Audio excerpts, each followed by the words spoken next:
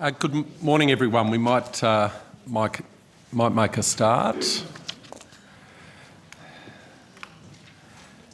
Senator McLaughlin, I can see you. Yes. Good morning.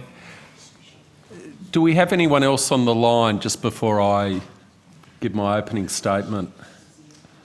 Senator Cox, are you with us? Not yet? Okay. I declare open this public hearing for the Senate Legal and Constitutional Affairs References Committee's inquiry into missing and murdered First Nations women and children. I acknowledge the traditional custodians of the land on which we meet, the Ngunnawal people, and pay my respects to their elders past and present. I would also like to acknowledge and welcome other Aboriginal and Torres Strait Islander people who are participating in today's public hearing. The committee's proceedings today will follow the program as circulated. There are public proceedings being broadcast live via the web and in Parliament House. I remind witnesses that in giving evidence to the committee, they are protected by parliamentary privilege. It is unlawful for anyone to threaten or disadvantage a witness on account of evidence given to a committee, and such action may be treated by the Senate as a contempt. It is also a contempt to give false or misleading evidence to the committee. The committee prefers evidence to be given in public, but under the Senate's resolutions, witnesses have the right to request to be heard in confidence, described as being in camera. If you are a witness today and intend to request to give evidence in camera, please bring this to the attention of the Secretariat as soon as possible. If a witness objects to answering a question, the witness should state the ground upon which the objection is taken, and the committee will determine whether it will insist on an answer, having regard to the ground which is claimed. If the committee determines to insist on an answer, a witness may request that the answer be given in camera. Such a request may, of course, also be made at any other time. I also remind senators and witnesses that the Senate has resolved that an officer of a department of the Commonwealth or of a state shall not be asked to give opinions on matters of policy and shall be given reasonable opportunity to refer questions asked of the officer to superior officers or to a minister. This resolution prohibits only questions asking for opinions on matters of policy and does not preclude questions asking for explanations of policies or factual questions about when and how policies were adopted. A witness speaking for the first time should state their full name and the capacity in which they appear, and witnesses should speak clearly and into the microphones to assist Hansard to record proceedings. Mobile phones and other electronic devices should be switched off or turned to silent mode. With those formalities over, I now welcome officers representing the Department of Prime Minister and Cabinet, the Attorney-General's Department and the National Indigenous Australians Agency. Thank you for taking the time to speak with the committee today. Information on parliamentary privilege and the protection of witnesses and evidence has been provided to you and is available from the Secretariat. For the Hansard record, I'm going to ask each witness to give their full name and position, and then I'm going to ask each agency if you've got an opening statement. So we'll go first to the Department of Prime Minister and Cabinet. Yeah, good morning. Good morning, Chair. Kayleen Zakroff, First Assistant Secretary, the Office for Women. And thank you. Genevieve Quilty, First Assistant Secretary, Social Policy Division, Prime Minister and Cabinet. Thank you, Ms Quilty. Good morning. Ursula Carolyn, Branch Manager, Families and Safety, National Indigenous Australians Agency. Thank you, Ms Carolyn. And Ben Burden, Group Manager, Social Policy and Programs, National Indigenous Australians Agency. Thank you, Mr Burden. Esther Bogart, First Assistant Secretary of the First Nations and Justice Policy Division in the Attorney-General's Department. Thank you, Ms Bogart.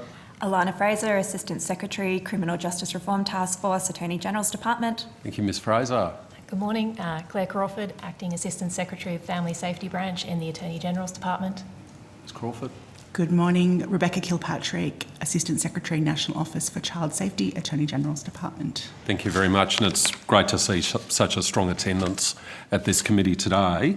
If I can ask firstly the Department of Prime Minister and Cabinet, do you have an opening statement you'd like to make? Chair, we do.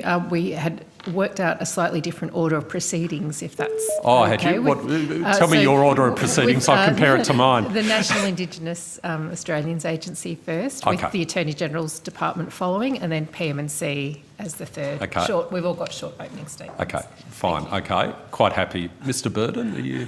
Thanks very much, Chair. I would like to begin by acknowledging First Nations people and recognise their continued connection to land and sea and culture, and pay my respects to elders past and present, and to extend that acknowledgement to all First Nations people here in the committee hearing today. If I may acknowledge missing and murdered First Nations women and girls, and the loss and grief experienced by their families and communities right across this country.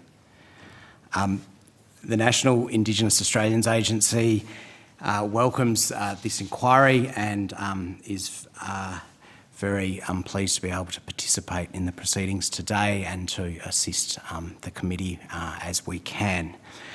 I'll make this short statement largely focused on the role that the NIAA plays with respect to the committee's inquiry and in supporting the safety and wellbeing of First Nations people, particularly women and children. To take a step back, the vision of the National Indigenous Australians Agency is that Aboriginal and Torres Strait Islander people are heard, recognised and empowered. The purpose of the NIAA is to enable the self-determination and aspirations of First Nations communities. As an agency, we lead and influence change across government to ensure Aboriginal and Torres Strait Islander people have a say in the decisions that affect them. Working in close partnership with the coalition of peak organisations, the NIAA plays a strategic coordination role in respect of the National Agreement on Closing the Gap and the targets and priority reforms agreed to by all levels of government and the coalition of the peaks. Most relevant to this inquiry, the NIAA works collaboratively with the Department of Social Services and the Office for Women to progress outcomes under Closing the Gap Target 13. That is, to reduce all forms of violence and abuse against Aboriginal and Torres Strait Islander women and children as progress towards zero. This includes the development of Australia's next National Plan to End Violence Against Women and Children and associated First Nations Action Plan.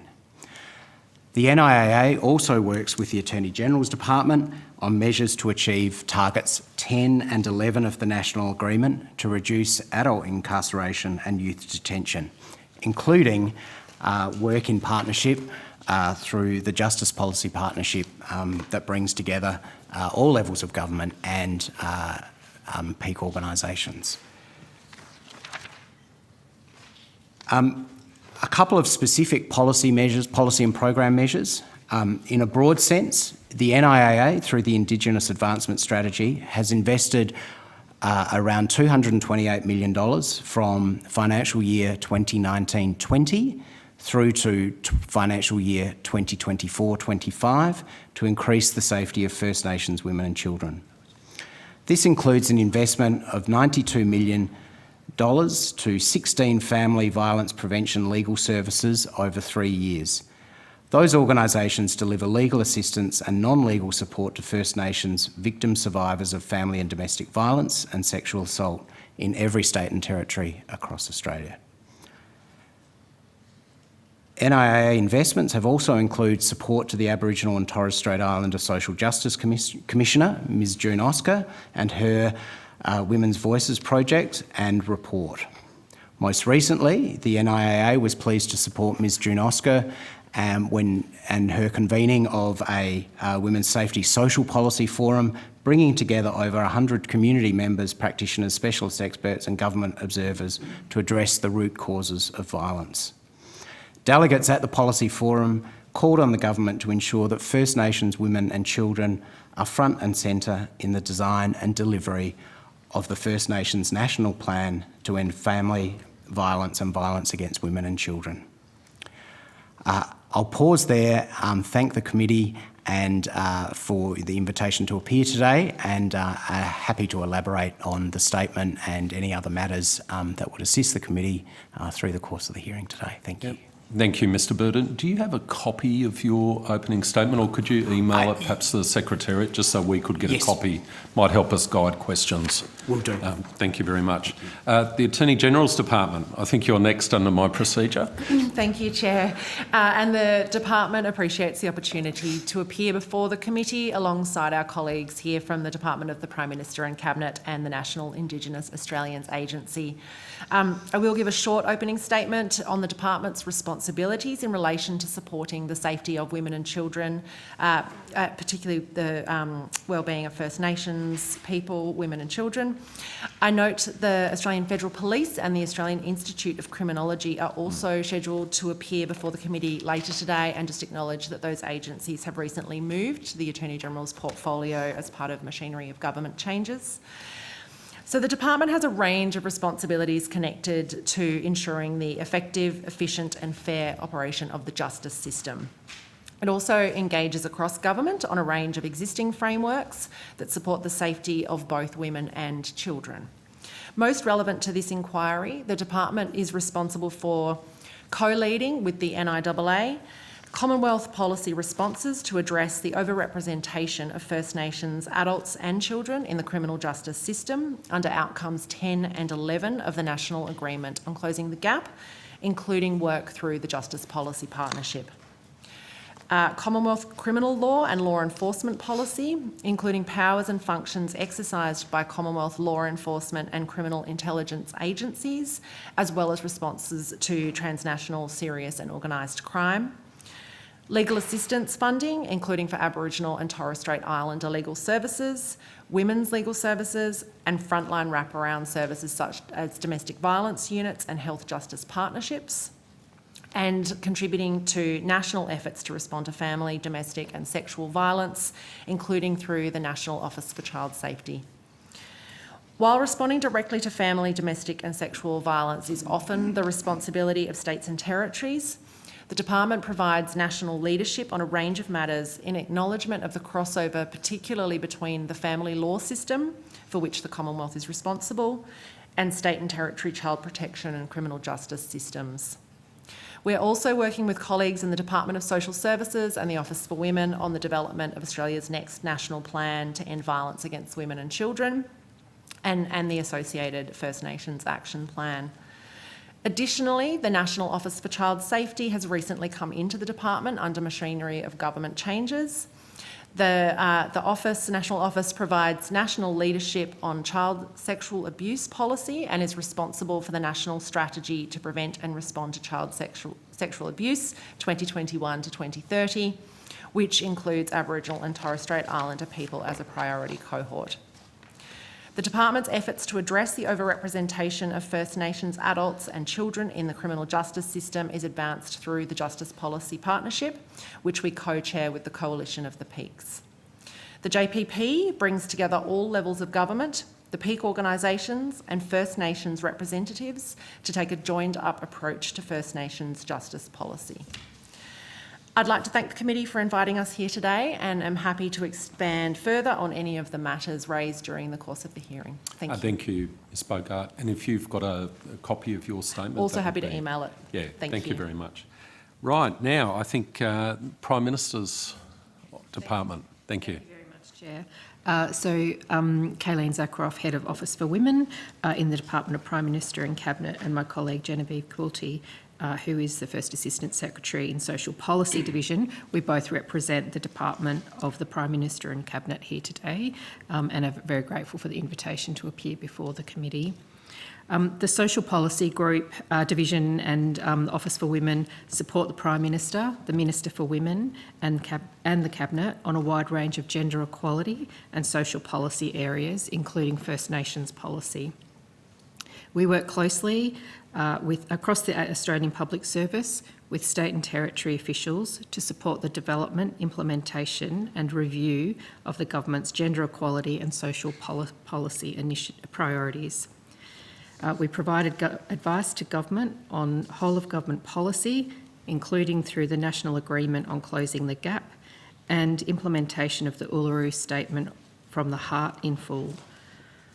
On First Nations people, we work closely with the NIAA and all government departments to progress the government's priorities to work in partnership with First Nations people for better outcomes. On women's safety, we also work closely with colleagues in the Department of Social Services, the Attorney General's Department and other relevant departments to support the delivery of the government's commitments to address and prevent violence against women. Gender equality is a known driver of violence against women. Addressing the drivers of violence will ultimately prevent violence from occurring in the first place. The Office for Women is leading the development of the National Strategy to achieve gender equality to guide whole-of-government actions to achieve gender equality. The Department of the Prime Minister and Cabinet holds a unique convening and coordination role across government that, subject to the committee's report, may be useful to consider and monitor the implementation of agreed recommendations. Again, we thank the committee for the invitation to appear today, and we're happy to expand on any of these matters during the hearing. Thank you. Okay. Thank you very much. And likewise, we'll send an email. Thank you, Ms statement. Zakharoff. Okay, I'll invite senators now if they would like to ask questions. Is someone seeking the call? Thanks, Senator Green. Thanks, Lydia. Thank you so much for appearing today. Appreciate those opening statements. As you can imagine, the terms of reference of this inquiry is quite broad, so I know there's probably a lot that you've prepared, but I want to concentrate on a couple of issues.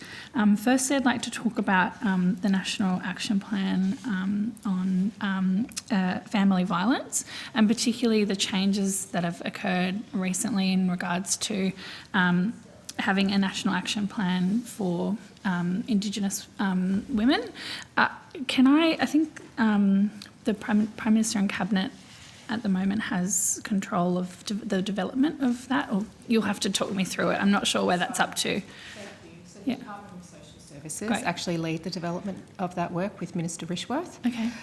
So I understand they're obviously appearing later today, and they will be able to certainly provide you with the detail on the status of the work in terms of the overall national plan that has been under development for a period of time, and the subsequent action plans that have been commissioned, and work is underway on those action plans as well. That's wonderful. I'll come back to those questions later in the day then.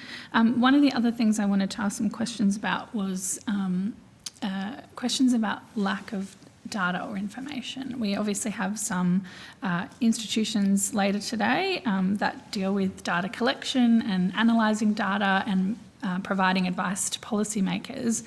But I wanted to understand how your agencies work with state-based agencies, particularly policing institutions or Attorney General's departments in particular, to understand, I guess, what the issues are around Indigenous issues more broadly, not necessarily around violence or homicide, but how is the exchange of data occurring between state agencies?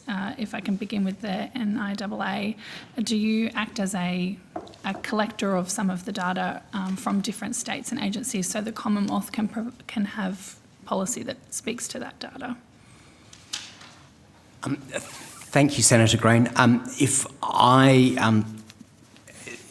So broadly speaking, the National Agreement on Closing the Gap provides, has a number of commitments within it on data sharing, particularly Priority Reform 4, and there are, I think, a number of projects, and forgive me, we'll go and it's not my key area of responsibility, and I can speak to some folk and come back to you with better information if that would help. But basically, the Closing the Gap agreement provides us with a framework to go about delivering on the commitment to be sharing data with First Nations people and to enable, better decision making by all levels of government and working in partnership with First Nations people. The Productivity Commission is charged with the principal responsibility of collecting and reporting, providing reporting data against closing the gap targets and priority reforms. There's a lot of work going on within government and with First Nations people and organisations about data sharing and how we proceed and enable and inform better evidence-based decisions. I might, perhaps if I can come back to you with a little, that's in general sense on socio-economic data. I think our Attorney General's colleagues will have a better feel for crime-based, more criminal data with their portfolio agencies, and I know the ARC are appearing more closely a bit later on today. We do a lot of work not only with the Productivity Commission but also with the AIHW, and I think they're appearing later in the morning as well, and a lot of their data informs what we do. In addition, the ABS with their health data and the ongoing health survey that's taking place at the moment, and which is I think it's 3 yearly survey, if I've got my numbers right, or it occurs every 3 years. Sorry, and that also provides a lot of data source for closing the gap and for the targets and measures and outcomes there. And we work very closely with the Department of Health and AIHW, also ABS, in that collection of that data set as well. Do you want to add? Sorry. No, all good. No, I think the Australian Institute of Criminology is the main data gatherer that we work with, that sits within our portfolio, and of course they're appearing and have provided a submission in advance in response to the question on notice. So I think probably data on the homicide statistics in particular would be best directed to them, and similarly for the ABS, I know provided statistics and data around the assault rates, etc. We work with the AIC very closely, but they are the ones that are working with the states and territories and obtaining that data, and have working groups that sit around particular data to improve it at all the time. But they are the ones working with the states and territories. Okay. And I understand that there's particular agencies that deal with data collection, but I guess I'm asking more about how you're able to inform your policy making processes in terms of working with the states. I know that there's recently been a meeting of all the Attorney Generals. What is the commitment that's coming out of that work between states and the federal Attorney Generals, ministers and departments to work more closely to understand what's happening in different jurisdictions around this issue? So the Standing Council of Attorneys General has agreed to place Indigenous justice issues on their agenda as a standing item and have conversations around a range of different particular topics. So topics that were discussed at the last meeting included the minimum age of criminal responsibility, as well as justice reinvestment, and sort of improving Indigenous justice outcomes. There weren't specific discussions at that meeting about how we will share data, but we do work very closely, and we do take data from other sources that is already in existence, like the AIC. Did you want to mention data in the context of the JPP? Sure. So another forum through which issues around data are discussed is the Justice Policy Partnership, which brings together the states and territory representatives from justice departments, along with 10 Aboriginal Torres Strait Islander peak organisations and experts. In the Justice Policy Partnership's first work plan for 21-22, there were some foundational activities around First Nations data, and that included, providing a forum for the AIC ABS, AIHW to engage with the members of the JPP around First Nation justice issues, including the Justice Spine Project, which I'm sure the ABS will speak further about this afternoon. Thank you. And to be clear, my questions are so I know who to ask the correct questions to. So that's very helpful. I just wanted to ask the NIAA,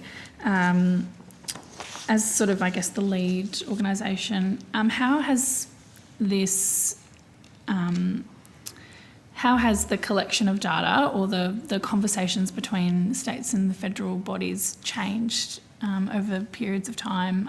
That's a big, broad question, but how are we starting to improve this process to understand better what's happening in different jurisdictions and being able to respond to those?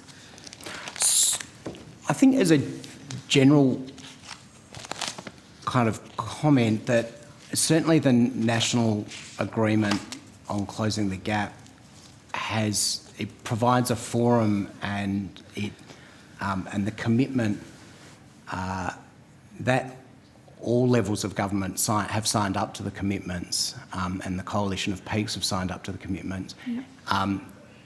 Critically, I think the priority reforms, at a general level,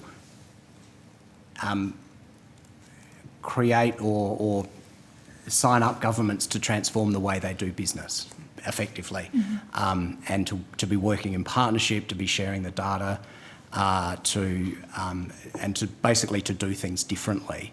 And I think that the four commitments or the four priority reforms have changed, have changed the dynamic or changed the way that governments approach things and their commitments to doing things, and have enabled, and I think that particularly in relation to Priority Reform 4 and the commitment to sharing data, and Priority Reform 1 to be working in partnership, has changed the way governments approach things. I mean, I'm kind of a bit reluctant to speak for my state and territory counterparts, but obviously there is that commitment to do things differently, and to hold ourselves to account for what we're doing. I just have two more questions, Chair, and then I'll hand over the call. First of all, in your opening statement, Mr. Burton, you acknowledged missing and murdered First Nations women and children. I guess that speaks to an acknowledgement within the department that there is an issue here, and it's the purpose of the inquiry is to investigate into it. But what part of your department is looking at this issue aside from our inquiry? Right. Yeah. So we, excuse me. So we have Ms. Caroline's branch is charged with family safety, community safety and justice issues broadly. Okay. So we do a lot of work through our regional footprint, working directly with communities on improving community and family safety and the safety of women and children. As I mentioned, we have invested substantial around 228 million over those financial years to be improving the safety of women and children. We have a number of specific programs and specific commitments. The work that we do with the family violence prevention and legal service organisations, foremost amongst them, our support work to Ms. Oscar for her work on women's voices, and that work continues, and we're working very closely with the Department of Social Services on the new National Action Plan, the First Nations specific, associated First Nations specific action plan that sits underneath that. And then we'll be working with them as well to implement the government's commitment for a dedicated First Nations National Action Plan. Ms. Caroline, do you want to talk to the Senator about some specific... If you're the correct person. Sure. Programs? If your department, this part of your department you're responsible for is looking into these issues, what you would have seen the report from the Canadian Commission of Inquiry. How are you undertaking to, examine the recommendations from that inquiry? Not that you're obliged to, but to respond to it at all, or to consider what some of the evidence found through the Canadian inquiry. Thank you. I think it's worth noting that the National Indigenous Australians Agency works very closely with all our colleagues here at the table, and Department of Social Services as well. As we pointed out, it is the Department of Social Services that are the lead agency for the development of the National Plan and the First Nations Action Plan. The National Indigenous Australians Agency does invest through the Indigenous Advancement Strategy in early intervention and prevention activities to prevent violence occurring in the first place. Under the third action plan and fourth action plan of the previous national plan, we have got quite a number of activities all across Australia in that early intervention and prevention space. But to your question in relation to Canada, we have regular officials level discussions with Canadian counterparts, and we have been working through with them just to better understand their report and their recommendations, and to inform our policy work more broadly across family safety. I might leave it there, Chair. I know other senators have questions. Thank you, Senator Green. Senator Thorpe. Thank you, Chair, and thank you all for presenting. I must say, as a First Nations woman who's about to turn 50, I don't know how many action plans and programs I've been a part of since I came into the world. So I'm happy to be a part of the 2022 version of trying to make life better for particularly our women and our children. So, what do you think are the issues? And excuse me for being late, so I'm not sure who's responsible for what, so if you don't mind just jumping in if it's relevant to you. So I'll just start generally with, what do you think are the issues with data collection and reporting of missing and murdered First Nations women and children?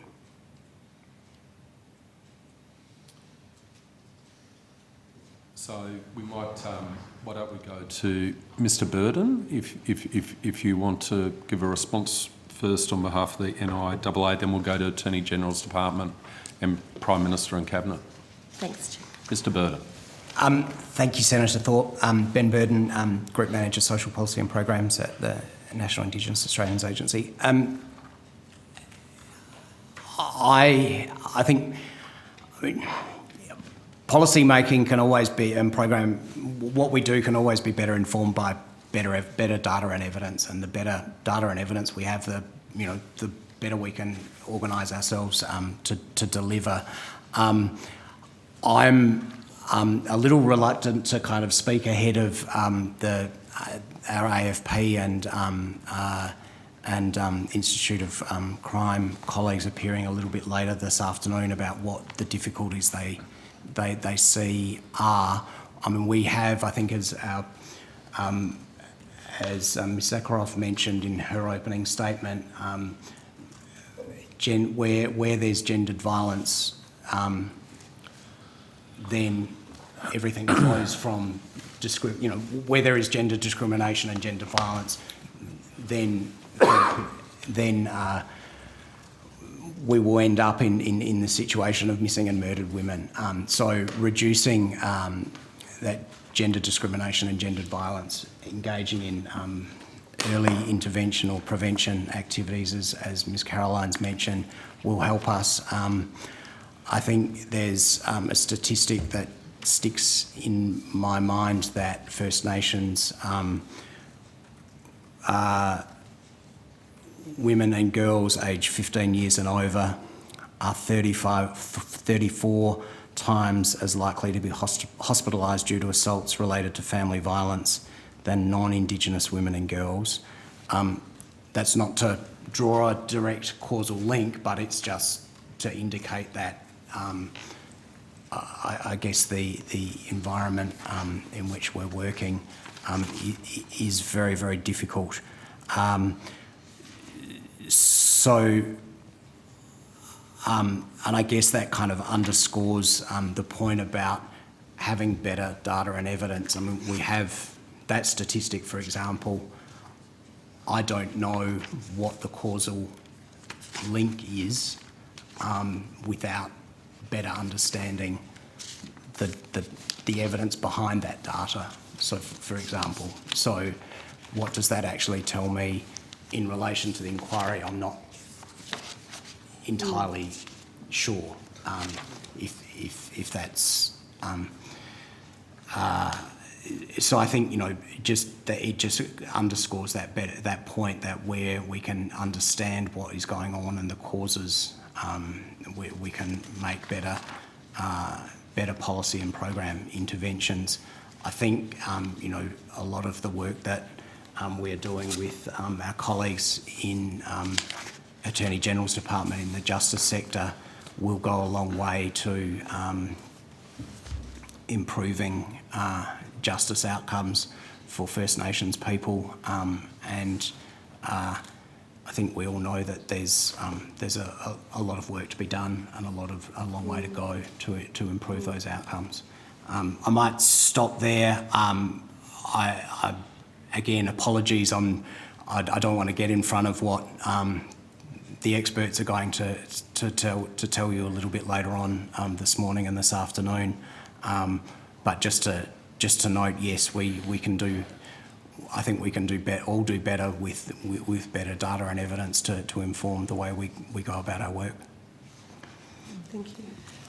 Thanks, Ben, and I echo what Ben has said, and I do think the AIC and AFP, and obviously also ABS and AIHW are, you know, they are the experts on the data and probably have better information for you about what the main challenges are for them. But my understanding in work we do with the AFP on the National Missing Persons data, as well as the AIC on the National Homicide Monitoring Program, is that they are very reliant on state and territory information. So it's always that sort of getting that information on time, getting it in a consistent way, and ensuring that it has sort of the standards around it that you need to be able to rely on that data. I think that is a challenge that those organisations face, and something you might want to sort of ask them a little bit more about, because as we mentioned, some of us in our opening statement, that data does sit at the state and territory level, and so we are very reliant upon them to be providing it to us in a timely and organised way, that our national level organisations that, you know, we happily take a leadership role in bringing that together and pulling that together, but we are very reliant on our state and territory counterparts to contribute to that. Thanks. Thank you. Just as a follow-up to that, to the AG's department. So poor record keeping, poor investigation and processes, lack of comprehensive state and national data, racial misclassification and racist attitudes within law enforcement agencies have all been identified as contributing to underreporting. What measures is your department undertaking to address these factors, including working with state and territory agencies? Thank you, Senator. I might hand over to my colleague Alana to speak a little bit more about the Justice Policy Partnership work that we are doing. Before I do that, of course, again, a lot of the issues that you have pointed to do sit at that state and territory level, and again, it is a matter of working with our state and territory counterparts to address a lot of the concerns that you have raised, and the Justice Policy Partnership is one way that we are doing that. But I think, again, AIC, AFP, talk to them about those questions as well in that data context. So, as I said earlier, the Justice Policy Partnership is a forum that brings together state and territory and Commonwealth government officials with Aboriginal and Torres Strait Islander peak organisations and experts in the justice sector. So, again, that is a forum where these issues around data sharing, data access and availability are being discussed. I suppose, again, because we're thinking, going back to Priority Reform 4 and the additional accountability that puts on all parties to the National Agreement on Closing the Gap around how data is collected, how it is shared, and how it is presented. Again, the Justice Policy Partnerships provides a forum for those sorts of discussions to happen and for there to be some accountability. Again, in terms of the representatives from the government on the Justice Policy Partnership, they're largely justice officials, but justice officials who work with police agencies as well. And I suppose that the other part of it, data is one part of the conversation in the Justice Policy Partnership, but it has been going through a process over the last year of developing its strategic priorities and issues around eliminating racism in justice sector institutions. That's a cross-cutting theme through all the discussions through the policy partnership. So again, that's providing a forum where those conversations around discrimination and racism in justice sector institutions are being had, as well as in the context of specific issues like around access and availability of data. Thank you. So on that, so systemic racism is being discussed in these departments? So through this forum, which partnership? Yeah. So is a national framework being discussed as part of that to actually address it? Because the reason I ask that is systemic racism has been here since 1901. It's 2022. And we're still having discussions about whether racism actually is there or not. And we have statistics that say, well, if it's not racism, what is it?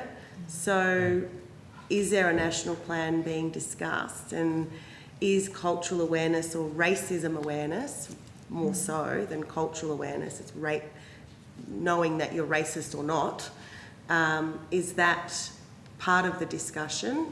And also, who are the peak organisations? Sure. So just, I guess, stepping back on the Justice Policy Partnership, it's the first of 5 policy partnerships being established under the National Agreement on Closing the Gap. It was the first one. It was brought forward at the end of 2021. The mandate, so the way the policy partnership operates, its main function is in governance is reporting to the Joint Council on Closing the Gap and to make recommendations to it. So again, it's been a process over the last year of building the relationship within the Justice Policy Partnership, having conversations around what the priorities of the partnership are going to be, and then going forward, working towards making recommendations to Joint Council on Closing the Gap. In terms of the representatives, so the partnership is co-chaired by a Deputy Secretary in the Attorney General's Department and the Chair of the National Aboriginal Torres Strait Islander Legal Services. There are 5 peak organisations, so in addition to NATSL's, Family Violence Prevention Legal Services, NACCHO, SNAKE and First People with Disability Network. And then there's 5 independent Aboriginal Torres Strait Islander representatives who've been nominated through a process that the Coalition of the Peak Secretariat managed. So there's quite a few experts in the room and organisations that are working in the space of data. And like I said, I suppose Mr. Burden was speaking earlier in terms of what's changed with the national agreement. And what I'd say is what's changed is you've got this forum now where there is equal representation in terms of participation and these conversations where there is a space and a forum for governments to be held accountable. Mm-hmm. One more? How much time have we got? Oh, you've got Chair? the call, Senator Thorpe. Okay. Feel Just free. want to leave time for my mate I'd over like there. to ask a question following on if I can. Okay, so I'll give... is that Senator Price? Yes, it is. Yeah, I'll go to you, Senator Price, after Senator Thorpe finishes her round of questions. Thank you. No problem.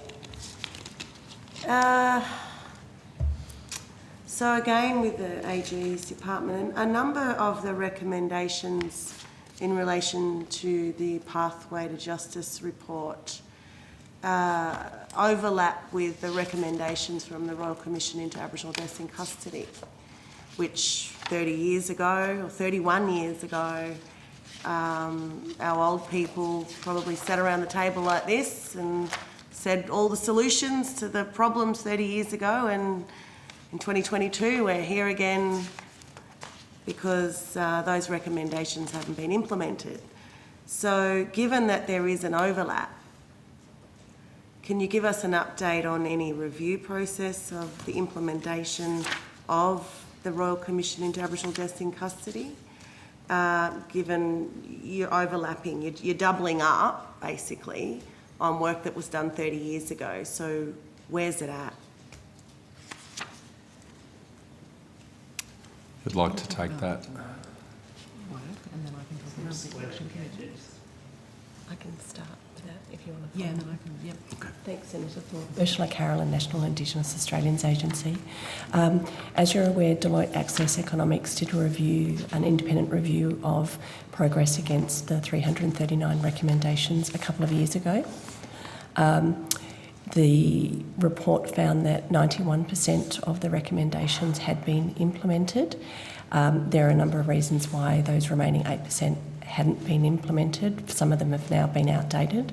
For example, there was a recommendation to do with ATSIC, which, as we know, doesn't exist anymore. I think there is acknowledgement, though, that the intention or the intended outcome of those recommendations has not been achieved. And so through the Justice Policy Partnership that Ms Fraser was referring to, the Justice Policy Partnership is continuing to look at those recommendations and see what further work needs to be done to implement the remaining recommendations, as well as the intended outcomes of the entire report and all the recommendations in their entirety. Mr Burden or Ms Bogart may wish to expand. I was just going to expand upon that and just talk about, you mentioned the Pathways to Justice report, and I just wanted to mention that the government, as an election commitment, did commit to establishing and expanding on justice reinvestment initiatives. So they committed during the election to $79 million. To fund up to 30 locally tailored justice reinvestment projects around the country, which could include early intervention programs and support to reduce domestic and family violence as a root cause of crime and recidivism. And that commitment also is to develop a justice reinvestment unit, which would assist communities to develop and evaluate justice reinvestment initiatives, ensuring lessons are shared across the country. So obviously election commitments are all subject to budget, and we'll be in a better position to talk about such things in our submission after the budget, but those recommendations and that report has been looked at by government in just developing those commitments, and will be then consulted upon expansively following the budget. Thank you. I just want to follow up on Ms Carolyn. You talked about the Deloitte desktop review, the Deloitte review, which was a desktop review. They didn't go out to community. They didn't actually talk to anybody. They actually just picked up some papers and done their review, and I'm sure it would have cost quite a lot of money to get Deloitte to do something like that. So it wasn't a comprehensive, genuine consultation that they did. It was just desktop. So my question is, will any further review go back to the people, to the community that are affected, or will it be another desktop review where you're actually not talking to anybody? And the 91 or however 90-something% that you say are implemented, is there evidence that says which ones are implemented and which ones aren't? There is? So, Senator Thorpe, yes, the review is available. It's publicly available, so it does detail the recommendations that were for Commonwealth implementation as well as those that were for states and territories. And that 91% I referred to as the Commonwealth recommendations. But yes, you can go through that report and see what has been achieved and the ones that have not been completed or implemented. In relation to further review of the findings of the Royal Commission, the Justice Policy Partnership is not conducting a formal review as such. It's not going through each of the 339 recommendations. It's more broadly looking at what were the intended outcomes of the findings of the Royal Commission. And as I understand, Ms Fraser referred to the Justice Policy Partnership having some strategic priorities for the next 3 years. Within their strategic priorities, they have identified a number of priorities that also fall within the Royal Commission recommendations and also that Pathways to Justice report that Ms Bogart referenced, and they're the ones that they have identified they'd like to focus on. Okay. One last question and then I'll hand it over. And just in relation to the $9.3 million in legal assistance for Aboriginal legal services, which is great, but can you tell me why the Vic and Tas Aboriginal legal services closed their books due to capacity and resources? Like, if you want help for Aboriginal legal service as an Aboriginal person in Victoria or Tasmania, and probably other areas, but particularly those two areas, there's no help because they've closed their books, they don't have the resources, staff or capacity. Thank you, Senator. We are aware that ATSLs are experiencing resourcing issues in some areas. I can tell you that under the National Legal Assistance Partnership, the Commonwealth does fund Aboriginal legal and Torres Strait Islander legal services $440 million over 5 years, and that additional $9.3 million was allocated to ATSLs in August 2021 to provide legal assistance to families of deceased First Nations individuals in coronial inquiries and also to support clients in complex and expensive criminal cases.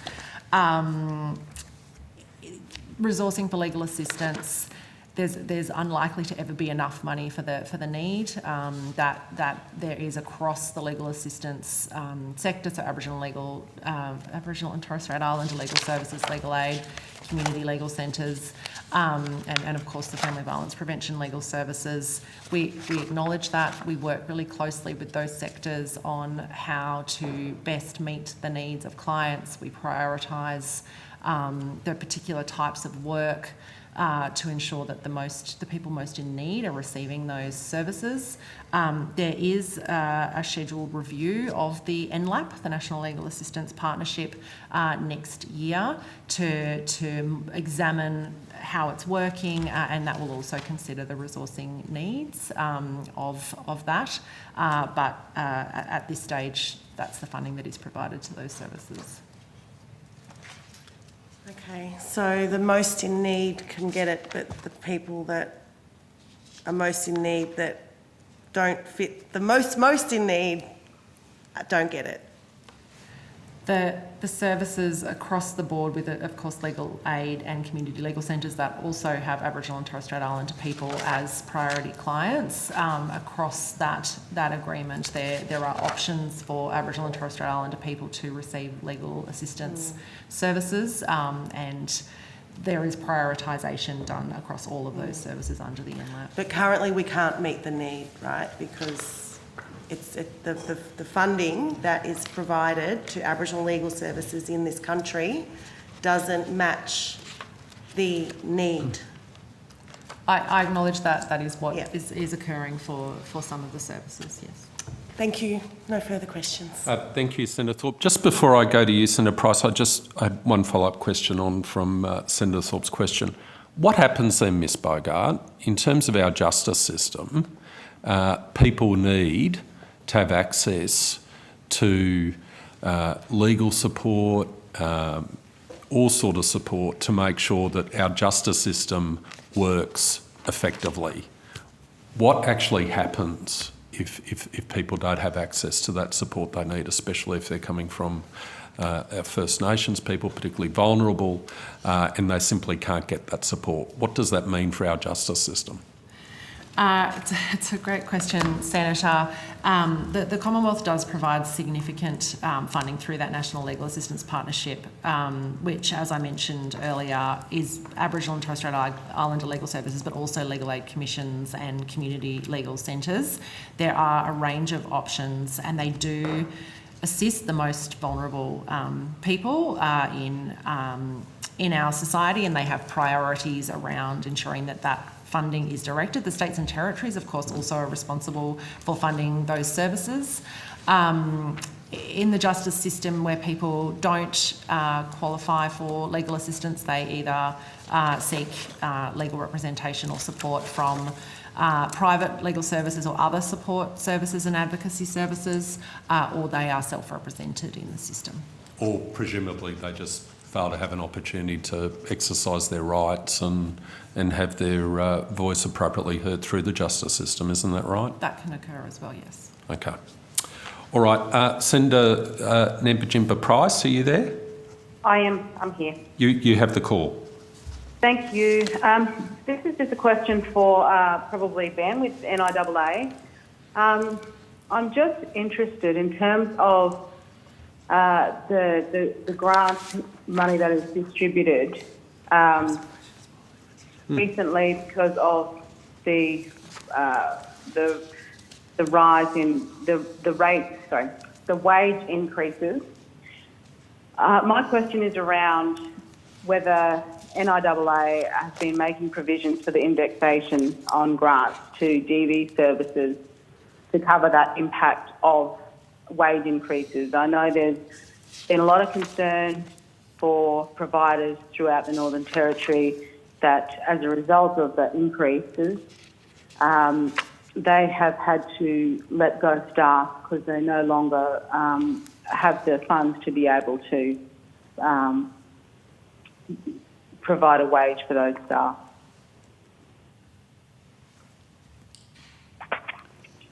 Mr. Burden. Thank you, Senator Price, for your question. If just to make sure that I've heard correctly, your question is about provision for indexation of grants to family and domestic violence service providers to manage wage increases in recent times. Correct. Thank you. Senator Price, there's a grants under the Indigenous Advancement Strategy from the agency are generally not indexed are not subject to indexation. And as a second point, we work very closely with providers to make sure that they can continue to provide services and to particularly retain key essential staff. So when service providers are undergoing difficulties, we try and work through those financial difficulties with them, including in relation to retention to key staff.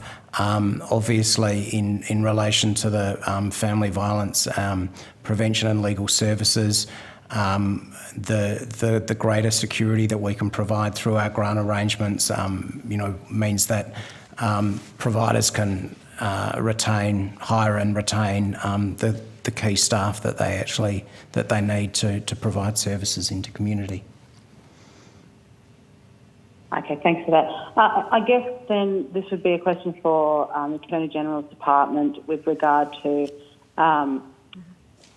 while there is funding provided to Aboriginal legal services in places like the Northern Territory where our population is 30% Indigenous, other service providers are vital to supporting Indigenous Australians, particularly, I guess, women's legal services in the Northern Territory, where they can have up to 75% Indigenous women who are clients. So indexation does impact them, and would is this taken into consideration, or is there anything being done with regard to the wage rises in this particular area for those services that are vital in supporting the communities right throughout the Northern Territory? Thank you, Senator. I do not have that information in front of me. The legal assistance services and indexation and funding related things is in a different area. So I can take that one on notice for Attorney General's services, but I can ask Ms Carolyn to answer in relation to the family violence prevention legal services. Senator Price, Ursula Carolyn, National Indigenous Australians Agency. The NIAA funds 3 family violence prevention legal services in the Northern Territory. In the May budget last year, those services did receive some additional funding. It was approximately $3 million across the 3 providers. Would there be an opportunity to be able to, at some stage, understand which providers they were? Yes, certainly, we can provide that. Could you take that as a question on notice, Absolutely. Ms Caroline? Absolutely. Yep. Thank you. Also, just with regard to and this might be for NIAA, but you mentioned the programs being funded through the work of June Oscar, and I just wanted to understand what outcomes those programs seek to provide and whether there is an indication as to whether it has produced sort of outcomes towards family violence prevention or anything like that. Senator Price, it's Ursula Carolyn from NIAA again. Could you just repeat that question? You were asking in relation to Ms Oscar's support for family violence? Outcomes for Correct. Probably the conversations being had around the nation that I know that Ms Oscar's been conducting. What are the outcomes? What outcomes are thought to be had as a result of that work, and is it directly related to reduction of family and domestic violence? I guess I'd like some clarity around that. Certainly. So the National Indigenous Australians Agency has supported Ms Oscar through her Wiyani and Dangani project and the subsequent report that she delivered to government. There's 3 stages to that piece of work. Stage 1 and 2 was her consultations with women and girls around Australia. She spoke to over 2,300 First Nation women and girls, and their voices and stories were reflected in the report. A number of those stories and reflections did focus on family violence. Ms Oscar has also now recently, under stage 3 of that project that the agency is supporting, has recently held a policy forum that was only held a few weeks ago, where between 100 and 150 First Nations women and men from the sector and those with lived experiences, as well as a number of government observers, came together to discuss family safety. That policy forum was a key piece of engagement with people within the sector, and coming out of that was a communique which was provided to both the National Indigenous Australians Agency and the Department of Social Services to inform the development of the First Nations Action Plan. So I believe that communique is also publicly available, but if not, we can get a copy of that for you. And in that were reflections of the conversations around what those participants would like to see included in the First Nations Action Plan to end violence against women and children. Thanks for that. I'd just like to understand, with regard to agencies, whether there is any recognition of or understanding of the impacts of customary law in terms of aiming to prevent violence, particularly in communities throughout places like the Northern Territory, Western Australia, where a lot of Aboriginal people and communities certainly live connected to culture and also under the impacts of customary law. And what measures might be considered in terms of that particular aspect, given that we have the highest rates of DV and family violence?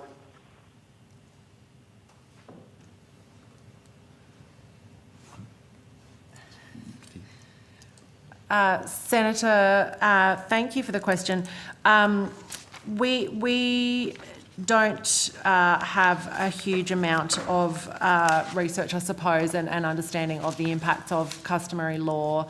I think that's a good question to be speaking with the states and territories about, particularly policing agencies and how they manage that.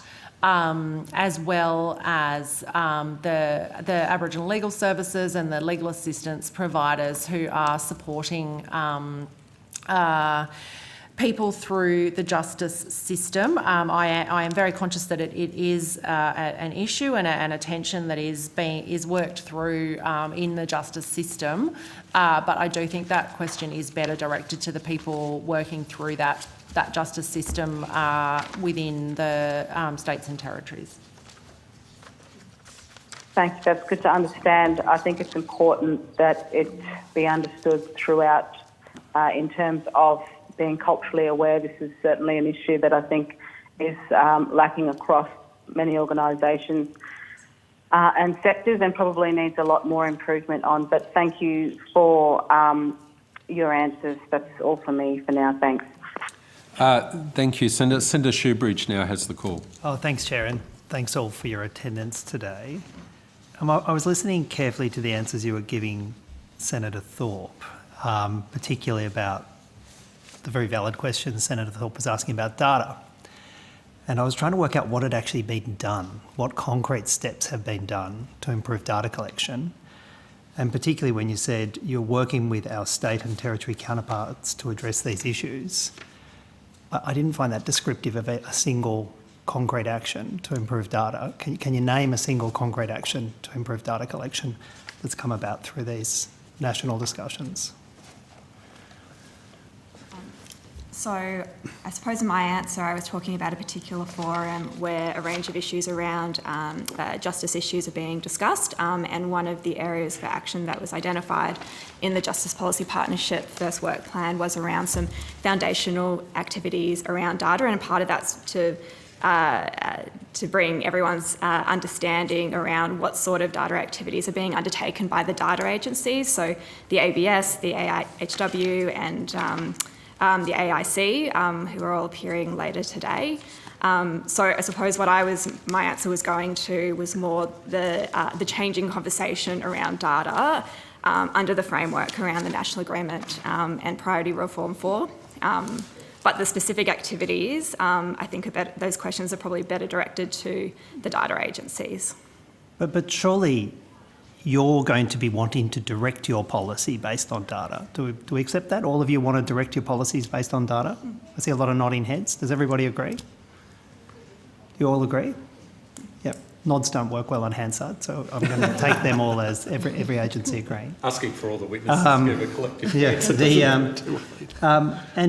and you acknowledge that there are substantial issues with data, and yet when you're asked specifically what actions you've taken to improve data collection, you say it's a matter for other agencies, there are foundational actions being done, there's forums for discussion, and then there's a vague reference to accountability.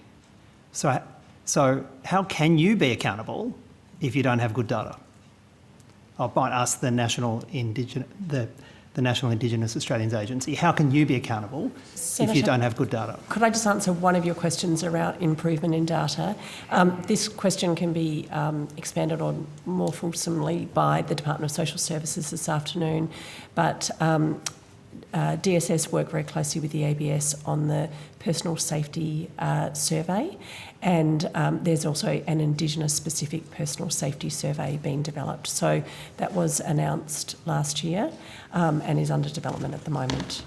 Your organisation can't report to two of its key activities in your most recent annual report because you don't have foundational data even to underpin your annual report. Can you explain how that's the case? I think activity 4, activity 6, you say you don't have foundational data even to complete your annual report. So I think if I recall correctly, Senator, the annual report, the data issue with the annual report was, I'll need to...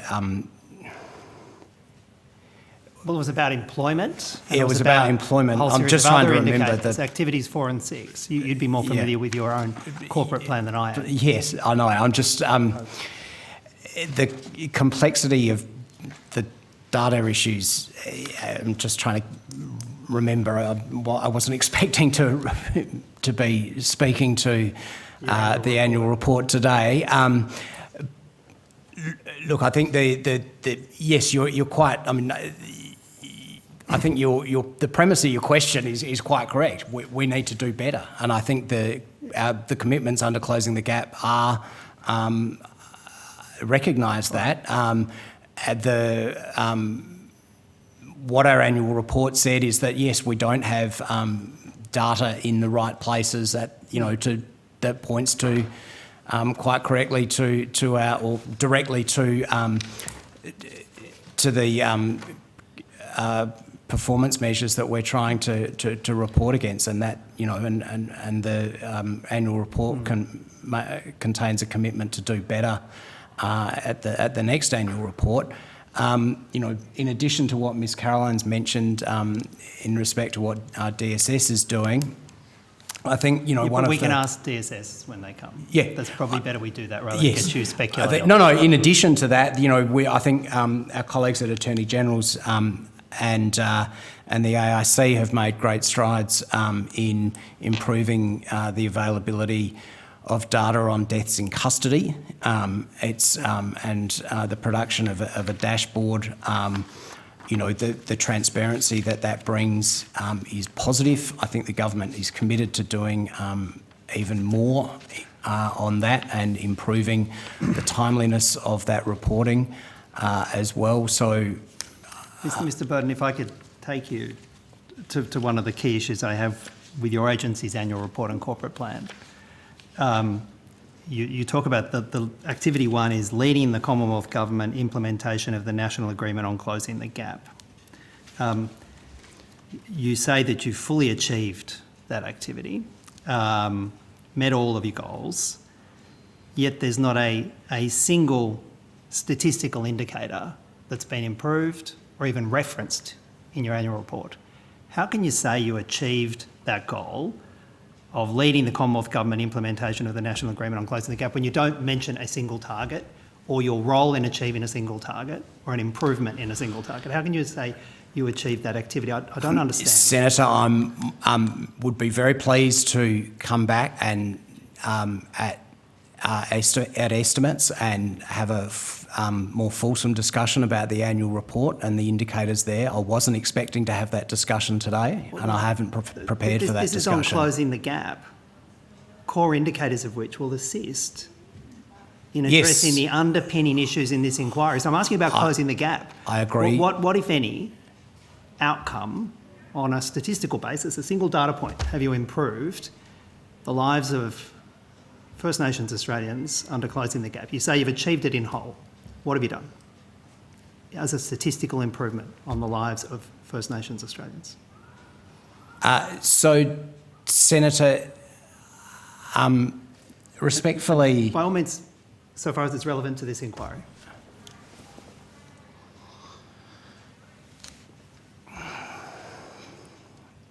Are you speaking about, is the question in respect of the actions that the NIAA takes? The outcomes that have been achieved. Have you reduced assaults on First Nations women? Have you reduced incarceration? Have you... give me a data point that you've helped on. Well, I think it's quite clear, as the latest Productivity Commission dashboard shows, that we've got, on some indicators we've still got a long way to go. On some indicators there have been some improvements. As for specific activities that this agency takes, we has, as I explained and as the annual report makes clear, we have a overall leadership or coordinating leadership role in relation to closing the gap. Ministers and Commonwealth departments have responsibilities for their own targets. It's not the responsibility of just the NIAA. It's the responsibility of ministers right across the cabinet. But I asked you, Mr. Burton, about a single data point that you can say has been improved as a result of the work of your agency, and I'm still waiting for the answer. I'm not asking about other agencies. I'm not asking about other levels of government. So we've referred today to our support for the work of Ms. Oscar. We've referred today to the support that we provide family violence prevention and legal services organisations. Ms. Carolyn, you referenced in answer to Senator Thorpe's questions about the Royal Commission into Deaths in Custody, you referenced the Deloitte report. Are you aware of the multiple critiques of the Deloitte report, including from the Centre for Aboriginal Economic Policy Research at ANU? I am, Senator. Do you accept their critique of the Deloitte report, that it is, to quote them, misleadingly deceptive? Senator, I think there's different points of view around both the Deloitte Access Economics Review and the implementation of the recommendations. As I did say to Senator Thorpe, I think there is agreement that the intended outcome of those recommendations to end Aboriginal deaths in custody has not been achieved. I think statistically and from an evaluation point of view, as you say, there have been a number of critiques, and different academics have taken a different view on how Deloitte Access undertook their review. I'm asking your agency's view. Do you accept the critique that it was misleadingly deceptive? Senator, I think you might be asking me a personal opinion there. And I'm asking the agency. Does the agency accept that the Deloitte report was misleadingly deceptive? Well, there are, as Ms. Caroline said, Senator, there's a range of views. But I'm asking the agency's view. As I've said to you, there's a range of views. Within the agency? No, there's a range of views, but I'm not as Ms. Caroline said. Other people's views or other agencies' views. I'm asking about the views of your agency. Do you accept that the Deloitte report was misleadingly deceptive? Misleadingly positive? Misleadingly positive. What I would focus on is that, quite clearly, as Senator Thorpe has indicated, and as Ms. Caroline's agreed, there's a lot of work to be done, and that's what we're focused on. Well, one of the findings of the Deloitte report was that recommendation 165, which points to the need to screen for potential hanging points and eliminate risks in custody, had been implemented in full. You know that's not true, don't you? You know that that's blatantly, plainly untrue. Surely you know that. Yes. So then how can you reference, in answer to Senator Thorpe's question, the Deloitte report, when one of the most central recommendations of the Royal Commission, the Deloitte report is plainly, absolutely, totally wrong? How can you reference it in answer to Senator Thorpe's report without putting qualifications and explanations on it? I don't understand. How did you do that? And in relation to the committee's inquiry? Senator Thorpe asked your agency about the implementation of the Royal Commission into Black Deaths in Custody, and you responded, on behalf of the agency, Ms. Caroline, you responded by referencing the Deloitte report and saying 92% of the recommendations have been implemented. And I could point to you a series of recommendations, but I'm pointing to just one.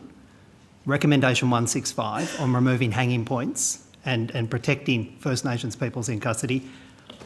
Deloitte says it's been implemented. It clearly hasn't. So how can you rely on that report in answer to Senator Thorpe's queries? So How I can you in agree, good I conscience? agree with you, Senator, that we need to continue work. I mean, quite clearly, we haven't achieved the overall outcomes of the Royal Commission, and it's something that the government takes very, very seriously and has made a range of commitments to keep working on. But it starts surely by not referencing a misleadingly positive report, which was created without any reference to First Nations communities. It starts with not referencing that in answer to queries in a Senate committee about deaths in custody. You can't start with the Deloitte report, can you, Mr. Burton? Is that... It's a question. If you're asked in a Senate committee about the implementation of the recommendations in the Black Deaths in Custody Royal Commission, and you answer by reference to the Deloitte report, you are part of the problem and being misleadingly positive, I would say to you. Do you agree with that? Is that a personal question? I disagree with that. Well, I'll put it to you, Ms Carolyn. I disagree with you. Well, I hear you, Mr Burton. Ms Carolyn, you are part of the problem and being misleadingly positive by referencing the Deloitte report in questions about black deaths in custody. Your agency is part of the problem if you do that. Senator, as Mr Burton has pointed out, that figure of 91% that I referenced was for Commonwealth actions. I think the state and territories actions sit at around about 76%. I'm not aware of that, what Deloitte's, I don't have it in front of me, I'm sorry, the one against hanging points, but as I understand there are still hanging points in some state and territory corrections facilities. So I agree there could be an inaccuracy there in the report. I don't accept that. I think we're being overwhelmingly positive. It was an independent review that was done, and that was the findings of the review. We're just expressing what that review found.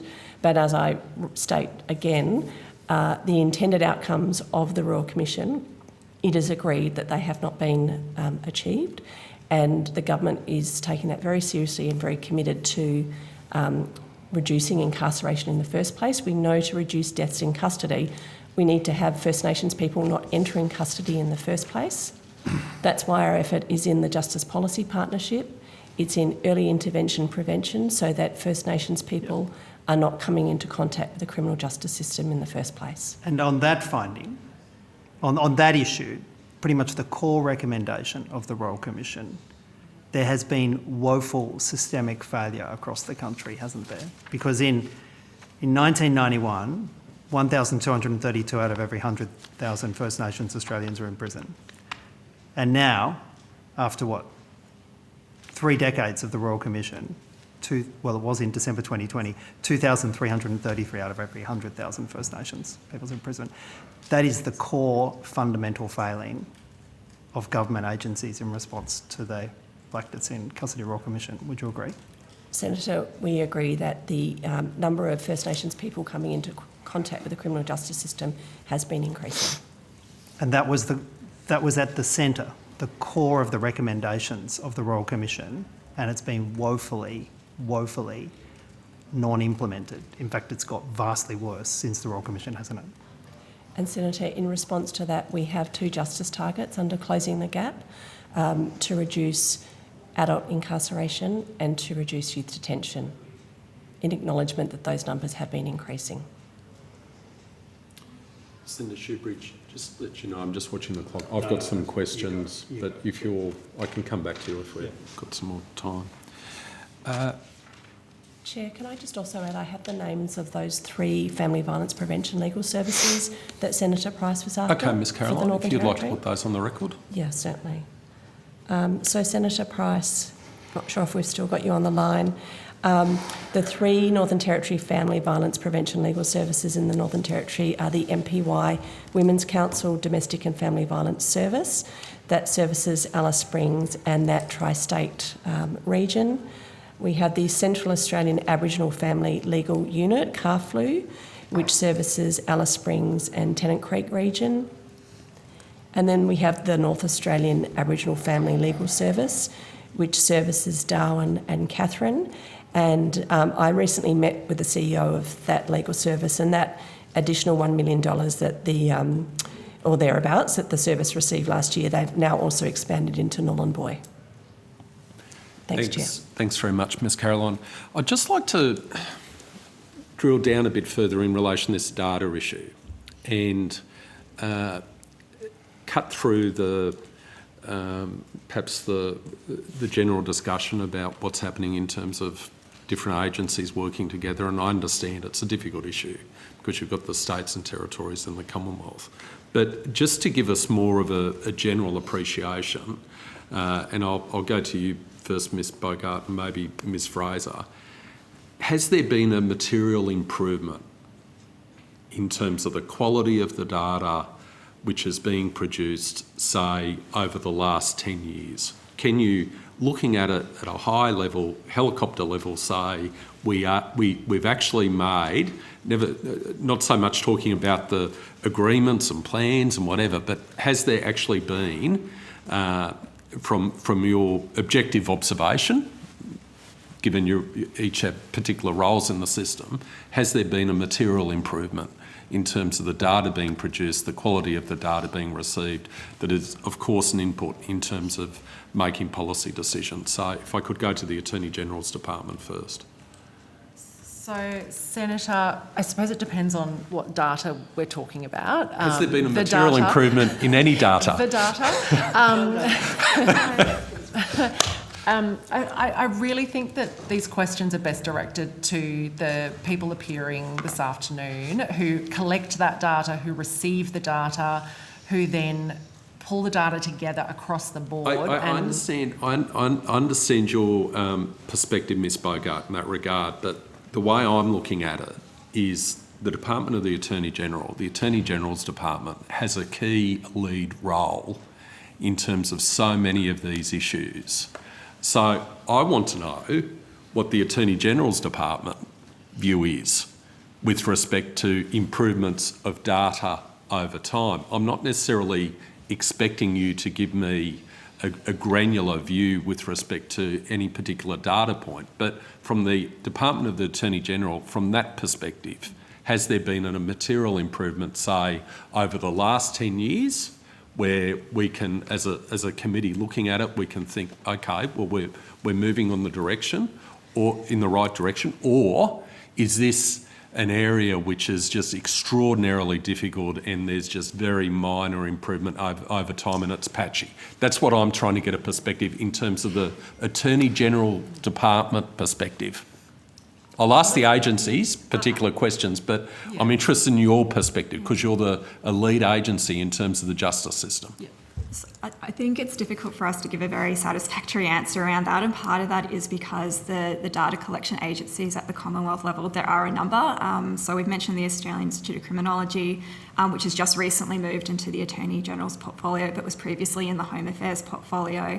Australian Bureau of Statistics, the Australian Institute of Health and Wellbeing, and now the Productivity Commission is playing this quite key role in terms of gripping up the data around the National Agreement on Closing the Gap and the outcomes there. So again, it's not a satisfactory answer. It's difficult to answer because there are a number of different agencies involved in collecting data at the Commonwealth level who are then working with the state and territory data custodians. So I guess providing that context to say I think it's difficult for us to assess whether the quality of the data has been improving in a policy sense, but to point to that there are efforts to improve that data. Oh, I've got no doubt there are efforts, but Ms Bogart, going to you, do you think you should be in a position where you are able, ideally, to be able to answer that question in terms of the quality of the data, in terms of the Department of the Attorney-General's role? Do you think you should be able to tell me, yes, there has been a material improvement or there hasn't, rather than us having to go to the Institute, et cetera, given you're driving the policy-making decisions? And rely on data for policy. As a policymaker, we do rely on data, but we have specific roles within agencies of who receives that data.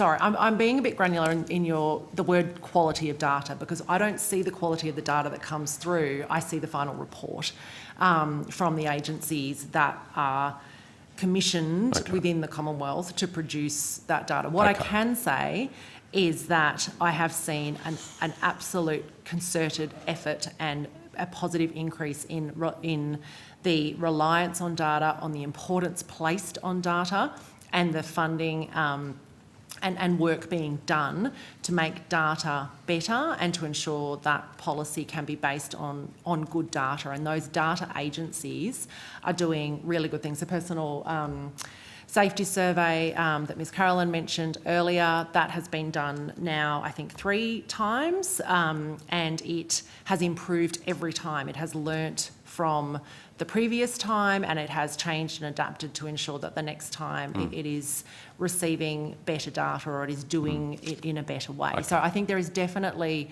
a focus on improving data collection, data methodology, the way it's reported, the way it's considered. I have definitely seen that as a policymaker who relies on data collection agencies to produce those reports. And yes, we do work with them, and we do have policy conversations about what we need, and there is definitely an improvement in the focus on the importance of data. And then of agencies within our agency, we are standing up more of a data capability so that we can look at all of that data that we get and make sure that it informs us from a policy sense. Mr. Burden, from your perspective, and I'm looking, I think you're appreciating what I'm seeking, a high-level view in terms of the trajectory, in terms of improving the data, because that has been a theme in terms of the submissions we've received and the work this committee's done so far. So, thank you, Senator. Yes, we can do better on the data. We can do better, and better data will inform better evaluations, policy and program evaluations. We have evaluations of the earlier action plans, if I'm on preventing violence against women and children. We have evaluation of an earlier evaluation of the family violence prevention and legal services. Those evaluations are helpful, but with better data they can be more helpful in how they guide policy decisions and program decisions to make improvements. I think the work of the Productivity Commission is I mean, the maturity and sophistication of what's available on the Productivity Commission dashboard is improving at each iteration. I look forward to the day where the dashboard doesn't say no data collected on this particular target or measure or priority reform since, some years ago. That's not to be critical of the collection agencies in any way, shape or form. It's just our processes are maturing and we have a better sense of the types of data we need to be able to inform the decisions that we need to make to improve against the measures under closing the gap, to improve the targets, to make genuine improvements against the targets. But that data doesn't appear overnight, and it, as Ms Bogart's acknowledged, once we have the collection of data sets over time, you can start to see the trend analysis and make better informed decisions against that data. Sure, thank you. Ms Zakharoff, Ms Quilty, I'm interested in your perspective and the focus of the Department of Prime Minister and Cabinet in relation to this data issue. Obviously, your department has a key role in particular in terms of liaising with the different states and providing leadership in terms of the importance of the collection of this data for these national priorities. Can you give me your perspective on improvements, trajectory, what we can be expecting? Yeah, thank you, Chair. I can certainly talk to activities that the Office for Women is involved in. That is, I guess, a broader question, but to answer your specific question, I think data collection is getting better. But the more we sort of capture, I think the more we realise there's still more to learn. And in our case, I mean, we've got a reasonably good suite of data that we can rely on in relation to gender issues, but it's thin, and when you try to examine intersectional data, that's when we start seeing bigger gaps. So that is an area of focus for certainly the Office for Women and the Department of the Prime Minister and Cabinet. It came out of a recommendation of the Workplace Gender Equality Act, and I know I'm talking about broader issues, but they go to the point of data and data collection. So we have a Gender Data Steering Committee that its primary purpose is around gender, but we're really getting into the intersectional data. And if we have better capture of that, it no doubt helps colleagues across the Commonwealth. It no doubt helps with our state and territory colleagues. It might identify gaps of areas that we need to work on. But the other thing I would say from my point of view, and I think it goes to the premise of your question in the beginning, it actually helps inform policy decision making. So we are aware, and through our work to start our process of gender impact assessments and gender responsive budgeting, that as we work with various departments and agencies, there are gaps in some of the data, but working with them in the early design of policy either allows space to start capturing that data or use the data that they have, or at least design programs where they begin to capture the data so that we begin to establish that evidence base over time. Okay, thank you. Okay. I'm going to ask a specific question about data. So, and interested to know, Ms Bogart or Ms Fraser in particular, I think, whether or not you're aware as to whether or not there's been any progress made in relation to this issue, and it comes out of the Australian Institute of Criminology report, Missing Persons Who Is at Risk, and there was a particular recommendation made in relation to improvements for the collection of missing persons data, and there was a proposal that there should be a minimum standard with respect to the data set collected for missing persons. And if I can just read from the data quality and recording section of the report on page 34, and this is a report I think that was released in 2017, so it's 5 years ago. This, quote, "This and previous Australian studies on missing persons have noted the effect of data quality on the presentation of national and jurisdictional trend data on missing persons.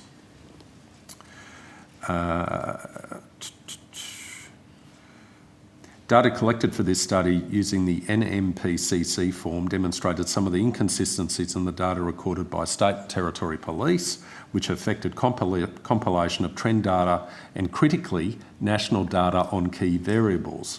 It also affected the capacity for police services to provide different aggregations of data depending on the analysis required." End quote. It then, in that section, goes on and proposes a minimum data set which should be compiled for each missing person, and that included issues such as data items may include health and disability status, intent to commit self-harm, suicide, alcohol, drug dependency, care and protection orders, family and social mediators. So this was a clear recommendation from the Australian Institute of Criminology with respect to compilation of data in relation to missing persons. Ms Bogart, do you know what the status is of that? Well, first, are you aware of that issue in terms of the compilation of data, in particular in relation to missing persons, and the recommendation to have a minimum data set? Are you aware of that issue? I'm not, Senator. Right. The Australian Institute of Criminology has only recently come back into the department, and it doesn't sit within my remit. Right. But I'm very happy to take that on notice and come back to you, or you may like to direct that question to the Australian Institute of Criminology when they appear today. But you understand from my perspective, I look at an issue like this and it's relevant across the whole of government, right? This is data with respect to missing persons. So we can actually understand, you can understand as agencies, we as elected members can understand what is the depth of the issue here. What can we see from the trends? What can we see in terms of what is the data telling us? Get the data first. I mean, that's a primary goal, or should be, in terms of policy formulation. So shouldn't all government agencies which have a stake, if you like, in relation to this area be across, ideally, be across these sorts of issues in terms of data collection? It shouldn't just be up to the Australian Institute of Criminology to, well, they've made a recommendation, ask them. I mean, do you understand the perspective? I do, and providing? I agree. It's important, and it is as a cross-government issue, as is the terms of reference for this inquiry. I absolutely agree, but I will have to take the question on notice. Sure. I don't know the answer. That's fine. Thank you. All right, my last question. We were provided with, again, this is Australian Institute of Criminology, questions on notice, and I just want to quote from page 10 of their questions on notice. Rates of murder for First Nations and non-Indigenous women between 2005, 2006 and 2019-20 are shown in figure 8.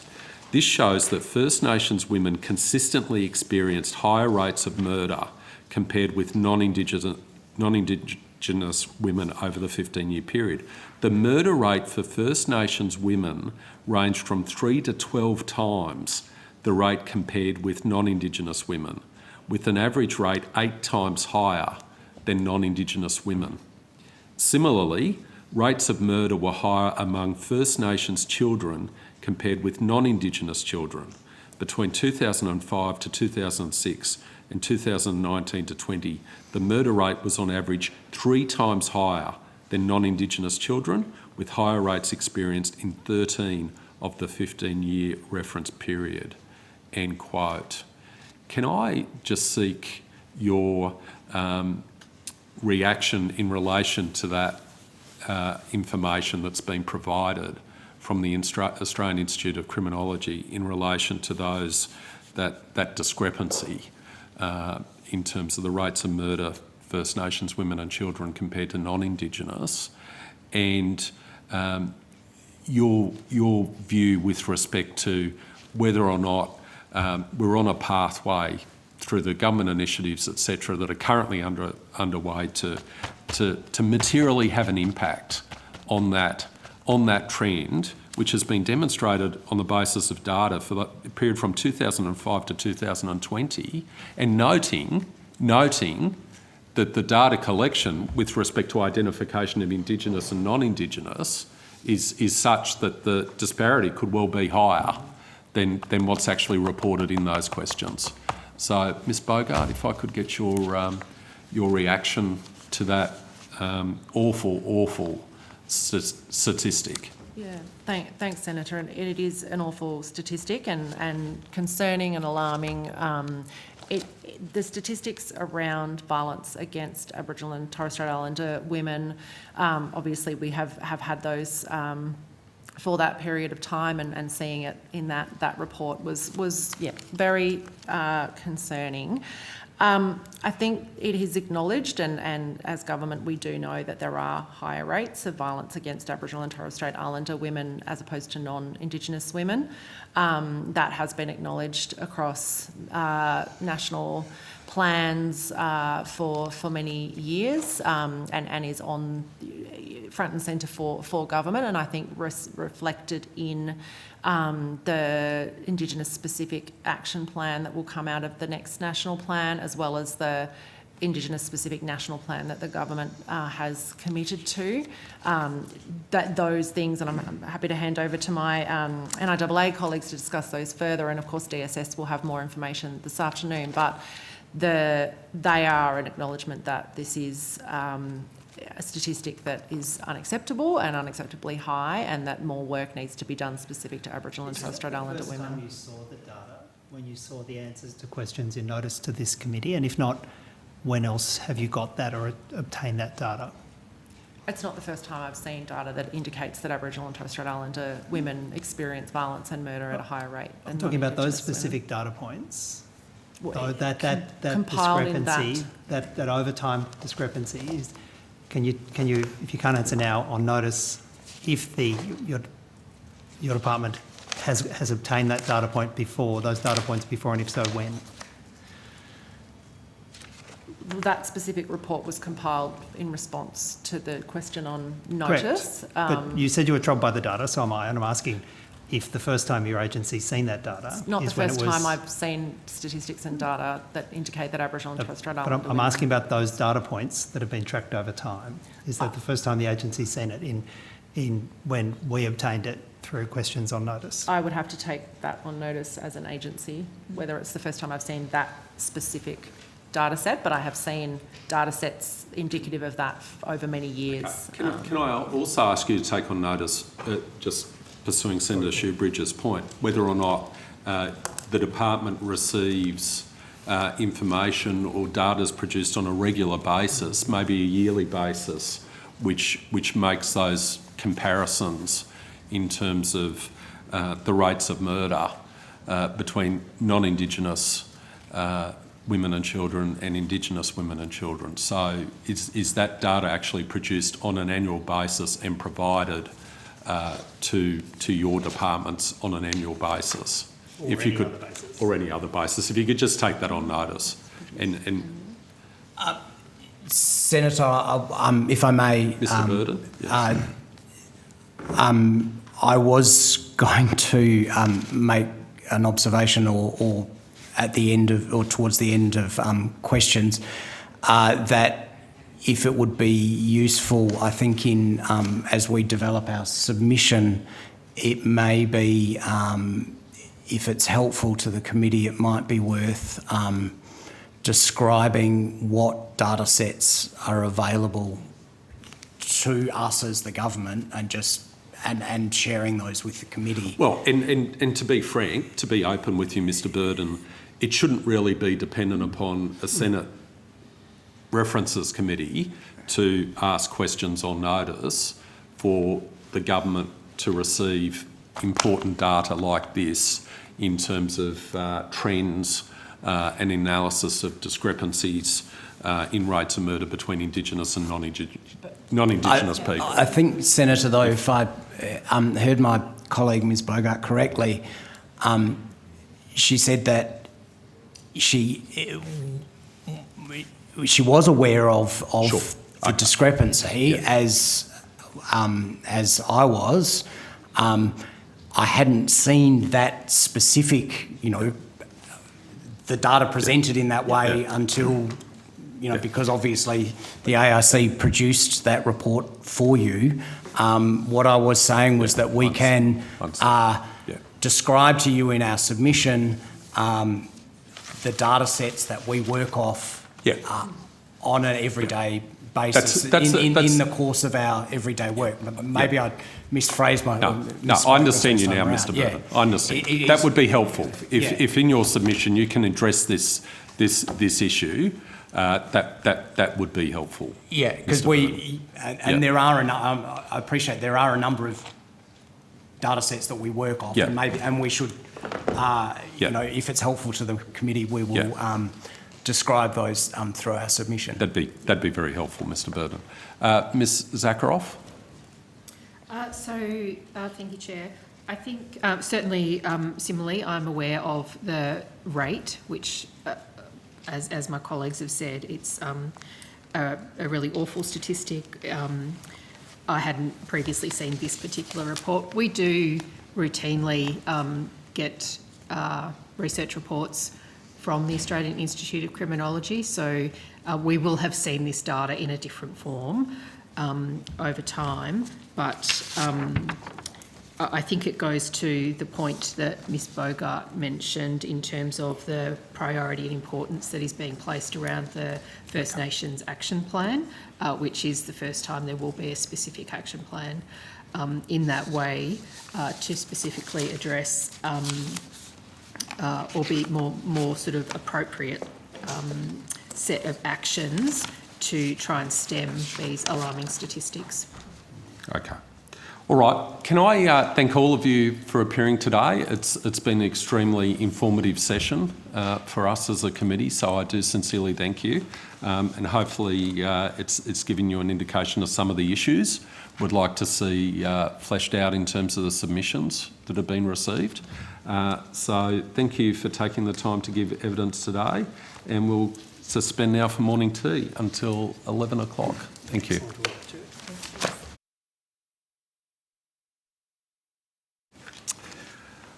I now welcome officers representing the Australian Institute of Criminology and the Australian Institute of Health and Welfare, who I think we have on the line by video conference. Thank you for taking the time to speak with the committee today. I remind senators and witnesses that the Senate has resolved that an officer of a department of the Commonwealth or of a state shall not be asked to give opinions on matters of policy and shall be given reasonable opportunity to refer questions asked to the officer to superior officers or to a minister. This resolution prohibits only questions asking for opinions on matters of policy and does not preclude questions asking for explanations of policies or factual questions about when and how policies were adopted. Information on parliamentary privilege and the protection of witnesses and evidence has been provided to you and is available from the Secretariat. For the Hansard record, I'll ask each witness to please state your full name and the capacity in which you appear, and I'll ask the Australian Institute of Criminology first, please. Thank you, Chair. Dr. Rick Brown, Deputy Director with the Australian Institute of Criminology. Thank you, Dr. Brown. Dr. Samantha Bricknell, Research Manager at the AIC. Thank you, Dr. Bricknell. And our friends from the Australian Institute of Health and Welfare, can you hear me? Yes. All right. Okay, if I could ask each of you if you could just provide your name and your position. Dr. Fadwa Al-Yaman, I head the Indigenous group at the Australian Institute of Health and Welfare. Thank you. Dr. Gabrielle Phillips, I head up Housing and Specialised Services Group. Excellent, thank you. And Jessica Cargill, I'm head of the Indigenous Health Performance Framework Unit within the AIHW's Indigenous Group. Excellent, thank you very much. Dr. Brown, does the Australian Institute of Criminology have an opening statement? No, Chair, no opening statement from the AIC. No opening statement. Does the Australian Institute of Health and Welfare, do you have an opening statement? No, we're happy to answer the questions. Okay, thank you very much. So we'll move straight to questions, and I might go to you first, Senator Green. Thank you, Chair. Thanks for appearing here today. I thought it might be helpful if I can just begin essentially saying we're going to ask a lot of questions about data. We're going to talk about a lot of statistics, but I think it's worth acknowledging that the statistics and the data that we're talking about relate to individuals, women, children, people with real lives, people who have families and have suffered a lot of loss. And I just thought that was an important thing to say, because sometimes that can get lost in the data, and the significant, the horror behind some of the data that we're talking about has real impact on real people's lives. I thought I would just begin by asking a broad question about data collection and the work that particularly the Institute of Criminology does in collecting data on First Nations women and children. We've received some questions on notice, answers and questions on notice from you, and thank you for that. How do you approach data collection in regards to First Nations people generally and women and children more specifically? The The issue for us is more about crime types than it is about First Nations communities. So we very much take an approach which is developing data sets for particular crime and justice issues which are viewed to be of national importance. In this context, and for this committee, our primary data source is the National Homicide Monitoring Programme that we've been collecting data on all homicides for many years now. And that, as an example, in that case, we collect data on First Nations people within that collection. We also obviously collect a range of data through our statistical monitoring, which, as you all know, will also include, for example, our deaths in custody data, which was a recommendation out of the Royal Commission into Aboriginal deaths in custody, and that will collect, obviously, data around First Nations people too. So it very much depends on the crime and justice issue as being the focus for us. Okay. In a specific question about that data, and then I'll go to some more general questions about gaps and whatnot. Some of the information that you gave us was pretty enlightening and concerning around the rates of First Nations women who are murdered, as opposed to, I guess, the awful statistics around women generally who are murdered in Australia. Can you talk the committee through those findings and where you drew that data from? So the data are drawn from the National Homicide Monitoring Programme in terms of the murders that we're presenting here. And it's important to state that we've been very specific to the data request here. Okay. So the question that we received on notice was about murdered women and children. So that we've excluded manslaughter cases in this instance, which account for about 15% of the homicide monitoring cases. So that's just worth bearing in mind in terms of what we've presented it's against the criteria that you've established for us. Now, if it's a case of requiring those manslaughter figures, we can give you those. So we do have those. I think you can assume that's... Okay, and that's no problem. So I just want to be clear about what we've given you in the first instance. Now, and then we've used ABS population rates, population figures to create the rates. When we were producing the results for the committee, what struck us was that as we were going through the y-axis, so the figure that was showing the levels of rates, were markedly different for the First Nations charts that we were presenting against the charts for the non-Indigenous community, and our concern was that unless we put them together, and actually in the request you didn't ask for us to put them together, so we put them together because that really shows that disparity between First Nations and non-Indigenous women and children. Now, in terms of what that shows is that overall for First Nations women, on average, they were 8 times higher than the non-Indigenous women in that data. And I think the other interesting thing, really, if I'm correct, for the figures for First Nations women, was that if you look at the overall picture for homicide, or in this case murder, is a downward trend. Now, we're not seeing that same downward trend in the data that we've presented here for First Nations women. So there's quite a disparity there, both in terms of trend and in terms of rate. Just on the data that you collected and put into these figures, you've already sort of addressed one of the questions I had around the definitions that you used. So this only covers women who are captured by the statistic of being murdered. It doesn't involve manslaughter, which also might be helpful for the committee to get those figures, if you could take that on notice. I think the other question I had was, who decides on that definition? Is this data from the National Homicide Monitoring Program? Is it based on charges by police, or is it based on the outcomes of court matters, trials, convictions? Because I would imagine that there are different statistics based on at what part of the criminal justice system the data is being drawn from. So I'll throw to Dr. Bricknell to provide kind of more Thank detail, you. as Dr. Bricknell is the research manager that looks after the programme. But in general, the collection brings together a number of different sources of data. So the starting point is it's essentially a questionnaire type form that's completed by police jurisdictions on each homicide early in the piece in terms of when a homicide occurs, and the data are collected as much as possible around victim, offender, and the circumstances of the offence. And that's actually what's unique about the NHMP, is that it's actually the only data set that includes victim, offender, and details of the offence all in one place.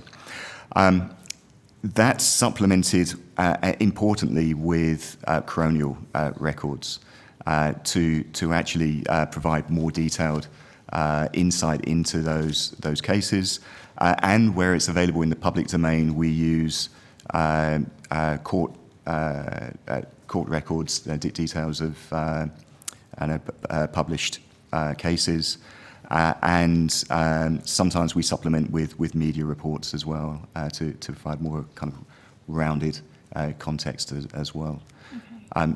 In terms of definitions, I might throw to Dr. Bricknell for where the definitions come from. I'm interested in drilling down on this. Sure. So the definition would have been developed as part of the development of the National Homicide Monitoring Program. So as Rick indicated, this collection emerged in the early 1990s following a recommendation that there be ongoing monitoring of homicide within Australia. So it is, there are three entry points, if you like, into the homicide monitoring program. So it's all cases of homicide, so that's murder, manslaughter or infanticide, where a person or persons have been charged with a murder, manslaughter or infanticide offence. In recent times, we've actually started to bring in driving causing death incidents as well, where a murder or manslaughter charge or equivalent has occurred too, and so that's going to sort of jump up some of our stranger homicide numbers towards the later years. Also, all murder-suicides that have been classed as murder by police, but also includes incidents where an offender hasn't been charged. So where police have determined that a murder or manslaughter or infanticide has likely occurred, they collect that information for us. So they would be essentially, you're not cleared, homicide offences. We do update that information as information comes to hand, whether it is cleared. So it includes all of those. It's worth noticing, Senator Green, that this is where this data is based on, in terms of the charges, the first charge that's laid against the offender. So it's not taking into account where charges are upgraded or downgraded, and certainly doesn't include where convictions are secured. Okay. And so it appears to me that a lot of the data is drawn from policing institutions, and so it's based on their assessment of an incident or a case.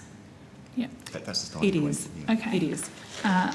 That's important for us to understand, because I think one of the considerations that we're making is whether the police are including the right cases in that monitoring. So that is helpful for us to understand.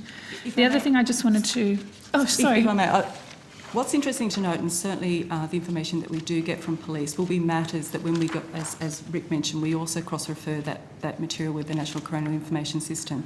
And in going to that, often those matters are determined by the coroner as natural cause death or undetermined. So I think police are sending through, in some instances, matters where it's deemed to be a murder or manslaughter. In the end, it ends up not being so. So I think there is a sort of probably larger complement of incidents that are being sent to the ASC. Can I also ask then, in regards to the National Coronial Information System, we received some information through a submission from that organisation. Are you aware of how they collect their data as well? So we have access to their records, and by which is the autopsy, toxicology, police narrative, and also the coronial finding when that investigation has concluded. we would have to sort of defer to the NCIS to provide answers about how that information is pulled together. Sure. We have access to both open and closed cases on the NCIS as that information is updated by the NCIS. Okay.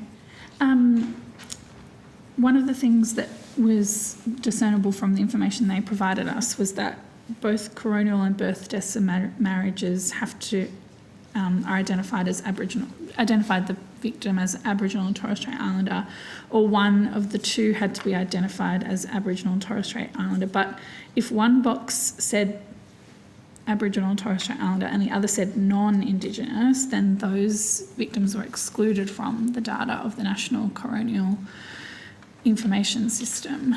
I guess that leads me to ask, if you're not the collector of that data but the user of that data, what gaps are there in this information, and what are some of the barriers to collecting this type of data? With respect to Indigenous status or more generally? Well, Indigenous status is a good place to start. Yeah. We get Indigenous status information from police, but that is cross-referenced against the NCIS, and as you mentioned, they have two sources of information. One is based on coronial investigations, and the second one is on births, deaths and marriages. We will report Indigenous or non-Indigenous if they do cross-refer. Sometimes sentencing remarks. Again, this is more so around the offender, because we collect obviously Indigenous status around the offender in homicides. That will provide further information to that. With respect to the information we get from NCIS, it is a little dependent across the states and territories on the completeness of information that's available to us. Certain homicides will be for example, intimate partner homicides or child homicides. There may be some delay in that information being put up on the NCIS. I believe it's up to the coroner to determine when and if that information is put up on the NCIS. So in terms of the homicide, we are seeing a sort of probably a patterning across the states and territories, as well as particular homicides, when that information does become available to the NCIS, or certainly users to the NCIS. Okay. Not to character type, but it seems for the institution you work for, you probably like to see evidence in front of you and base your opinions on evidence. But do you think that the statistics are actually underreporting these the levels of murder and of women and children based on some of the gaps in the data? Like, is it self-evident that there are currently some gaps in the data collection, or there could be gaps in the data collection, and so the rates could actually be higher than what's reported? So I think when there's a known homicide incident, the data are pretty good, I think, from bearing in mind the issues you've already raised that we obviously deal with. There is obviously an issue with missing murder cases where that does vary from state to state as to whether it be classified and included. And I believe South Australia is the only one that would provide data on cases of missing and would classify them as homicides in the data. Could you speak more about the missing cases? So we, as part of the NHMP, we don't have a flag as to whether that person had been reported missing. As Rick mentioned, South Australia Police do provide us incidents where a person has gone missing and they're pretty sure that that person has indeed been the victim of murder. Some of the other jurisdictions, police services rather, do provide missing persons matters, but that's part of the police narrative. So whether we get the full narrative, which allows us to determine that is a missing persons case, so we have to do sort of further investigation around that if we were to pull that data. Okay. I might bring the Australian Institute of Health and Welfare in on this question as well, because I think it might be a broader question about the collection and analysis of data. What are some of the, I guess, barriers to collecting data, some of the systematic bias or cultural issues in collecting data where we're trying to measure whether someone is identifies as Indigenous or not? Thank you. I just wish to start by acknowledging the traditional custodian today and pay my respects. Sorry, Doctor, if I can just interrupt. We're just having a little bit of difficulty with the volume, so we'll. Can you hear me? Yeah. Okay, that's better. That's better. Okay, back to you. I wanted to start by acknowledging the traditional custodians of the land on which we meet today. Can you hear me? No? Yeah, it's just a bit scratchy, if I can use a technical term. So you might just try, the suggestion I'm receiving is if maybe you speak a little bit more slowly, that might improve the quality of the audio coming through. So. And we'll listen more quickly. And we'll listen more quickly, as Senator Shoebridge helpfully suggested. So over to you. Okay, thank you. I just said I wanted to start by acknowledging the traditional custodians of the land on which we meet today and pay my respect to their elder past, present and emerging. This is really a very interesting question. We wrote best practice guidelines for collecting Indigenous status information in key data sets about 10 years ago. And when we did these guidelines, we went across the board, across all the state and territories. We did workshops and consulted widely. And one of the key messages from these best practice guidelines is really you have a clear question. And the ABS for many years had the Indigenous status question, which says, are you of Aboriginal or Torres Strait Islander origin? Okay. And there are response categories, yes, Aboriginal, yes, Torres Strait Islander, both, or non-Indigenous. And the clarity of the question is really important, and the fact that it should be embedded in all systems is very important. The best source of data is at the interface, really. The best people who deal with it. Like if you go to the hospital, it should be the hospital staff who really deal with the question.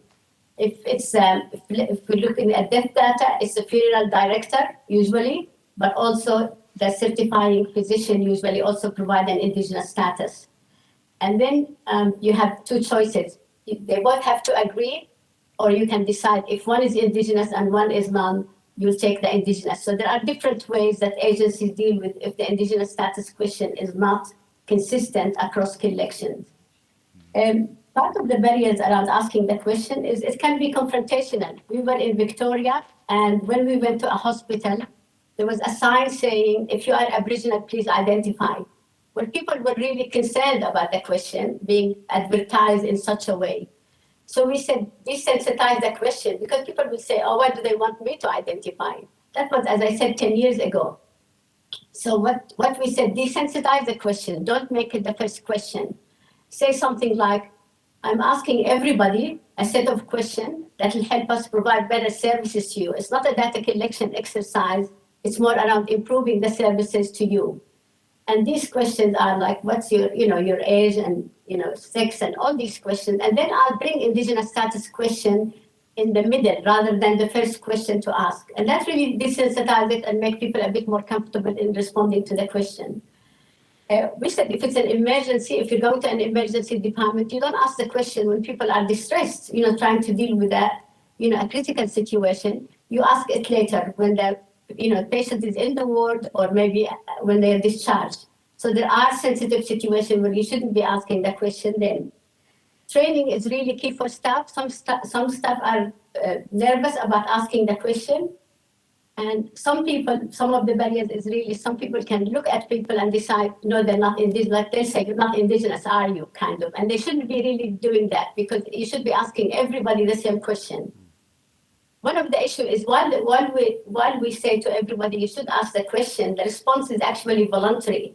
So if Aboriginal people don't want to respond to the question, it's not mandated that they respond. So they can either say, I don't want to answer, or the response can be left not stated. We say to service providers, you have to ask the question, but we can't force people to answer it, whether Indigenous or non-Indigenous, because the response is voluntary. You really need to think about all the data flows. Again, that's from the best practice guidelines. All the data flows from the service provider through to the state collection, through to national collection. We need to ensure consistency of that question across all the data collection. So the improvement at the service delivery, a good, asking the question, but moving across all the data collection so we have a good national data collection. Embedding this best practice guideline is really, we found it really important. It enhances the collection, and we've done some exercise just responding to your question around under-identification.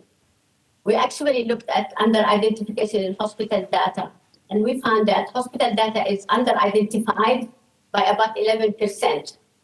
So we use this percentage to adjust for under-identification. Usually identification is best in the Northern Territory, followed by WA and South Australia. It gets lower, so it's really much higher in remote and very remote areas, and it gets lower as we moved into urbanized areas. So our analysis showed that, like, when you move into more urbanized area, it's almost 25% under-identified, but in remote and very remote, it's almost 100% the identification rate. So we try to use that in trying to interpret the data as well. And I might just stop you there because I just have a couple of other questions, and I think your answers have really, I guess, heightened. There's probably some questions on notice we might put to you after this hearing to understand, I think, the gaps that there are in each state and territory. But I can come back to that. Other senators might have questions. I know I need to hand over, but I just had one more question for the Institute of Criminology, just broadly. It's around the Giving Voice to the Silence Victims, a qualitative study of intimate partner femicide. Dr. Brown, I think you were the editor on this, but not the researcher on that paper. I was interested around the idea of doing a qualitative study. Were any of the victims or families that were involved Indigenous for this study? So this is a piece of work that was funded through the Criminology Research Grants Programme undertaken by Griffith University. Yeah. So I would need to take that on notice and ask the researchers that undertook that particular study. I mean, it's a very small sample of individuals they're able, or cases they're able to explore in that piece. So I can come back to you. That's probably the best answer I can give at this point. Yeah. And is the use of criminology research grants, is that the only way that the Institute does qualitative study, or do you do other qualitative studies similar to this one? So the AIC is really, if you like,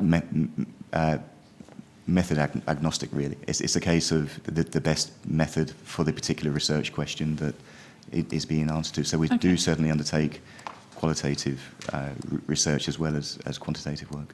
Okay, and we might have some questions on notice for those particular researchers, I think. Thank you. I might leave it there. Senator Thorpe. Thank you, Chair, and thank you all for presenting today. My first question is around data sources for the homicides and given your sources obtained from state and territory police services and state coronial records, does that, in terms of what you ask those services for, does that include racism in police and support and cultural safety, say, at the coroners? I think I'd be right in saying neither of those issues are collected in the collection, but I might throw to my colleague. No, so most of the items that we collect for the NHMP is specific to the homicide incident, the victim characteristics and the offender. At present, those sorts of information are collected. Would it be possible for that to be considered, given it'd be great to have that information also from state and territory police services in particular, given we're trying to get rid of systemic racism in this country. And it'd be great to see what's working well in some of our state and territory police services in addressing systemic racism, given that's a contributing factor here? So a contributing factor in the cause of the homicide, or in the cause of accessing services. The cause of accessing services. Calling the police to say, I need help. Yeah, so that's the sort of thing that potentially would best be picked up probably at the National Coronial Information System side of things, in terms of the kind of the qualitative details on a case, because I don't think that data will otherwise be collected anywhere. Yeah, so certainly routinely. as part of the coronal findings, and certainly looking at some of these matters that part of our statistics that we've provided as part of the questions on notice, there is mention of issues with respect to investigation of matters involving First Nations women, and whether an individual was charged or not. Some of this work, potentially Senator Thorpe, is done as a separate exercise, which would allow us to explore these issues more comprehensively, where we do this on an ongoing basis, or as a special study, which we have done with some of our other research on these particular important issues. Okay, thank you. The next question is around some data that has been collected from the National Homicide Mentoring Program and the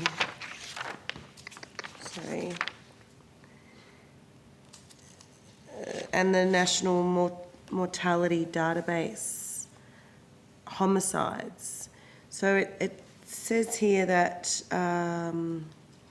22 female victims were identified in one study, and in the other study it says there were 11 homicide deaths. So why the difference in numbers? So for the year 19. So between the two agencies you have here, we hold the two different data sources. So we can talk about, I guess, our own definitions, and then we can kind of compare and contrast between us where the differences lie. But there are differences between where the two sources of data come from, and the definitions that are applied on those. So as we mentioned at the outset, for example, we've excluded in our submission the manslaughter cases because we were very specific to the request. So I'm not sure whether the data provided by AHW includes manslaughter, and that may explain part of the difference. The source, I don't know the extent to which the originating source of data makes a difference. Obviously ours is coming from police in the first instance. In the case of the mortality data, it's a different source that AHW can speak to. But essentially, there are explanations for why there are differences that we can unpack further. Okay. Thank you. Did anyone else want to respond to that? Our data is collected only from 5 states. It excludes Victoria, Tasmania, and the ACT because of 2 issues. One, there are data quality issues, and some of it is really very small numbers. So we do not produce rates when we have very small numbers of death. But also there is data quality concerns in these 3 jurisdictions, and we're working with the ABS to try and work out how can we measure under identification and adjust for it, just in terms of adjusting for the undercount of Indigenous people in these collectives. But we are missing 3 states from our data, so that could explain it. And the mortality data is any assault leading to death. That's how it's classified using international classification of disease. So again, it's slightly different, not only just in number of states, but also in what constitutes homicide. Great, thank you. This is, I suppose, to all of you. There are lots of statistics. I think we could safely say that First Nations people in this country are the most consulted and statistical humans in our own country, so we're used to being a stat. But what story does it really tell? What's the story? What does your stats tell in relation to what we're dealing with today?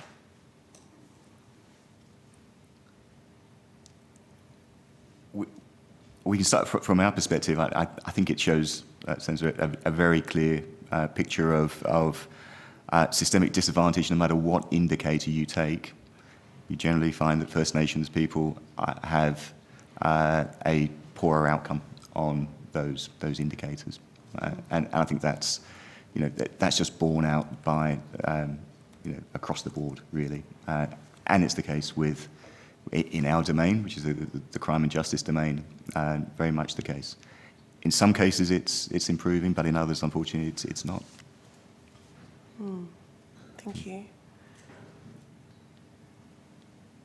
I think the other thing that the data shows is really also the disparities by remoteness within Australia. So basically women in remote, you look at assault rates, hospitalisation, it's much worse in remote areas than non-remote areas. We always see that gradient as well, which is linked to socioeconomic disadvantage as well, yeah.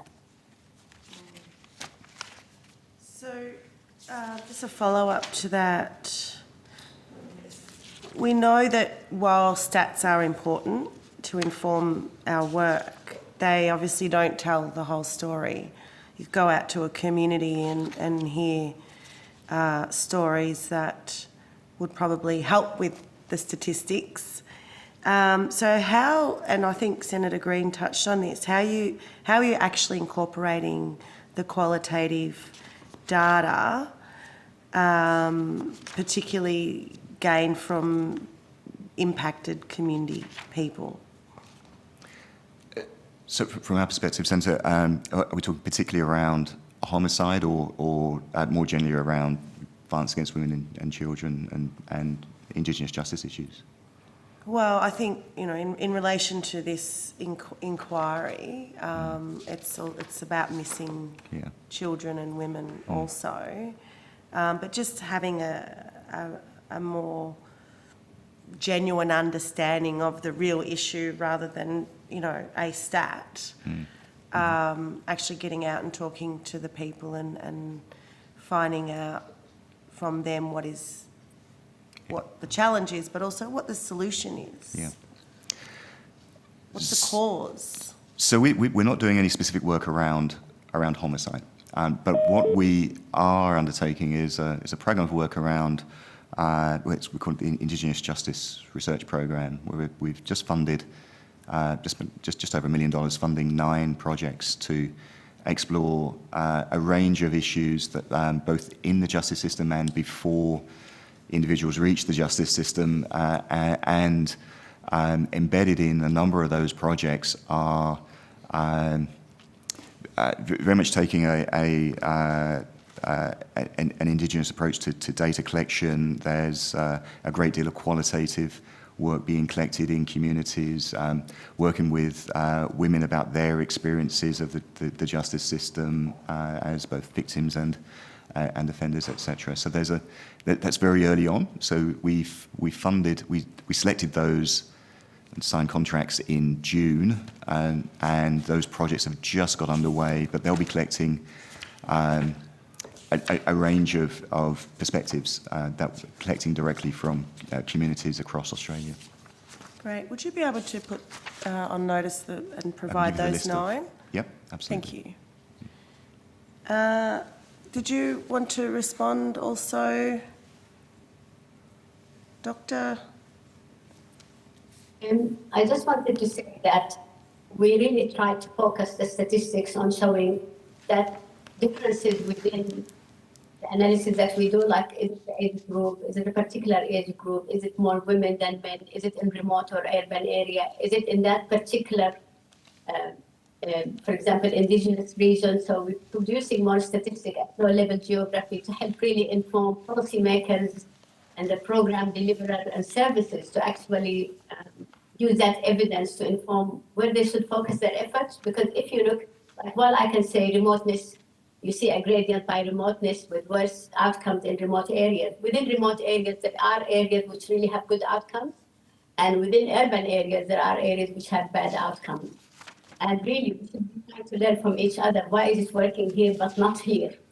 And that's the value really of the evidence at the regional level, is to inform the program and service delivery, because we need to target our efforts to which age group, which sex, which region. It's not universally, when we compare statistics at the national level, it masks a lot of differences locally. And we want to produce more local data that people can use, communities, as well as governments, and as well as services on the ground can use to inform what should they do about this situation, really.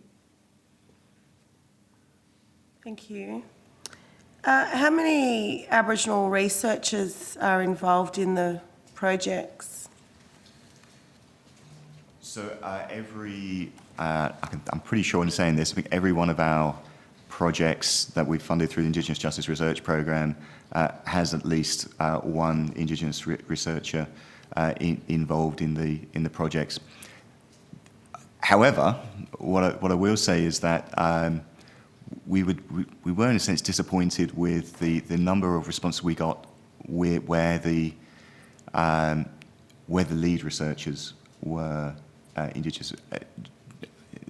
I think in one or two they are, but on the whole they're part of the research team, but not necessarily the lead researcher. Mm-hmm. And in a sense, I think that's a function of, certainly for us, where criminology is in terms of we need more Indigenous criminologists working in this field, and then we can fund them. Thank you.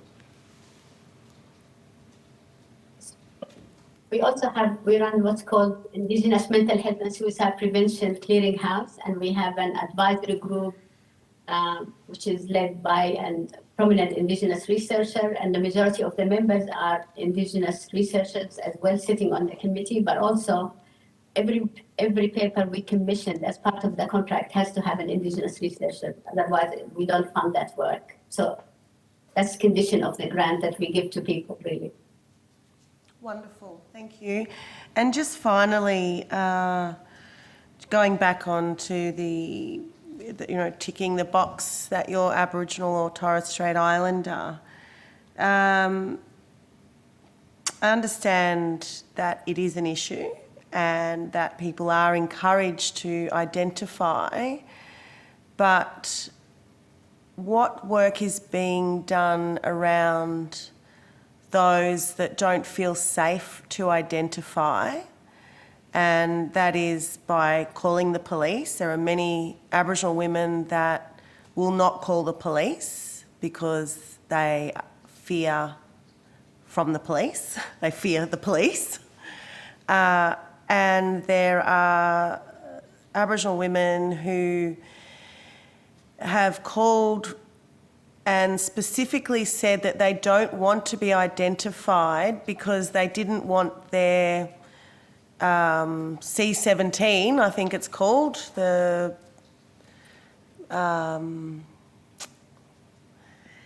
intervention order and the supports around an intervention order. They don't want it to go to an Aboriginal service because of family, community, confidentiality.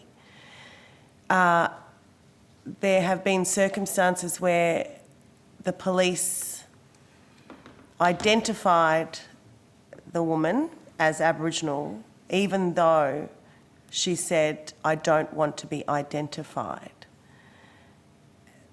Then that woman had a call 2 days later from the Aboriginal service that she didn't want to call from, and she had to deal with the community knowing that she was in that situation. So how do we deal with those kinds of issues, and also the issues of when you identify at a hospital, you're immediately given an Aboriginal liaison officer. So what's being done when you don't want to see the Aboriginal liaison officer because, again, confidentiality, community conflicts, and the Aboriginal liaison officer turns up in the middle of a woman's labour because the woman ticked the box. So I just wonder what work is being done around being safe to identify as Aboriginal Torres Strait Islander through your methods and your research. So Senator, I can start and then throw to AHW. I don't think there's anything specific that we're working on at the moment that deals with those issues, but I will point to a study we completed in 2018, which was it was actually an international literature review around policing domestic violence, a review of the evidence. It actually reviews 346 studies to look at issues around policing of domestic violence. As a side comment, I'd say that one of the key findings in that was actually there was very little robust Australian evidence, full stop, on policing domestic violence, and even less on policing First Nations communities in that report. One thing, two things it threw up. One was that for example, if you look at First Nations communities in Canada, they have actually a better reporting rate than the non-Indigenous communities. So it is possible. In the Australian case, there was found to be no difference in reporting rates. But the report also pointed to a range of barriers experienced by First Nations women, and stated that included discriminatory practices and a lack of cultural competency by the police. So we've recognised those issues. Yeah. Thank you.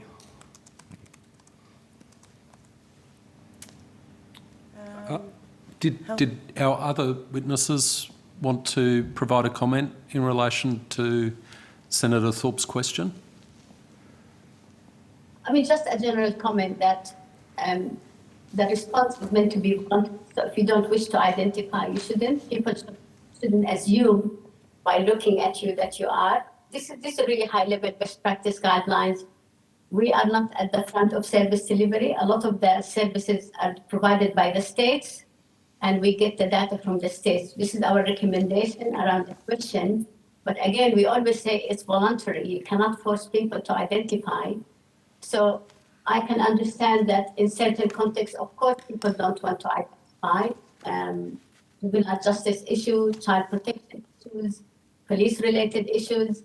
It's very hard. But going back to this is the implementation of the guideline, which is the service deliverers, not the work that we do usually. We produce the guideline and we say embed them in your, collection practices, but we don't actually deal at the front end. But I can understand the question where it's coming from, really, that there are situations where people don't want to identify, and that should be respected because it's voluntary. Okay, thank you very much. Appreciate your time. Thank you, Senator Thorpe. I've got some follow-up questions, if I could, and I've been reading the Missing Persons Who Is at Risk report that was prepared by the Australian Institute of Criminology, and I was making some notes on it, and then I flicked over to the front page, and Dr. Bricknell, I saw your name, so we've got the right witness here for me to ask questions in relation to that. So, Dr. Bricknell, I'll quote from page 29 of that report. Quote, unit record data from the Northern Territory revealed some differences between the Indigenous and non-Indigenous missing population. Indigenous missing persons were less likely to be categorised as lost compared with non-Indigenous missing persons, and slightly more likely to be categorised as voluntary missing, end quote. I'm just wondering if you can provide any thoughts in relation to that. So one of the issues this committee needs to consider is how the experience of First Nations people in terms of dealing with the system and how someone missing who's First Nations might be treated differently in terms of someone who isn't. And that was an example in your report of differences in categorisation, which begs the question as to why there may be that difference in categorisation. And I'm wondering if any further work's been done on that, or any further thoughts or data you could point us to in that regard. So no further work, or at least at present, is being done around missing persons in Australia. You'll have seen from the report that there is this categorisation system that's used for missing persons. So a lost is a person who has essentially control over their own actions and is temporarily disorientated. Missing is either voluntary or involuntary missing, and then of course missing murdered. We only had unit record data from Northern Territory. We didn't have unit record data from the other states and territories to be able to do further analysis. But from that information to hand did show these slight differences between the First Nations and non-Indigenous population as to sort of a higher proportion of voluntary missing around First Nations people. That the reasons around that is probably difficult to unpack in the absence of being able to speak to those who have voluntarily gone missing, and some of the missing research that we do have in Australia around missing persons as to why people do go missing. A lot of work has been done in the UK, for example, where they've spoken to those who've gone missing as to the reasons why they have gone missing, and also the reasons why they've returned, and that's of course those people who are found safe and well after the missing event. The reasons why this small discrepancy is occurring between First Nations and non-Indigenous people is not obvious to hand, outside of some very anecdotal information that came from NT Police about some of the circumstances where people may have gone missing, in particular First Nations people who have gone from one community to another, or have gone into town or what have you, and have not returned by a particular time that their families, etc., expected them to have returned, and in essence has been determined as voluntary missing. Okay, but that initial categorisation by the police service in terms of whether or not someone is voluntary missing or involuntary missing, and the other categories that are there is crucial in terms of what is the response of the police service and the authorities to that missing person report. Is that correct? That's right. So the report also mentioned that there are different risk assessment tools that are used across the states and territories. There's not the one uniform risk assessment tool that is used. And so it is up to the police to determine what category that missing person or that missing person event fell into. And NT Police in this case would be a better place to explain why someone would be determined as lost versus someone was determined voluntary missing. We had these broader definitions to hand, and we had the data as it was categorised by NT Police based on their risk assessment of those particular events. Okay, so this report was prepared in 2017. There were a number of recommendations contained in the report with respect to, firstly, risk assessment, and then secondly, in relation to data quality and recording, which is a bit of a theme of this committee's hearings. Could you give us a view with respect to whether or not the recommendations contained in that report have been implemented to any extent, or whether or not there's any further work that's been done looking at the recommendations? I might just answer that. I know you have AFP appearing today. We do. They hold the source data essentially, and would be the agency relevant for making those changes.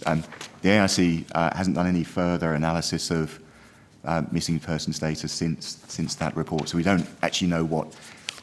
There could be a whole load of good work going on that we're just not aware of that AFP will be able to. Okay. Dr. Brown, does the AIC have any proposal to do any follow-up work in relation to the missing persons issue?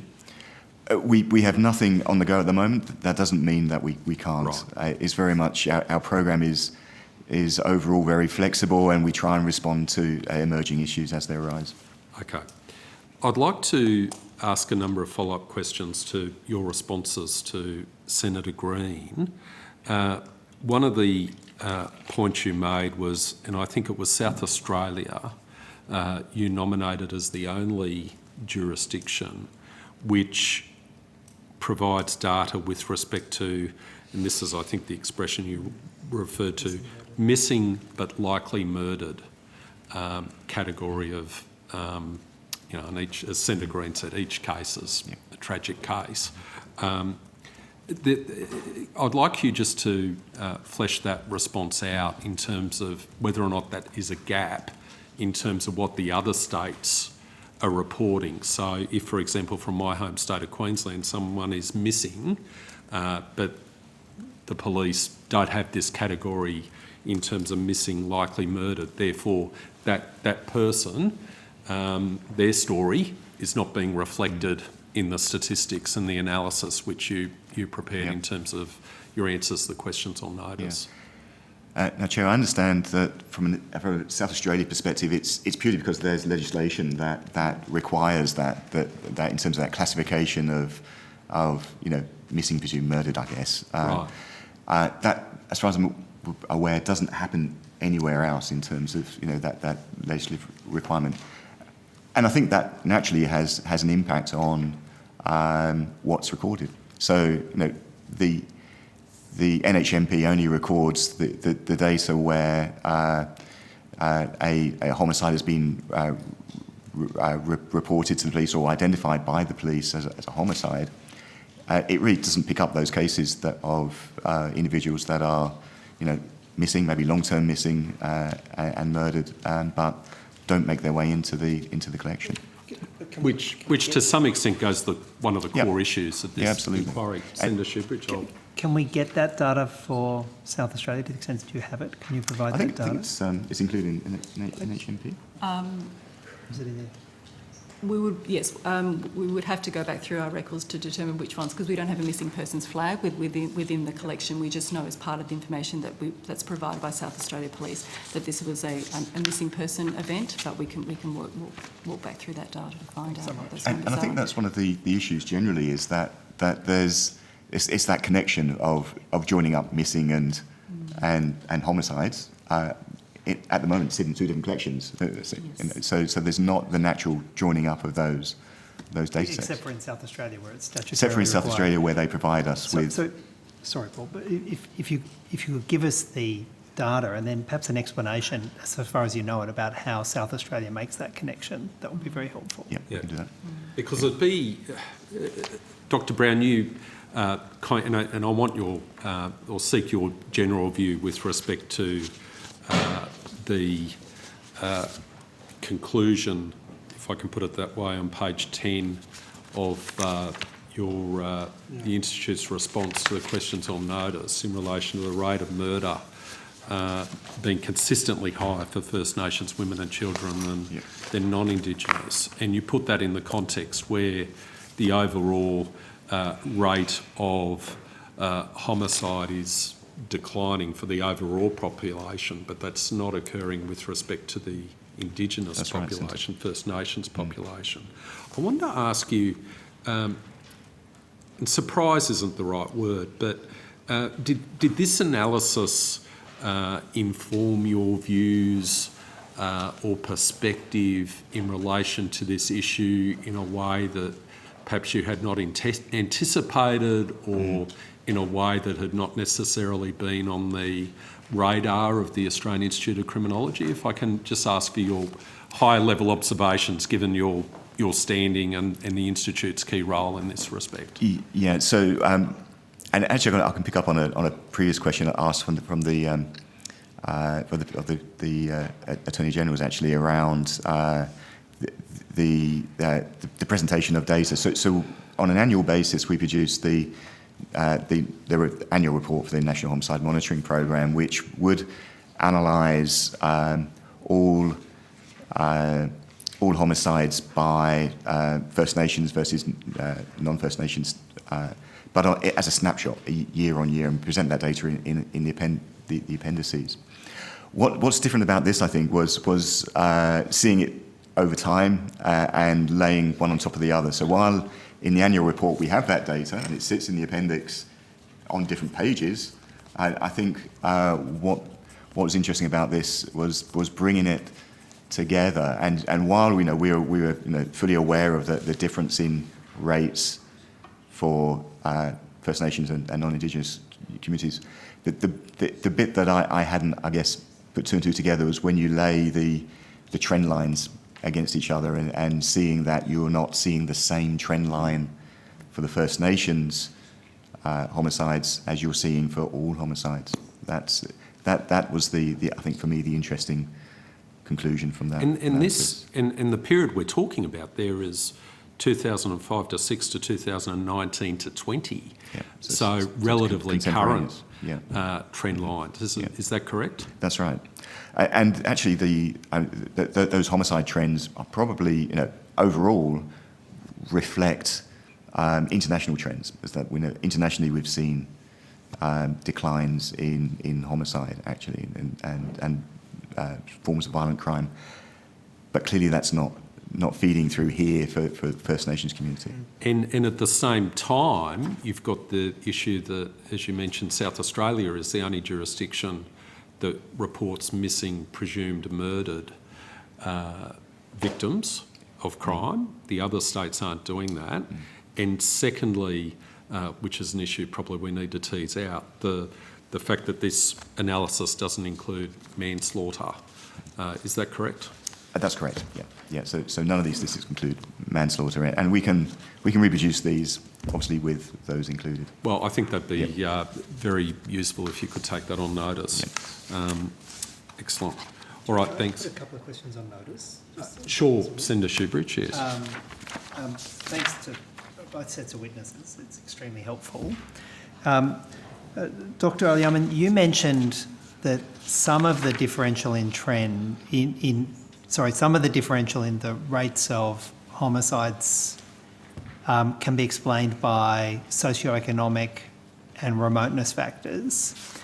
Could you, if possible, provide us some analysis of that and differentiate between First Nations and non-First Nations peoples in remote communities and provide us some analysis that could show us that? Yeah. And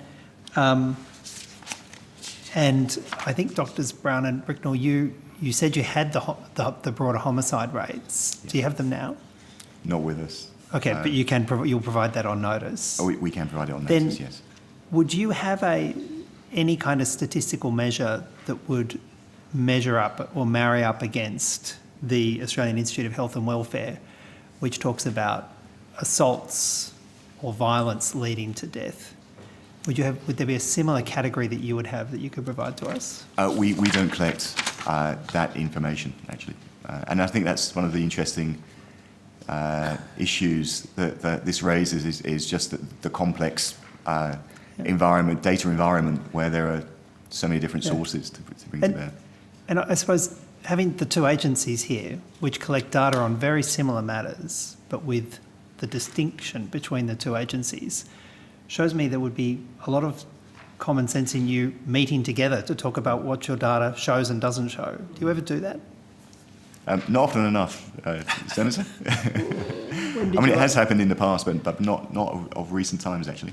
Do you think it might be useful very soon? I think it's always a pleasure to meet with fellow research colleagues. All right. And look, I think anything else I can put on notice. Thank you. Okay, thank you very much. Can I thank our witnesses from the Australian Institute of Criminology and the Australian Institute of Health and Welfare? And can I also convey my sincere appreciation to the extensive answers to the questions on notice you provided? As you can tell through this hearing, that has been most useful. So thank you very much.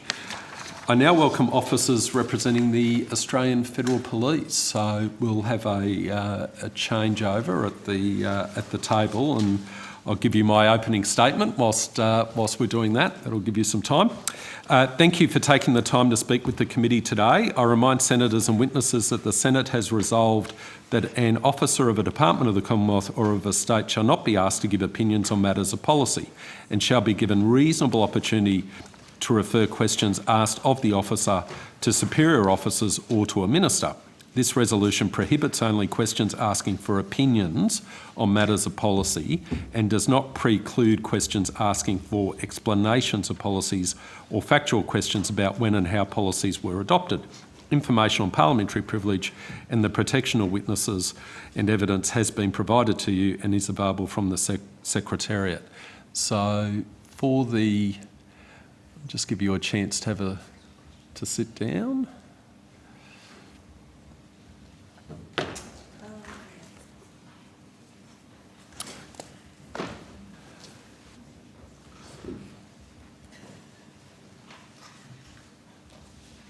We've got just one or two witnesses. Okay, all right. Thank you. Thanks very much.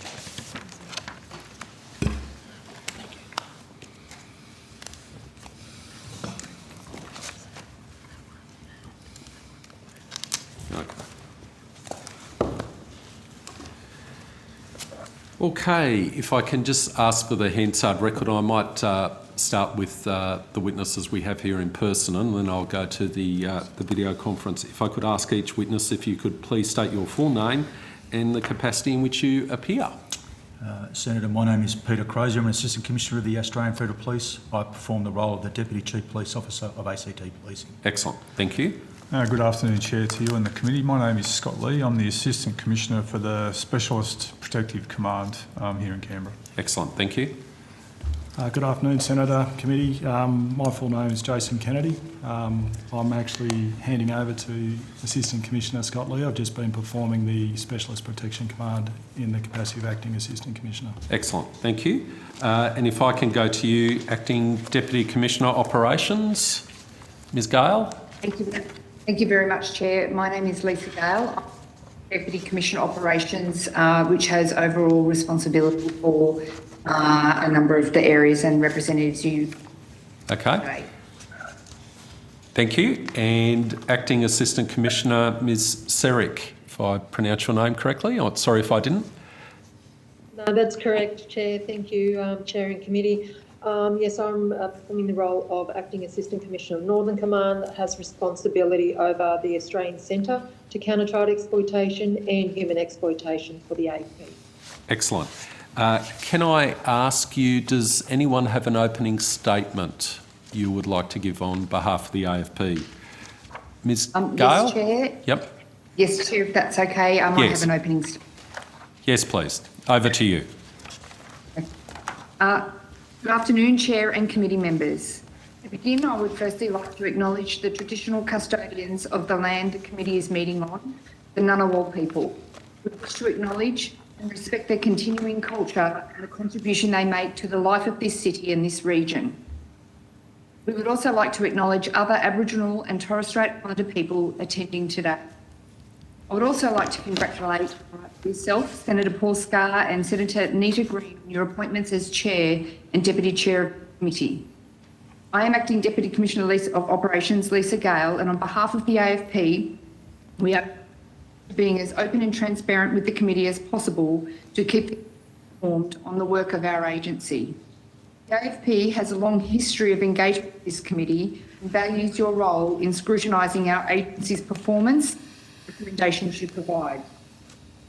As you are aware, appearing alongside me is Acting Commissioner of ACE and Northern Command Hilda Siric, and in the committee room, as you are aware, is Deputy Chief ACT Policing, Assistant Commissioner Peter Crozier, Assistant Commissioner Specialist Protective Command Scott Lee, and Commander Jason Kennedy. We have a range of executive appearing before you today because there are a number of quite different areas of the AFP that all touch in terms of reference of this inquiry in different ways. I will cover each of those areas briefly to give the committee a sense of the AFP's role and remit in relation to this inquiry. Firstly, I would like to touch on the work that AFP is doing internally to ensure we are fostering a diverse and inclusive organisation and culture which is reflective of the community that we serve. The AFP recognises the government's commitment to the Uluru Statement from the Heart and is taking steps to enhance First Nation voices through the development of the AFP's First Nations Advisory Board. There are plans to develop a First Nations employment strategy to strengthen career pathways for existing First Nations members and build a talent pipeline to increase overall First Nations representation at the AFP. In July 2022, the AFP partnered with New South Wales TAFE and New South Wales Police Force to deliver the Indigenous Police Recruitment Our Way Delivery program. The program is designed as a pre-employment pathway for First Nations interested in law enforcement. The first pilot in Redfern is currently underway with a view to expanding the pilot to other regions. This will provide the AFP with genuine engagement and a direct pipeline for First Nations police and protective service officers recruit programs. In June 2022, the AFP held a workshop on closing the gap targets within ACT Policing, the National Indigenous Australians Agency and the Justice Policy Partnerships. Future workshops are planned to leverage law-related targets such as reducing incarceration rates. AFP First Nations Unit was established to promote full and unhindered First Nations participation in the AFP workforce, as well as to inform the provision of culturally competent policing services to the Australian community. The First Nations Unit continues to work with external partners to develop a cultural competency program to enhance opportunities for First Nations people to share their lived experiences with non-First Nations members. I then move to ACT Policing, which is the community policing arm of the AFP. This is responsible for providing policing services to the ACT in partnership with the ACT government. ACT Policing continues to educate its members about appropriate service and attitude towards all members of the community, including cultural sensitivities specific to Aboriginal and Torres Strait Islander communities. ACT Policing's Aboriginal and Torres Strait Islander liaison officers, known as ALOs, have developed specialised cultural connections training specifically for its officers who engage with members of all communities on a daily basis. ACT Policing's ALOs and the Mulgunang Indigenous Officers Network are continuing to revise and improve the organisation's cultural training to ensure police understand the issues affecting the Aboriginal and Torres Strait Islander community within the ACT. I'll now move on to the AFP role in the Northern Territory Child Abuse Task Force. Since 2007, the AFP has contributed to the Northern Territory Child Abuse Task Force. The task force consists of representatives from the AFP, Northern Territory Police and Northern Territory Department of Children and Families. The task force investigations involve a targeted joint response to identify and respond to reports of sexual abuse and serious harm against children. The majority of the task force investigations in Indigenous communities, often in remote and isolated locations within the Northern Territory. The task force's response work is augmented by prevention initiatives and targeted operations focusing on community engagement, raising awareness and resilience, as well as high visibility attendance within communities. I'll then move on to our National Missing Persons Coordination Centre. Finally, here in Canberra, the National Missing Persons Coordination Centre drives national coordination in response to missing persons in Australia and complements the investigative role of state and territory police. In Australia, state and territory police are responsible for investigating missing persons cases, with each state and territory police having a dedicated missing persons unit or equivalent who may also be involved in any such investigation. Each year, the National Missing Persons Coordination Centre seeks statistics from state and territory police about missing persons. The centre also manages a public register of long-term missing persons. A person may be classified as a long-term missing person and they have been missing for more than 3 months. At the 3-month mark, state or territory police will seek permission from the family to provide the National Missing Persons Coordination Centre with profile information and a recent photo of the missing person for inclusion on the public register. The Coordination Centre chairs the Police Consultative Group on Missing Persons, a biannual meeting bringing together the AFP and all state and territory missing persons unit or their equivalents. The aim of the Police Consultative Group is to develop, maintain and review national policy and procedures in relation to missing persons in Australia. The Police Consultative Group provides a national forum to deal with issues and trends specific to missing persons and to ensure a consistent approach and response from search agencies across our country. Concludes my opening remarks, and we welcome any questions you may have for the AFP. Thank you, Acting Deputy Commissioner. I'll give the call to Senator Thorpe. Chair, and thank you to the AFP for your time today. My first question is, what do you think are the barriers to ensuring that all cases of missing and murdered First Nations women and children are reported and documented? If I can, Senator, I might give you start by giving you a sense of what we're doing currently through the National Missions Persons Coordination Centre, if you like. And then I'll pass to Acting Assistant Commissioner Kennedy, who can certainly answer any more questions in terms of the specific of some of those challenges around the data sets. The National Missing Persons Coordination Centre was established back in 2006. And I would point out that certainly that is a coordination capability or a coordination centre that's led by the AFP and draws on the data that's provided to us from the State and Territory Police, including the ACT, who are responsible for the investigation of missing persons and obviously homicides, and obviously do that through their own police forces with missing person units and homicide squads, etc. Following the recommendations in 2017, the AFP, through the National Missing Persons Coordination Centre, developed minimum data sets in 2018 in terms of how we capture our information requirements in relation to missing women and children, missing Indigenous women and children. That work's been oversighted by a police consultative group on missing persons that involves all state and territories and is chaired by the AFP in terms of our national coordination role in this space. Since that time, data sets have been implemented within the various jurisdictions, and these have been available to the National Missing Persons Coordination Centre since 2018. Chair, I would say to you and to the senators on the committee, we're obviously in the process of responding to a question on notice that you gave us earlier around those data sets and the aggregation of that data, which we do apologise we haven't got that to the committee already. But obviously, given some of that data is held, it is the data of the State and Territory Police, that's involved a consultation process for us, which we hope, and it's just going through the clearance process at the moment, we hope to have that to the committee early next week, Senator, to assist the deliberations of your committee. I would say so certainly in terms of the question on notice response will provide, it'll have the data holdings back to 2018 for all jurisdictions, just with the exception of South Australia Police, who will respond to you directly.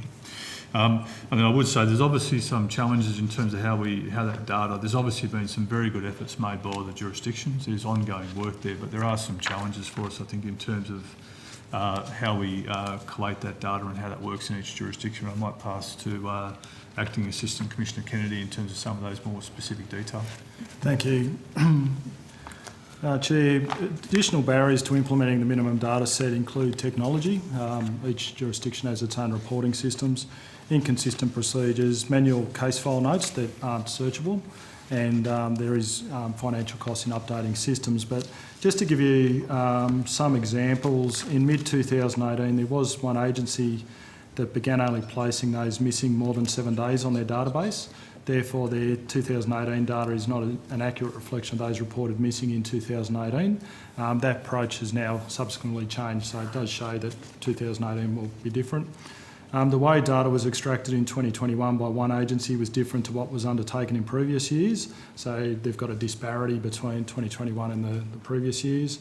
And another good example is one agency utilised one report per child to record and manage children in care that repeatedly go missing from their placement, and the number of missing juvenile incidents is therefore significantly greater than the reports. So one particular child had one report on the system but had gone missing on 80 occasions. So some agencies would report as 80 and some agencies report as one.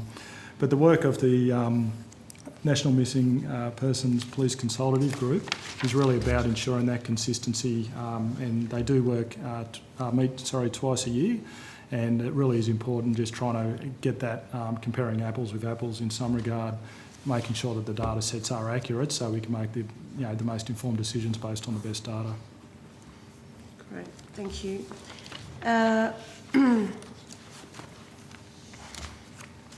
So just in regards to South Australia, if you're aware of the data gathered by South Australia, which reports directly on missing and presumed murdered persons, is the South Australia data picked up in the national data? Certainly the South Australian data will not be in the question on notice that we provide to the committee. So it's not in the data that we hold here today. They will provide that to yourself, Senator, and the committee directly. Yeah. Okay, thank you. In what ways does systemic racism in the police force contribute to the reporting and investigation of violence experienced by First Nations women and children? Senator, Chair and Senator, I think the situation with reporting, what needs to be certainly from the perspective of a policing response is it shouldn't be any different for any person. So if a matter is reported, in terms of a missing person, in terms of a crime, whatever that is, there is no difference in the way that police should respond to any of those matters. The service that we provided the community has to be provided to all equally. So when you sort of start to think about how do we then ensure that we are probably more culturally aware of some aspects of our response, that certainly from an AFP perspective, and the Deputy Commissioner mentioned it, is for us to be better about understanding cultural issues in terms of our response, understanding that issues that might prevent people reporting things to police as a result of their previous experience. There's one of the things that we've got an own motion response that has come from the Ombudsman that we are working through, and one of the key issues that has been addressed that we are looking to develop is a better understanding. It's not really cultural competency, because that, from the perspective, might take too long for us to be able to achieve that. So it's about cultural literacy, but certainly something far greater than just cultural awareness. But as I said, the response that police give to any member of the community, whomever that should be equal. There shouldn't be any difference in terms of our response. But it is. It is. So I'm just trying to understand your answer there. So so you're doing cultural competency and cultural literacy training. How often is that? So, Senator, that we certainly, from an ACT perspective, we've got an engaged company that we are working with, but at this point in time we haven't finalised the contract for them to be able to provide that training for us. But through some of the mechanisms that have been in the AFP for a significant period of time, this is about us better understanding some of the challenges that may present to people to report to us, including, as you say... But how often is the training done? The training is done from the time that we undertake from recruit training, and it continues on through the organisation, through a person's through the time that they're in policing. I think. Sorry, I just noted. Sorry. Acting. Sorry to interrupt, Senator Thorpe. Acting Deputy Commissioner Gale, you had something. You're putting your hand up. So. Thank you so much, Chair.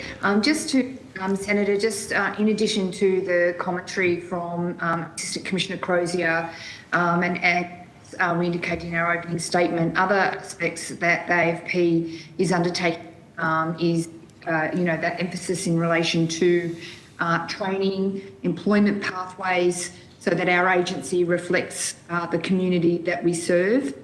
So in addition to the initiatives that AC Crozier mentioned, there are the strategies that the AFP is undertaking, to further strengthen recruitment of people, in addition to, and have those employment pathways, and that also underpin ongoing training that our members undertake. Thank you. And I don't mean to be disrespectful, but they're all buzzwords that I've been hearing for the last 30 years as a black woman. Action plans, cultural awareness, strategies and it's 2022 and things ain't getting any better, they're getting worse.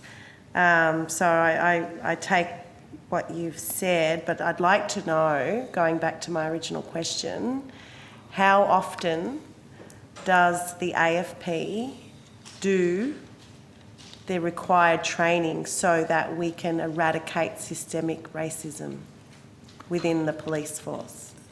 Senator, is it possible I could take on notice to provide you with an actual response of the pathway of training that occurs from the time that a person first joins the organisation and then the subsequent training they're undertaking throughout their career?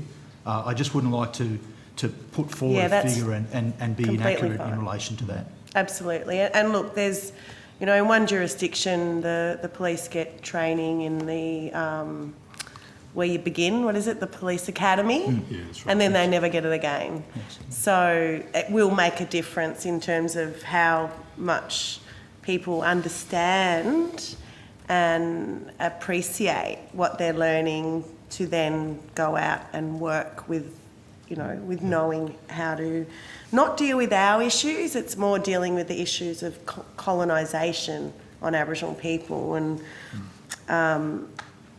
I think, yeah, it's not about Aboriginal issues. It's actually not our issue. It's not the issue that Aboriginal people have to deal with when they're being discriminated against. It's the system that has the issue against Aboriginal people.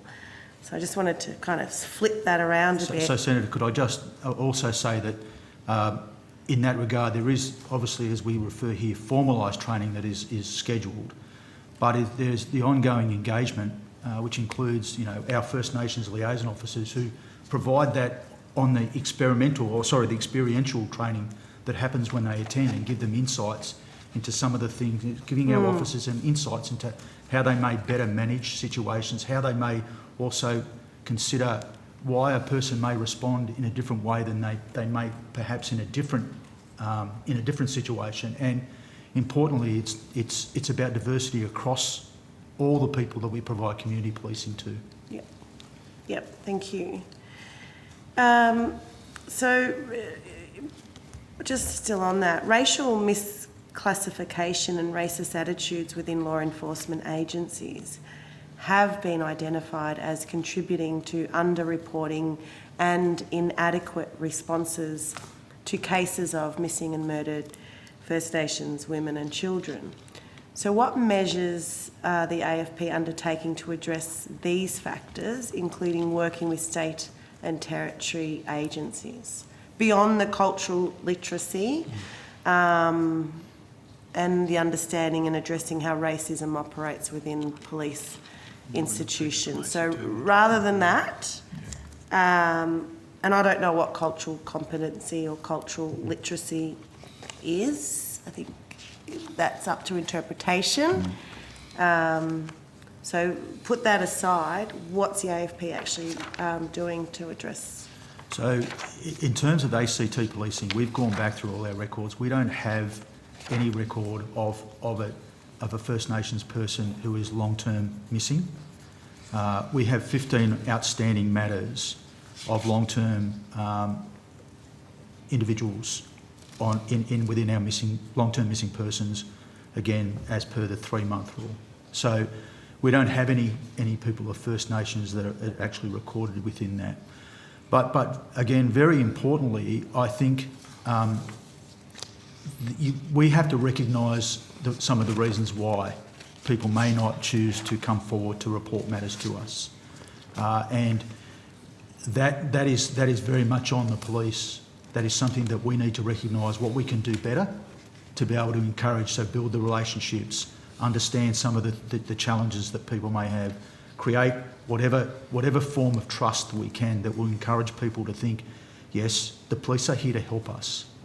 So that certainly is on us. As I say, I can only speak for ACT policing and the AFP. I can't speak for the situation that occurs in other state and territory police forces.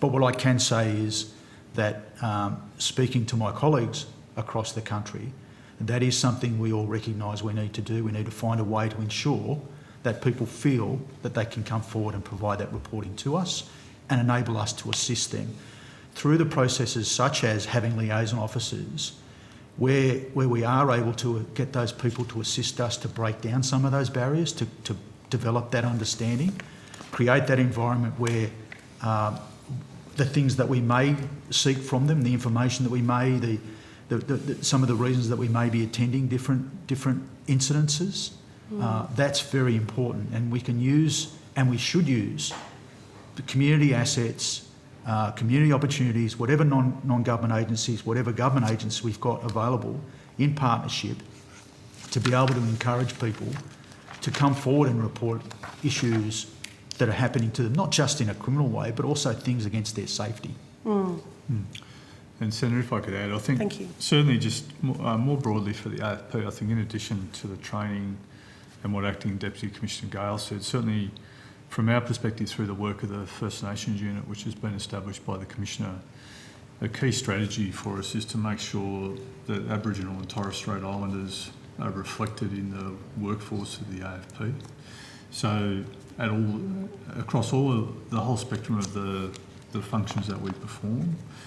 And also there's more work that we need to do and is to make sure that that also occurs and people have development pathways so that we can actually build opportunity for Aboriginal and Torres Strait Islander people into senior levels of the organisation so that there is that trust in the community that that policing response will be consistent as you've identified, noting that we have that representation or that reflection right throughout the organisation. So we've certainly through the work of the First Nations unit, our People Command and our recruitment area, certainly there's been a significant increase in the recruitment of Aboriginal and Torres Strait Islander people into the organisation over the last couple of years, and that will be a continuing priority for us.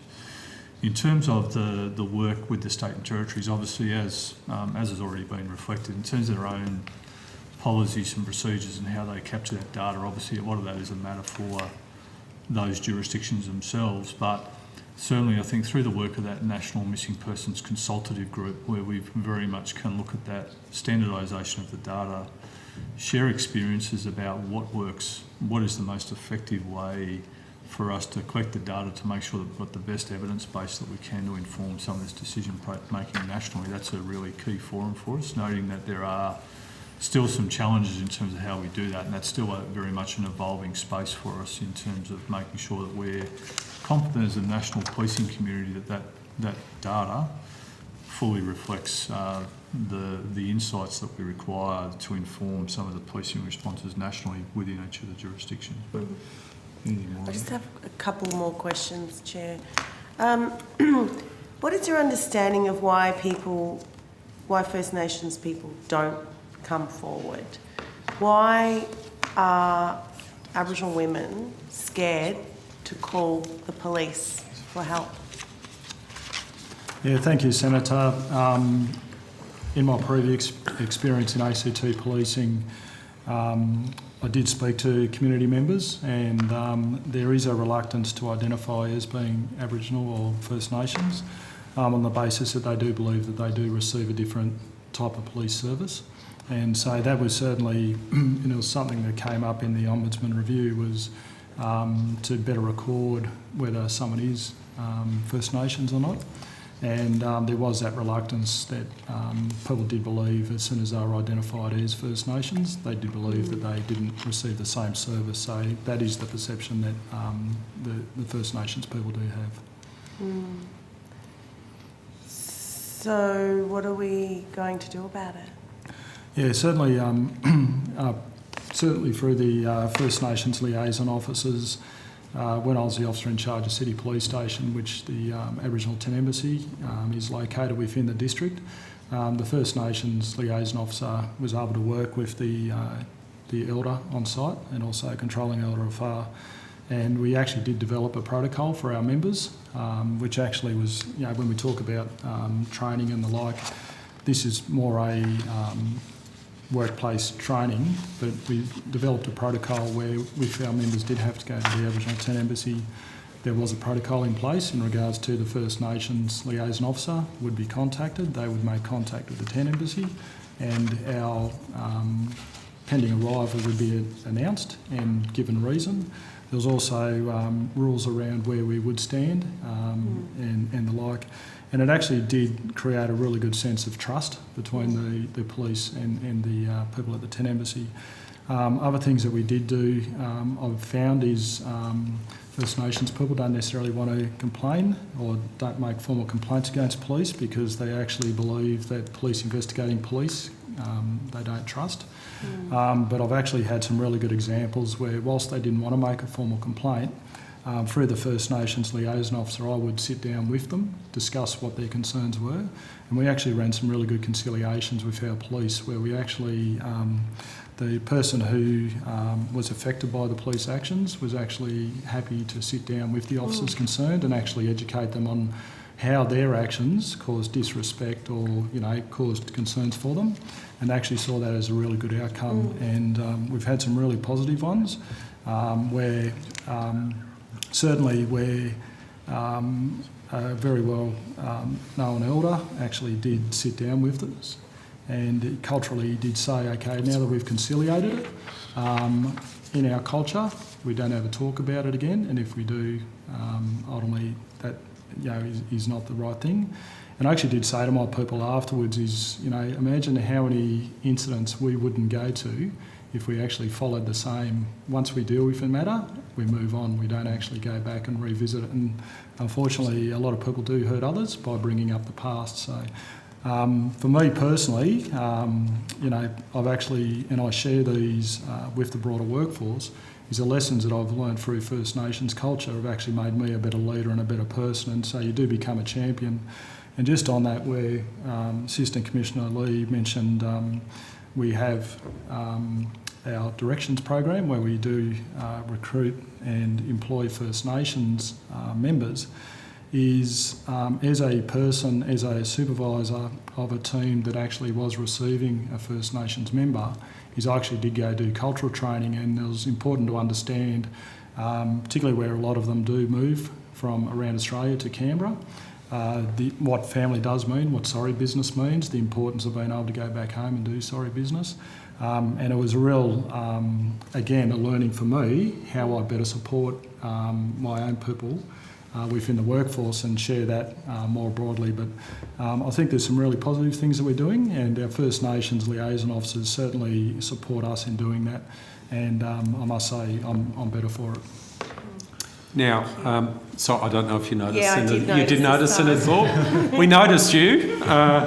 Acting Deputy Commissioner, Acting Assistant Commissioner Kennedy was still, we didn't want to interrupt his flow.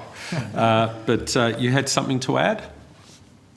Yes, Chair. I'd be very grateful if we could ask Acting Assistant Commissioner Hilda Serek to perhaps discuss with you all some of the work that is being done through some of the prevention and awareness campaigns through the ACE in Brisbane. I think that will be of interest to you all also. Thank you. Thank you, ma'am. Committee, if it helps, just wanted to outline that some of the work that we've done with our partners through the Australian Centre to Counter Child Exploitation and our commitment to the Northern Territory Child Abuse Task Force was conducting an environmental scan within some of the remote Indigenous communities within the Northern Territory to get both a qualitative and quantitative data sets about how we can better understand our engagement opportunities within those communities. It was predicated around online child exploitation, but it did enlighten us about our commitment to broader prevention initiatives within those communities. For instance, tailoring our Think You Know program so it's bespoke to those communities. Some of the communities, sport was a wonderful way to engage with children and elders, and other opportunities such as art and creativity was another way. So what we identified was not one program will fit all. We really needed to engage with our stakeholders in those communities to tailor that. The other thing that we've done is we've highlighted through our research that sexual abuse across communities across all Australia is highly stigmatised, and especially within First Nations communities, which is why we partnered with key advocates within child protection, and also a key victim survivor, Jason Murphy, who's an Indigenous survivor, to create the Stop the Stigma campaign. It was a national campaign rolled out across Australia. We engaged with numerous partners to have that on a broader platform to be able to reduce the stigma of child sexual abuse and have people come forward and report. And it's pleasant, I can pleasantly say that as a result of Jason Murphy's involvement, when he presented at a school, a local Indigenous child disclosed to him, and we were able to provide that information to police. So it is making a difference, but of course we have to do more. Thank you. So you've made really great examples of some of the work that you're doing, and it'd be great to see that consistent across the country. We'd be closing the gap then. But how are you using those good examples so that others can take them on? Because we're also hearing from community in terms of self-determination, how communities want to self-determine their own destiny. We've heard only recently that one community doesn't want guns in their community. They're pleading with the public and the police that they just don't want guns in community, and there's communities that want safety officers and night patrols. Can that be part of the preventative ways that you're also working? Can you include self-determining solutions from the communities themselves that say, okay, well, in this community, we actually don't want any guns. Can you help us support that to happen? And in this community, we want safety officers that are Aboriginal, and we'll get the kids off the streets at a certain time and we'll go and do stuff with them. And that I've seen programs over my lifetime that work really well like that. So how can you implement all those good news stories, best practice and self-determined solutions into the work that you do? Senator, I think some of the solutions or some of the examples you just put forward there are some opportunities for us to really build that trust and really foundational trust. Whether or not it's about police having guns going into certain communities or doing other things, or going in uniform or in plain clothes or whatever that would be, I think it's the best way for us to address it is not a one-size-fits-all. And if there's options, and we're working with community and we're working with liaison officers who are giving context on both sides, we've got some opportunities to do things differently, and that's about building that trust. It'd be disingenuous for me to say to you, trust comes very easily. It doesn't, and we've got a lot of work to do to build that trust. Some of it is quite tenuous as well, depending on, we might be thinking we're doing some really good work, and something occurs. And it's generally at an individual level. It's not at an agency or policy level. It just happens with the individual, and that's the issue that sort of takes a lot of the energy and a lot of the enthusiasm, but also a lot of the advocacy. And that's one of the things we do certainly see with community, is those advocates who are out there supporting many of the programs and many of the things we're doing, they're doing that at a cost. So we've got to support them, but we've also got to be prepared to sort of give some collateral for them. So, as I say, I wouldn't be suggesting that it's a one-size-fits-all. It might be that different situations and different approaches, different ways we go about engaging, how we might engage with some of the male community different to the female community. Those are all things that are certainly on the table. We shouldn't just say no to anything. Senator Thorpe, I've got probably 10 minutes of questions. One left? Absolutely. One left. So I suppose, again, going back to all the positive stories, how are you telling community this? How are we showing that there are good things happening and we're trying to build relationships? And how do you keep yourself accountable in that?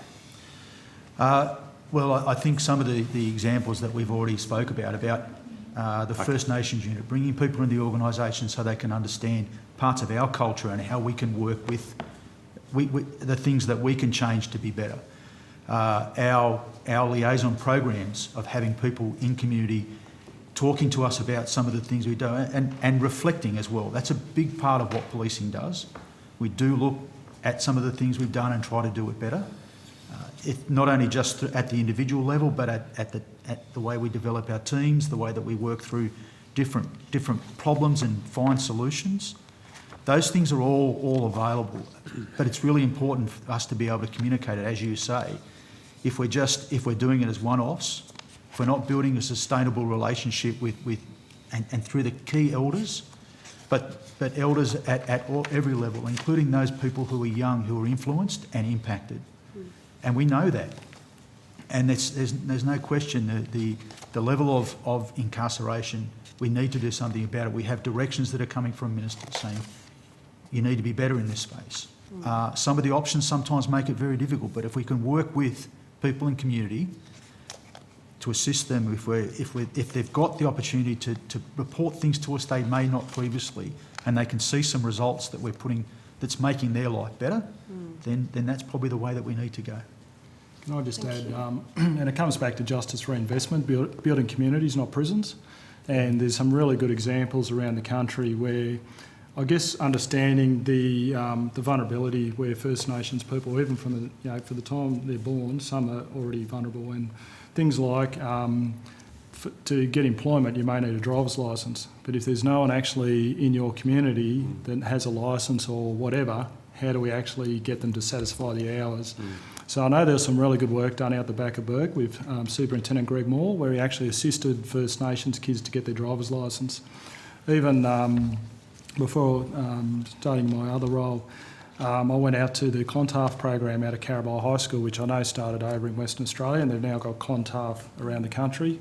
And when you go into their office, it actually, for the students that are in Year 11 and 12, they actually have a board with the kids' names, and things that we take for granted, like a birth certificate and a bank account and a driver's licence, they're starting to tick these things off to actually get these kids ready and prepared. So when they do go for a job application, they get the job and then they say, well, just give us your bank account, and then all of a sudden they don't have one because no one's actually assisted them. So there are some really good stories. Even Superintendent Luke Freudenstein at Redfern, where he started the Warrior program, basically got the cops involved in, community, and the locals speak very positively about those programs. So there is some really good stuff. I know that the work that was being done out the back of Bourke was reported in the ABC and the like, but I think if anything we do learn that through those positive experiences, it actually does like a ripple effect out through the community just as much as those bad experiences do the same thing. So I think we are doing some really good things, and it's really just changing our mindset just to appreciate. And I think even the ACT's new police services model is, looking at how do we actually, rather than just responding and waiting for someone to commit a crime and then doing something about it, actually how do we peel back the layers of the onion to find out why is it the little Johnny's hanging around a shopping centre at 10 o'clock on a Tuesday night? Because, our calls for service increase and, the priorities increase. The easiest thing to do is return Johnny home to his mother, but it actually may be mum that needs their help, not so much Johnny. Assistant Commissioner Kennedy, I really admire your passion. I am looking at my 10-minute window, which is fast disappearing. I did want to ask some questions, and I'm not sure if the witnesses were here for the Australian Institute of Criminology or whether or not you heard any of their testimony. In particular, I asked some questions in relation to a research report that was undertaken by the Australian Institute of Criminology entitled Missing Persons Who Is at Risk. Is someone here available who could answer some questions in relation to the recommendations coming out of that report back in 2017? So I do have the report here. Perhaps one of the key... Well, I might put some questions to you. To the extent you can't ask the questions, please take them on notice. But I am very interested if I can just and as a general proposition, I'm very interested to see what happened in the period after this report was published, and the Australian Institute of Criminology specifically referred to the AFP as being the agency with responsibility with respect to the report. The first issue I wanted to raise was, and I quote from the report, unit record data from the Northern Territory revealed some differences between the Indigenous and non-Indigenous missing population. Indigenous missing persons were less likely to be categorised as lost compared with non-Indigenous missing persons, and slightly more likely to be categorised as voluntary missing, end quote. That's on page 29. So the question that leads to, in my mind, is this issue of categorisation at the initial point in time when a missing persons report is filed, and what the different police services are doing to make sure that assumptions aren't being made based on whether or not someone is a First Nations person or not a First Nations person. Senator, I might sure. put a response in initially. Certainly, and as I mentioned, we don't, in the ACT, by our data, we don't have any long-term missing people of First Nations. However, the point that the Senator spoke about before, and certainly I think in relation to this report, that potential that there's a bias that people are just walking away but they'll come back means that the response may be... We have a best practice guide in relation to our missing persons processes. That provides from almost the initial report right through to the periods of how we'll do the investigation and the like. So effectively, if a person is reporting missing, it shouldn't be any different, irrespective of the demographics that relates to the individual. It shouldn't be, but the question is whether or not in reality it has been in the past, and what has been done to address that issue. And it could be unconscious, assumptions bias you referred to, unconscious bias, whatever it is, but whether or not that has been, how that's being addressed over time. Well, the only thing I can say, and I'll have my colleague, is again for us to respond. The process that we use in relation to the best practice guide is exactly the same in relation, doesn't matter who the person is. I think the other thing that, in terms of bias, as you say, is that we need to be also mindful that the others that we're speaking to who may be saying to us, look, Peter's just gone, but he'll be back. We have to take some of those extra steps to ensure the safety and well-being of the individual. And Senator, if I could, just in terms of a specific question around the AIC report and the Northern Territory, certainly, as I touched on before, there's been some work obviously done since that report in terms of those minimum data sets. Certainly when we provide the question on notice, there is data in there that's relevant to the Northern Territory. But some of those issues you raised around categorisation, etc., perhaps we could take that on notice and then just come back to you with a more fulsome answer. No, that would be excellent, Assistant Commissioner. So in particular, and I might just make it a little bit easier for you in terms of listing issues in my mind coming out of that report, if you go to the recommendations on page 33, there's a statement, I quote, Australian state and territory police agencies operate different risk assessment frameworks in missing person incidents, and it was not the purpose of the study to critique these frameworks. Evaluations of missing person assessment tools are, however, generally lacking, end quote. So there is a question posed there in relation to, do we still have a situation whether or not the risk assessment frameworks between police services operating in different jurisdictions, are they still different in any material respect? And what evaluation has been done, if any, in terms of the effectiveness or issues relating to the effectiveness of the different risk evaluation frameworks in the different jurisdictions? So I'd be very keen to receive any information you might have on that. Absolutely. And then, again, I'll quote from page 33, there were also issues with lack of compliance with assessment tool guidelines and practices, a propensity to fall back on reasoning that was not informed by formal assessment of risk, and lack of clarity around decision making, end quote. So again, it's one thing to actually have a risk assessment process. It's another thing for that to actually be applied day to day, as opposed to oh, that process is there somewhere, but I keep doing it the way I was doing it, or I fall back on what was done in the past. So again, very interested in any information you have in regard to that. Sure. Third one, I'm giving you a bit of homework. Missing persons research, particularly in Australia, is incomplete, and a firmer basis of knowledge could assist in revising and refining predicted risk categories and predicted outcomes. It would be equally useful to examine risk categorisation and decision-making processes among police in jurisdictions operating risk assessment frameworks of varying sophistication.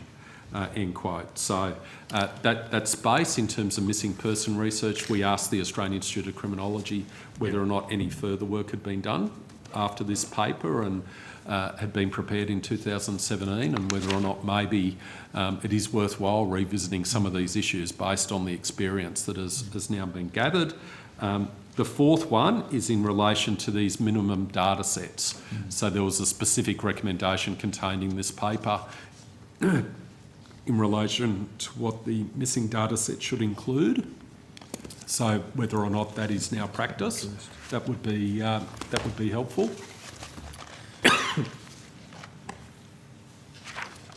Yeah, I think certainly from our perspective, Senator, on that issue, certainly there is a minimum data set that has taken into consideration these recommendations. So certainly the minimum data set in terms of the inclusion of each of these recommendations has now been included in the minimum data set template that has been agreed under the consultative group. So, in terms of, sorry to interrupt, it would be useful to know the extent of compliance with that. So whether or not, what happens if someone puts a data set that's missing various indications of key material? So is there a process to go back and clarify that? Are there any statistics kept? 95% compliance, increasing compliance over time, that sort of information would be useful? Can do, Senator. I think, as you said, certainly while the data set has been established, this is part of this process around implementation. Excellent. Thank you. I'm very interested in terms of obtaining further information in relation to South Australia has a category apparently, and you spoke, Assistant Commissioner, in relation to the South Australians are going to provide their own submission to the questions on notice. But South Australia has mandated through legislation a requirement to report missing but presumed murdered category of victims. And from the evidence we got from the Australian Institute of Criminology, other jurisdictions don't appear to have that category.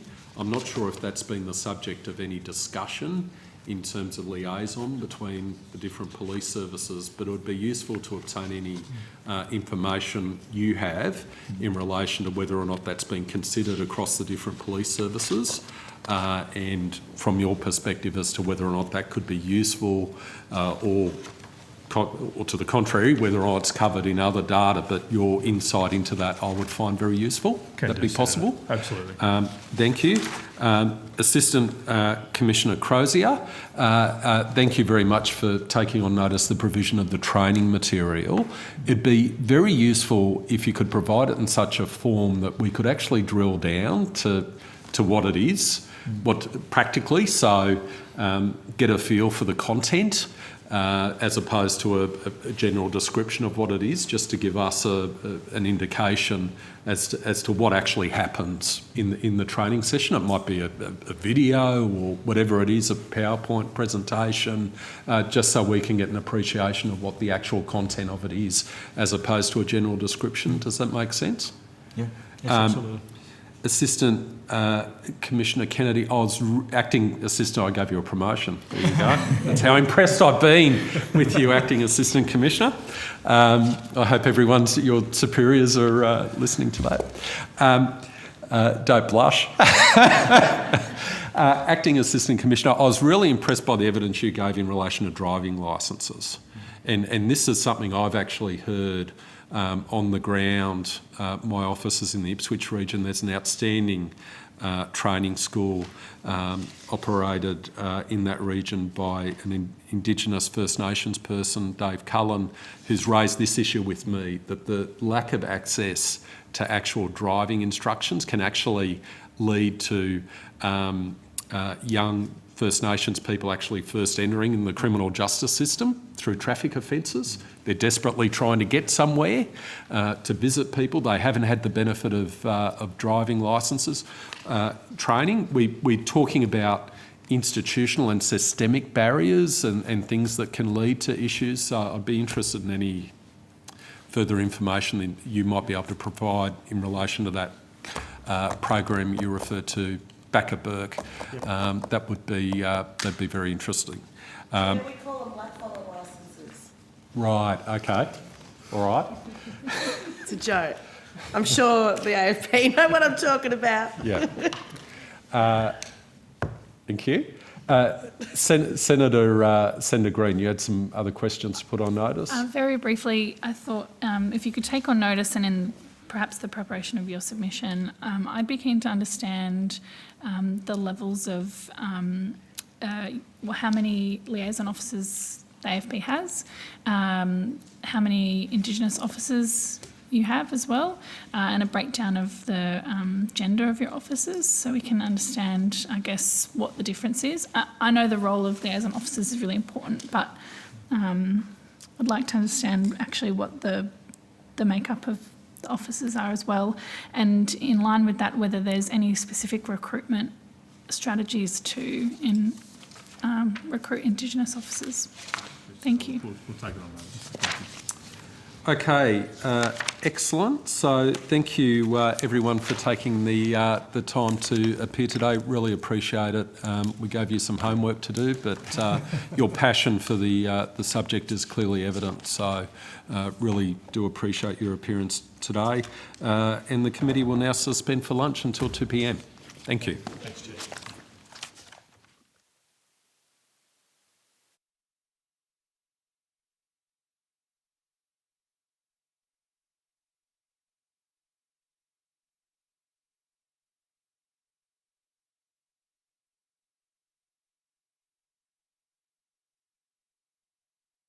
I now welcome officers representing the Department of Social Services and the Aboriginal and Torres Strait Islander Advisory Council. Thank you for taking the time to speak with the committee today. I remind senators and witnesses that the Senate has resolved that an officer of a department of the Commonwealth or of a state shall not be asked to give opinions on matters of policy and shall be given reasonable opportunity to refer questions asked of the officer to superior officers or to a minister. This resolution prohibits only questions asking for opinions on matters of policy and does not preclude questions asking for explanations of policies or factual questions about when and how policies were adopted. Information on parliamentary privilege and the protection of witnesses and evidence has been provided to you and is available from the Secretariat.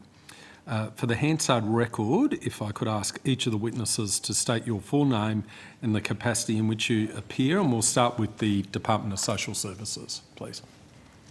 Emma Kate McGuirk, Acting Deputy Secretary, Families and Communities. Thank you, Ms McGuirk. Greta Doherty, Acting Group Manager, Women's Safety Group. Thank you, Ms Doherty. And Ms Box, can you hear us? I can. Good afternoon, I'm Rhiannon Box. I am the Acting Branch Manager of National Policy Branch Women's Safety at DSS. Excellent. And Professor Bamblett, good to have you with us again.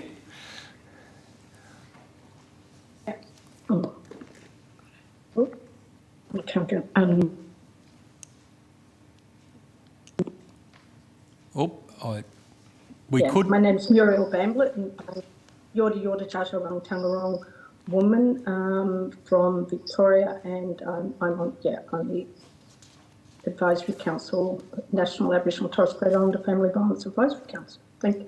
Thank you very much. Now, I'll first ask Ms McGuirk, do you have an opening statement you'd like to make, or happy to go straight to questions? Yes, thank you, Senator. Professor Bamblett, do you have an opening statement, or are you happy for us to go straight to questions? Yep. Yeah, I'd like to make an opening statement if I can. Please, obviously, please proceed. Yep. I do want to acknowledge the traditional owners of all the lands that we're on, their elders past, present and emerging, and my elders as well, and all of those in the room with us today. I think without being able to, I think today it's really important to consider truth-telling and the historical context in which we find particularly Aboriginal and Torres Strait Islander women appearing at greater overrepresentation in family violence in all of the justice systems. And so our comments relate to generally where we are today with so many Indigenous women and children murdered and missing.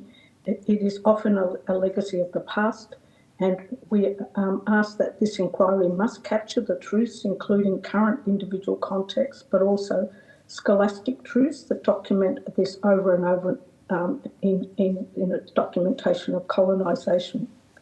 Fundamentally, there is a vast gap between the intended and unintended consequences of past and current policies, legislation and practice that uniquely disadvantage and create a sanctioned environment where our Indigenous women and children are murdered and go missing at higher rates than other women. The massacre sites will also bear testament to the murders of so many women and children within this country. It is important that this inquiry highlight and raise awareness of how historical policies and actions have led us to where we are now. We need to continually frame current policy and action against the background of enduring and widespread disadvantage imposed on our people that impacts on women's and children's lives every day. Sexual exploitation of Indigenous women and children in Australia is not new, and we should not act like it is a recent phenomenon, but an entrenched one in society. The ambivalent response of governments towards the plight of Indigenous women and children in the past endures today, and we see this most evidently in the media or lack of media coverage when an Indigenous woman or child is murdered, and the popularisation of racism towards all Indigenous Australians that is promoted and accepted as a norm. We can apply current understandings of the types of violence to the past, restriction of movement of Indigenous women through missions, stations and reserves set up, and the church-run institutions who were used as a way to protect their virtue. Today we call that coercive control, or more accurately, to protect white women from seeing Aboriginal offspring of their husbands, or today we would call that gaslight.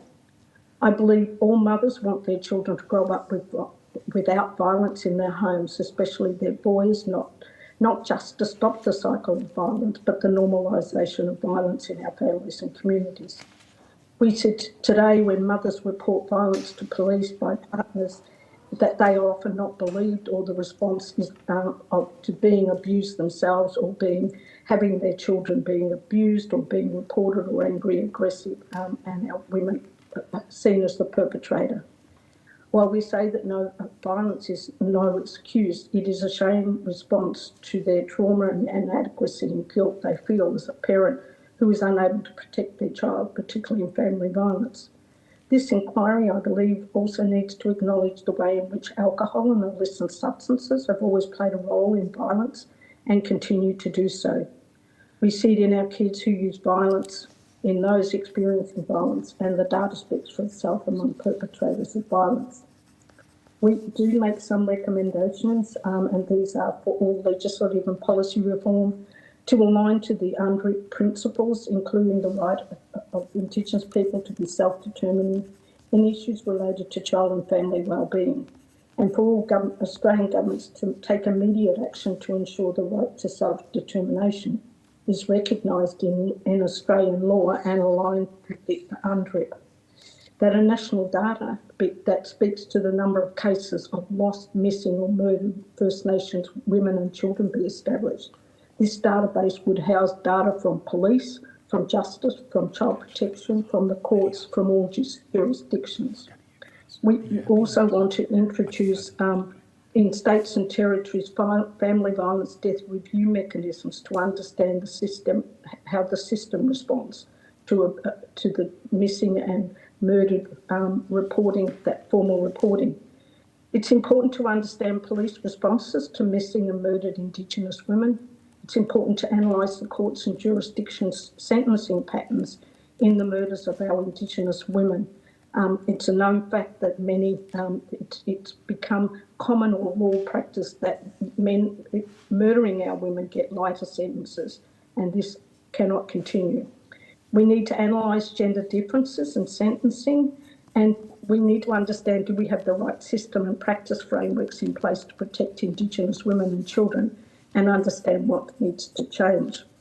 As the National Family Violence Advisory Group, we've been working on a framework, and so the principles that we've got are around voice, self-determination and agency, strength, resilience and therapeutic healing, reforming institutions and systems, inclusion and intersectionality, evidence and data ecosystems, and understanding our stories.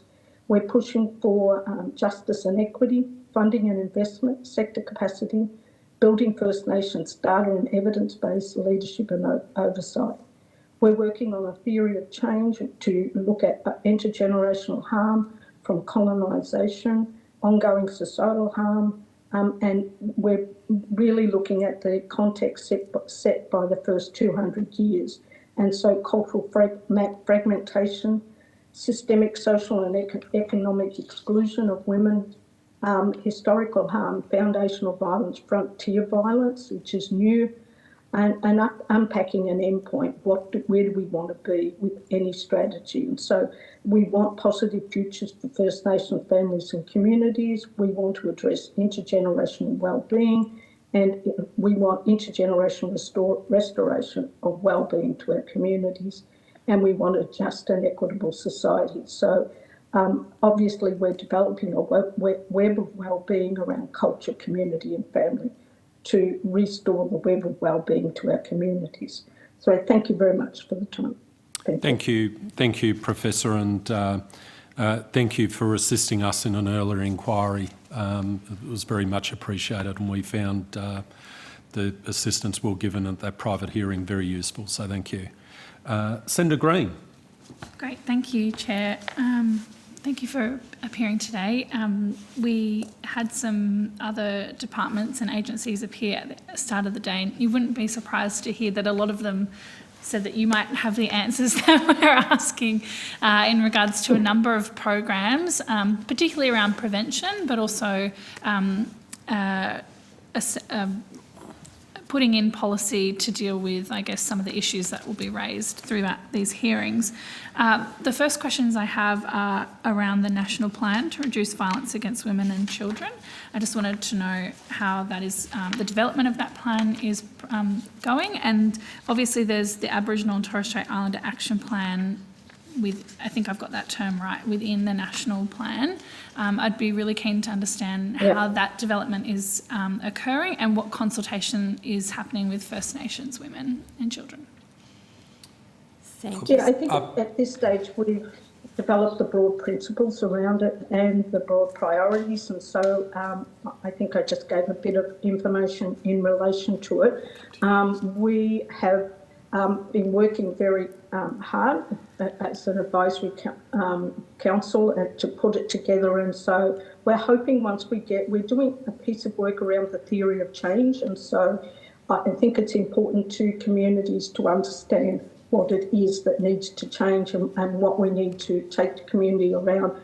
How do we know that the actions and the plan actually will change the situation for women? And so, as I spoke to, I think we're starting to really look at things like lateral violence. We're looking at how do we actually get greater funding and investment, sector capacity. We have made some initial recommendations about a national Aboriginal and Torres Strait Islander Commissioner, a national peak for family violence, and that's not to negate the fact that there are already family violence and legal services, but we think a specific organisation with a focus on women and promoting women and working and addressing family violence. And if I could just ask the department as well. Thanks, Senator. Greta Doherty, Acting Group Manager, Women's Safety Group. As members might be aware, consultation on the next National Plan to End Violence Against Women and Children has been underway for over 2 years now. Commonwealth, state and territory ministers with responsibility for women's safety and ministers for women met in July this year and agreed a pathway to finalise the national plan. Ministers committed to agree and publicly launch the next national plan in October 2022. So that is shortly. So the plan is currently going through final approval processes with a view to that outcome. If I could just put the work of the Aboriginal and Torres Strait Islander Advisory Council in the context of that plan, and then obviously Professor Bamblett, if you wanted to speak to any more detail. So the national plan is a 10-year policy framework to guide efforts and investments of all levels of government, as well as the efforts of community and the industry over the next 10 years. Once the plan is finalised, we will sort of continue our efforts working particularly with states and territories and with council on action plans to underpin that national plan. So there will be 2 5-year action plans under the national plan, one sort of mainstream plan that DSS is currently leading negotiations with states and territories on, and then of course the Aboriginal and Torres Strait Islander action plan that council is leading on. So that's sort of the architecture in which the context of the council's work sits. Okay. Did you want to add to that as well from the council's point of view? No? No, I think it was captured in the fact that we're aligning. We've already had input and prepared comments in relation to the national plan. What we've basically proposed is that the national plan still does need to, it can't leave all of the actions to the Aboriginal and Torres Strait Islander action plan, that the national plan still needs to address the issues of Aboriginal and Torres Strait Islander women in that plan. But the work that we're really sort of putting in the Aboriginal and Torres Strait Islander action plan will be really a lot focused on healing and trauma and understanding treatment and looking at how do we actually, I guess, address some of the historical trauma that our people are dealing with as well, but also holding states and territories to account for real outcomes. And we're really trying to as well align this with Close the Gap and the government's commitment under Close the Gap. And so we've aligned it to the 4 reform principles within Close the Gap, which is shared decision making, investment in Aboriginal community control, mainstream accountability and data and evidence. And so target 13 is around reducing the incidence of family violence. We didn't put a target on, but I know the advisory group are keen to put a target on it. Okay, thank you. Ms Doherty, if I can ask from the department's point of view, I don't want to preempt what will be in the plan, and I know a lot of work has gone into it.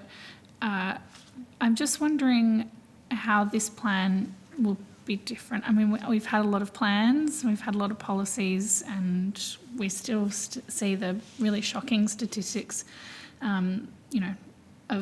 of women, but also particularly around First Nations women.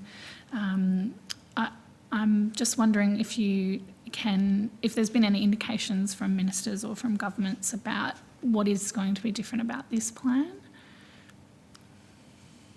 I think, Senator, probably what I can say is the plan benefits from the sort of last 12 years of experience we've had with the current national plan, the plan from 2010 to 2022, which put a lot of effort into building the evidence base. And I think building our understanding of both the drivers of violence and the impacts of violence through society, both at an individual level, a social level and a community level. I acknowledge there are still significant gaps, and I think the committee has heard this morning from data custodians that we don't have a full picture of the data impacts of violence, particularly on First Nations women and children. So that, I think I think I can say that the plan will acknowledge that there is a lot of work to still be done to continue to build on the evidence base, but we are certainly not starting from scratch. And so I think that's a key sort of movement in this that we'll see through the next national plan. Okay. And in terms of the way it interacts with the action plan, how will the two sort of things speak together? I think you've alluded to that already, that one is not exclusive from the other, that they need to be working together. I'm interested to understand how the creation of a national plan and an action plan side by side will serve each other going forward. I think, Senator, and if I could probably echo Professor Bamblett's comments here, I think the architecture that holds us together is the national agreement on closing the gap. So certainly in the draft version of the national plan, a commitment to embed the principles of closing the gap with a particular focus on Target 13, but also working in accordance with all of the priority reform areas under closing the gap is a key principle for the general national plan. Yeah. So our efforts across prevention, intervention, response, recovery and healing need to be aligned with the Closing the Gap agreement, regardless of whether the program is an Indigenous specific program or a mainstream program. So I think that's the architecture that that joins the national plan with all of the actions, but that's the particular link through to the dedicated Aboriginal and Torres Strait Islander action plan.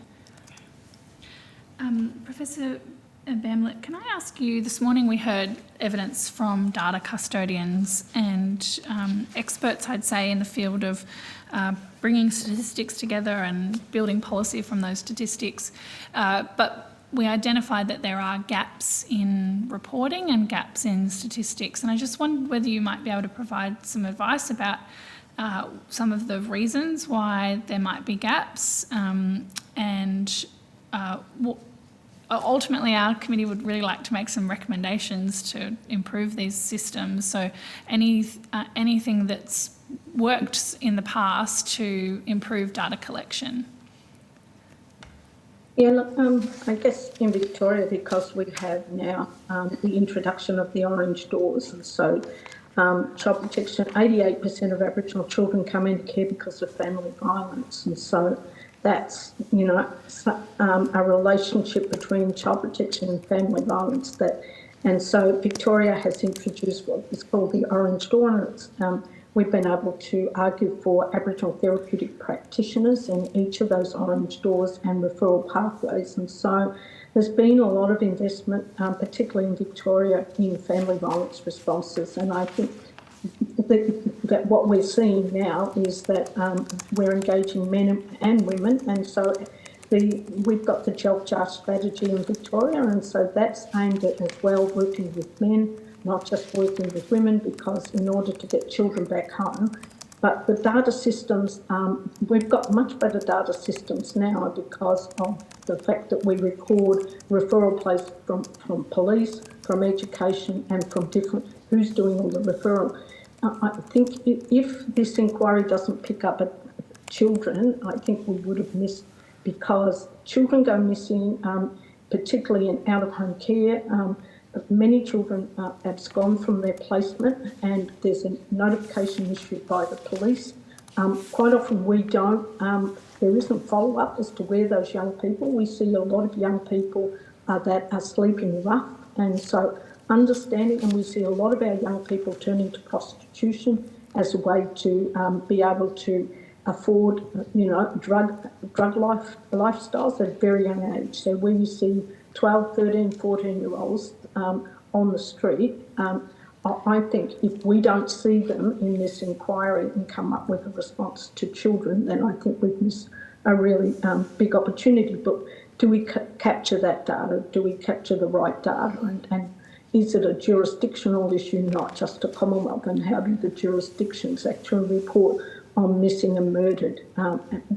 Because I know I work in Victoria, and we've seen a number of Aboriginal and Torres Strait Islander women who have lost their lives through family violence. And referral pathways were broken down. Those referrals didn't get referred to Aboriginal organisations, even though there's clear protocols and agreements. So there's no accountability when people fail our people. And so, you know, the loss of life for us, we take it seriously, but sometimes the systems don't see it as, you know, it's just another tick the box, another Aboriginal person has died. And I think we need to build in greater accountability for mainstream when our people are murdered and when our people are, and children as well as adults as well as, you know, women as well. Okay, thank you. I think your evidence is probably making me question whether we should speak to some people in the media as well about the representation of these cases. Ms. Doherty, if I can just go back to asking, so I understand where I need to get this information from. We had NIAA here this morning for prevention programs that are focused on First Nations communities. Is your department the lead department on that, and how do you work with state and territory governments on prevention programs? Thanks, Senator. So the key way in which DSS does our work in the space of prevention is through Our Watch, which is the national peak or national organisation on primary prevention. Our Watch is not an Indigenous organisation, but Our Watch, again, is the lead national organisation and has developed resources such as Changing the Picture, which provides an Indigenous lens on the prevention work that Our Watch leads. DSS does fund some small community grants, which were funded through the previous national plan, looking at local trials of prevention activities, but most of our efforts are at that national level. Okay, and the Our Watch program, what was it called? Sorry, Changing the Picture is Our Watch's resource specific to prevention of family violence in the Aboriginal and Torres Strait Islander context. Okay, and do you know what languages that is in? Senator, I'd have to take that on notice, sorry. Okay, I might leave it there, Chair. Oh, okay. Questions, yeah. Senator Thorpe. Thank you, Chair, and thank you for appearing today. The Pathways to Justice report in 2017 recommended transformation of the child protection system. The Bringing Them Home report provided recommendation on how this needs to happen. So in what ways does a child protection system need to transform to improve safety of First Nations children? Thanks, Senator. Professor Bambler, did you want to speak to that question first? Yeah, I think it's a great question. I mean, I think that there is a body of work. We've now got a new national child protection plan, Aboriginal specific, and a national early years strategy that's been developed through SNAIC. So I think that what we now have is we're going to have all the CAFS ministers come together to look at how do we actually implement that. And it is aligned to close the gap again, to target 12 within that. But remember that target 13 as well has children. And so I think that what we see in Victoria is Aboriginal children in Aboriginal community control. And so the guardianship and the transitioning of child protection to Aboriginal community control. And what we're seeing is really great results with regards to the numbers of children that are going home. So the reunification rate for the department for children to go home on long-term orders is 12%. For the Aboriginal community controlled organisations at the moment, it's 24%. So if we applied that to the thousands of children that are in care, if we were able to get more children home safely, if we're able to do that, then it speaks to the fact that Aboriginal people, self-determining Aboriginal people having control of decision-making In Victoria, we're looking at changing the legislation so that Aboriginal organisations can undertake child protection investigations, and we think this is an opportunity to work early with mums, dads and families and children to be able to keep children safe and in the family home. There's no doubt 90% of children, when they leave care, they go home. And we seem to have a system that's, basically about keeping children out of the parental home and in the system. And I think we keep investing in the Aboriginal community, but we still have the same Western system and we still have the same Western child protection model. All of the systems that we have in Australia are obviously been brought from overseas.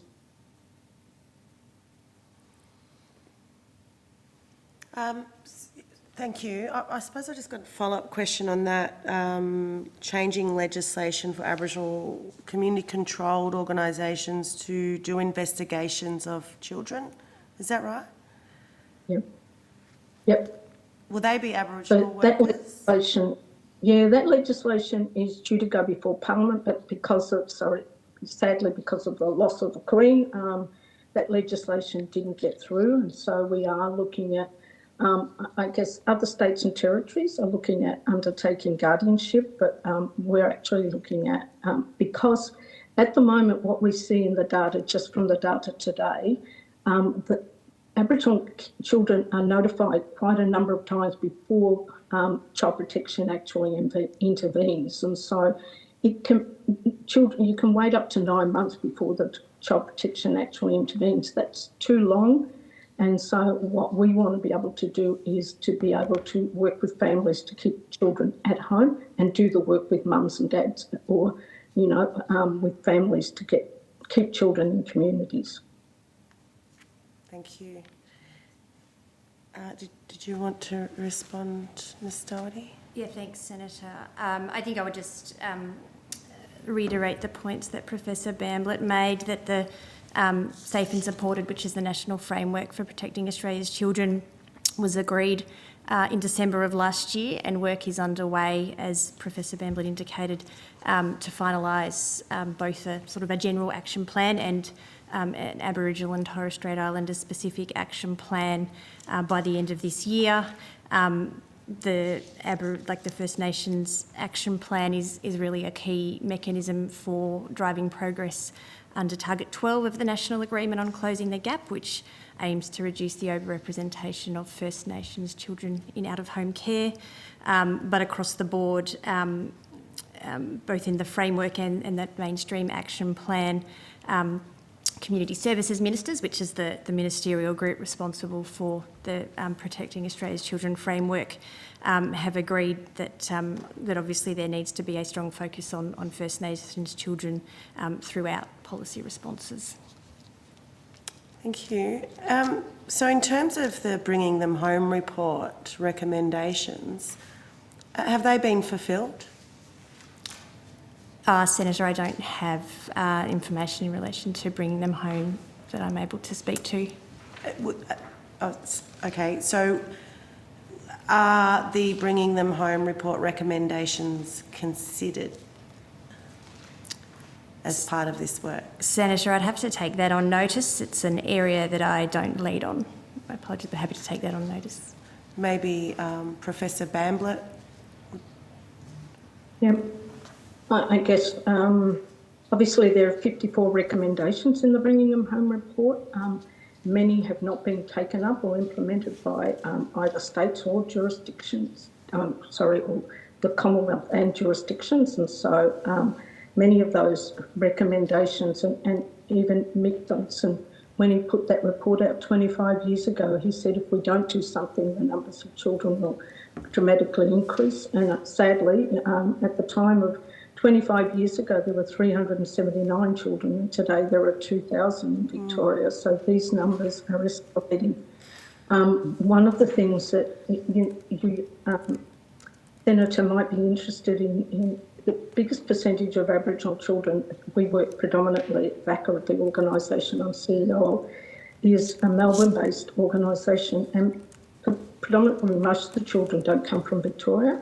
Most of the children, and whilst just about all the land that we work on is Boonwurrung and Wurundjeri. Very few of the children are actually from Boonwurrung that we're removing or Wurundjeri. So we have some particular challenges with urban children, with being able to really be able to find their family, firstly because so many were removed from other states and territories and brought to Victoria. And so the intergenerational trauma, intergenerational violence, all of these things contribute to a child protection system that if we'd have looked at the Bringing Them Home report, the 54 recommendations, I mean, some of them we've implemented. If you look at the work that we do around cultural support planning, return to country, genealogies, confirmation of Aboriginality, connection to community, a lot of those things are things that we do, but have we implemented the 54 recommendations? No. Should it be something that is taken into account for this work? Absolutely. Yeah, I would suggest both the Bringing Them Home 54 recommendations and the Royal Commission into obviously the deaths in custody, because many of those recommendations align with our work as well. And so the overrepresentation of our women in prison, the incarceration, the death rates of our women, the suicide rates, all those things I think are critical. Thank you. Can I ask the Advisory Council, what's the Advisory Council made up of? I think the Commonwealth Government were made up representations of LGBTQI, disability, Aboriginal people that are academics, Aboriginal people that work in women's policy areas, and so it's very diverse. It's got men, women, it comes from remote areas, rural areas. We have people from Tarntjintjera that work in the town camps, and so there's a diversity within the room. And so that was a Commonwealth Government appointed Advisory Council. Thank Senator, you. I can name members, or would you like me to table the list of members separately? I'm happy for it to come on notice if you like, just to save time. Thank you. So in terms of institutional racism and the impacts upon children, child removals, is anyone aware of instances in which a child's Aboriginal status or Torres Strait Islander status is used against them, whether in regard to rationale for removal or inadequate safety planning? Senator, I don't have a response on that. I'm not aware. Obviously, Professor Bamblett has a view. I think that there are various legal cases where there are times where we've had to go to the Human Rights Commission to fight for children. We've had instances where carers have fought to say that the child isn't Aboriginal, so that the child can be raised away from the Aboriginal community. So there are instances where we've had to fight for the culture of the child, and so we do have, I think, systems in Victoria where we're better able to identify. I think the key challenge that we have is that we have so many children who can't find their Aboriginal family because their adoption records are sealed. We have a high number of Aboriginal children that were brought from other states and territories on the premise of a holiday, so their grandparents or great-grandparents were brought here, and a lot of the churches have destroyed their records. So there are a lot of issues that we have to deal with within the child protection system, and so it's why we're so keen to, give evidence before the Uruk, Justice Commission in Victoria, because we think historical removals continues to have an impact on child protection today, and contributes to a lot of our women that are in the prison and in the criminal justice system as well. Thank you. Ms Doherty, did you want to respond, or you happy? No, thank you, Senator. I'll keep going if no one's looking at me. I'll keep going. Let's just read some of the recommendations. So the FACTS study in 2017 found that the underlying catalysts of violence, in addition to colonisation, housing problems, racism, financial stress, alcohol and other drug use, poor physical health, poor social and emotional well-being, including poor mental health, unemployment, contact with the criminal legal system and incarceration. How are you ensuring that this holistic understanding of family violence and well-being of children is incorporated into all of your strategies? Thanks, Senator. I might start and then I'll hand over to you, Professor Bamblett. And again, with the national plan still going through the process of approvals, I can't comment in any detail on what the plan says, but certainly through the consultation process, we heard very clearly that while gender inequality is a key driver of violence, there are many other factors that contribute to individuals' experiences of violence. And most importantly, I think with the voices of victim survivors that we had the privilege of listening to through the consultation process, it became very clear that the responses to violence need to take into account all of the circumstances that a person is in. So looking at intersectional issues, looking at poverty, looking at issues such as alcohol and other drugs. A person-centred approach is really the aim, the ambition, I think, of all of the work that we do, both in DSS across the Commonwealth and with our state and territory colleagues. And I acknowledge that is particularly important in the context of violence against First Nations women and children. And I think that is why we are working so closely with the Advisory Council in line with Priority Reform Area 1 under Closing the Gap to make sure that our responses are developed by and informed by the voices of Indigenous Australians. Again, I can't sort of comment in detail at the moment on what the national plan might comment on in terms of longer term responses, but I think just again acknowledge, and it is acknowledged also in Changing the Picture, the Our Watch resource that I referred to before, that violence against women and children doesn't happen in a vacuum. Just two more, if I may. So what kind of resources need to be given to Aboriginal community-controlled health organisations or organisations to provide the wraparound services that address these structural factors and keep children at home? So I can... Can I? Yep. You go, Yeah. Professor Bamblett. I think, I think the conversation before that was around prevention and Our Watch and all of those organisations, but they're very much paper-based, they're not programs. And so if you think about, and I just use Victoria, we're 29% of the children in care, but we only get 7% of the dollars for early help and for to be able to work.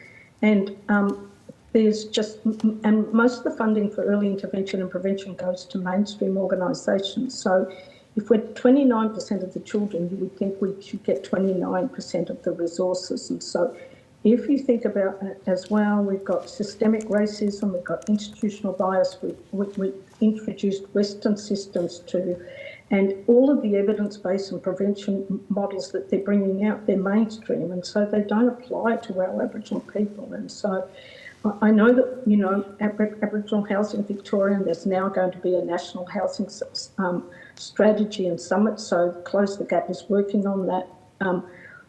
All of the issues that have been described are really are the wicked problems, and so how do we actually come up with, entrenched approaches to entrenched issues of housing, homelessness, drug and alcohol, mental health and family violence.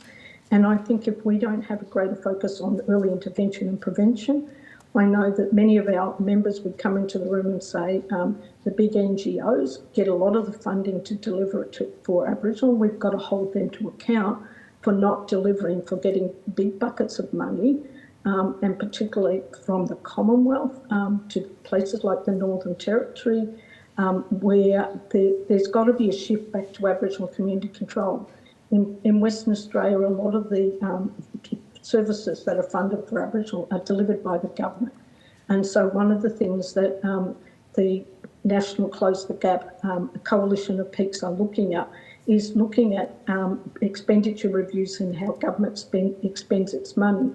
What's interesting is the New South Wales expenditure report shows that there's only a small portion of funding that goes to the Aboriginal community for Aboriginal, that most of it goes to government and a smaller percentage to mainstream. So it goes to show you that we need to use that evidence, and given that that's coming up to the coalition of peaks, I think it would be useful for this forum to get a look at where does the expenditure go, and particularly to look at in this space in child protection and family violence, where the government expenditure goes and who gets it and what outcomes we get for that funding.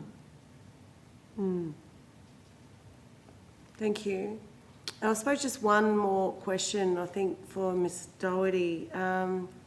So if we're going to empower Aboriginal organisations to conduct their own investigations, they need adequate resourcing to be able to do that. How can we address institutional racism and bias that places high regulatory standards on Aboriginal community-controlled health organisations while providing inadequate funding over funding cycles? So how do we, we talk about the demand, we talk about the colonial violence and the symptoms of the invasion in what we've talked about, but how are we going to fix the shortfall? Like, given the example that Professor Bamblett just used on the 29%. Thank you, Senator. I think, and I guess similar to my comments in relation to the national plan, obviously government has committed to match previously announced investment in family safety, and that has previously included some commitments in relation to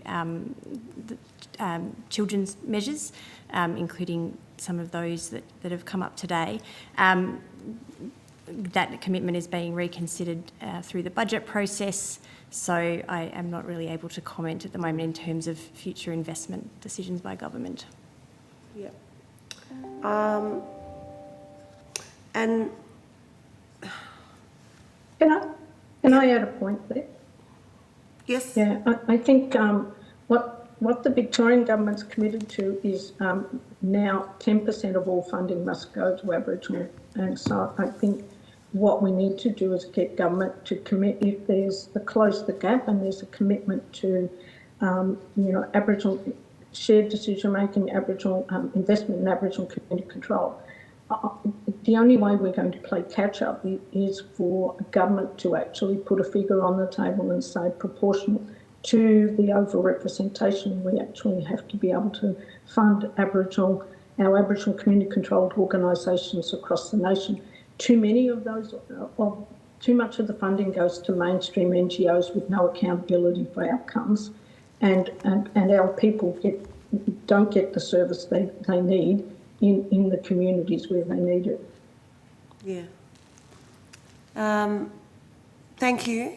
That was it. I suppose my last question was just around the definition of genocide. It includes taking children away and moving them to other places, and I would just wonder whether genocide is also part of the conversation or the interpretation of, we talked about colonisation, but there was also, according to the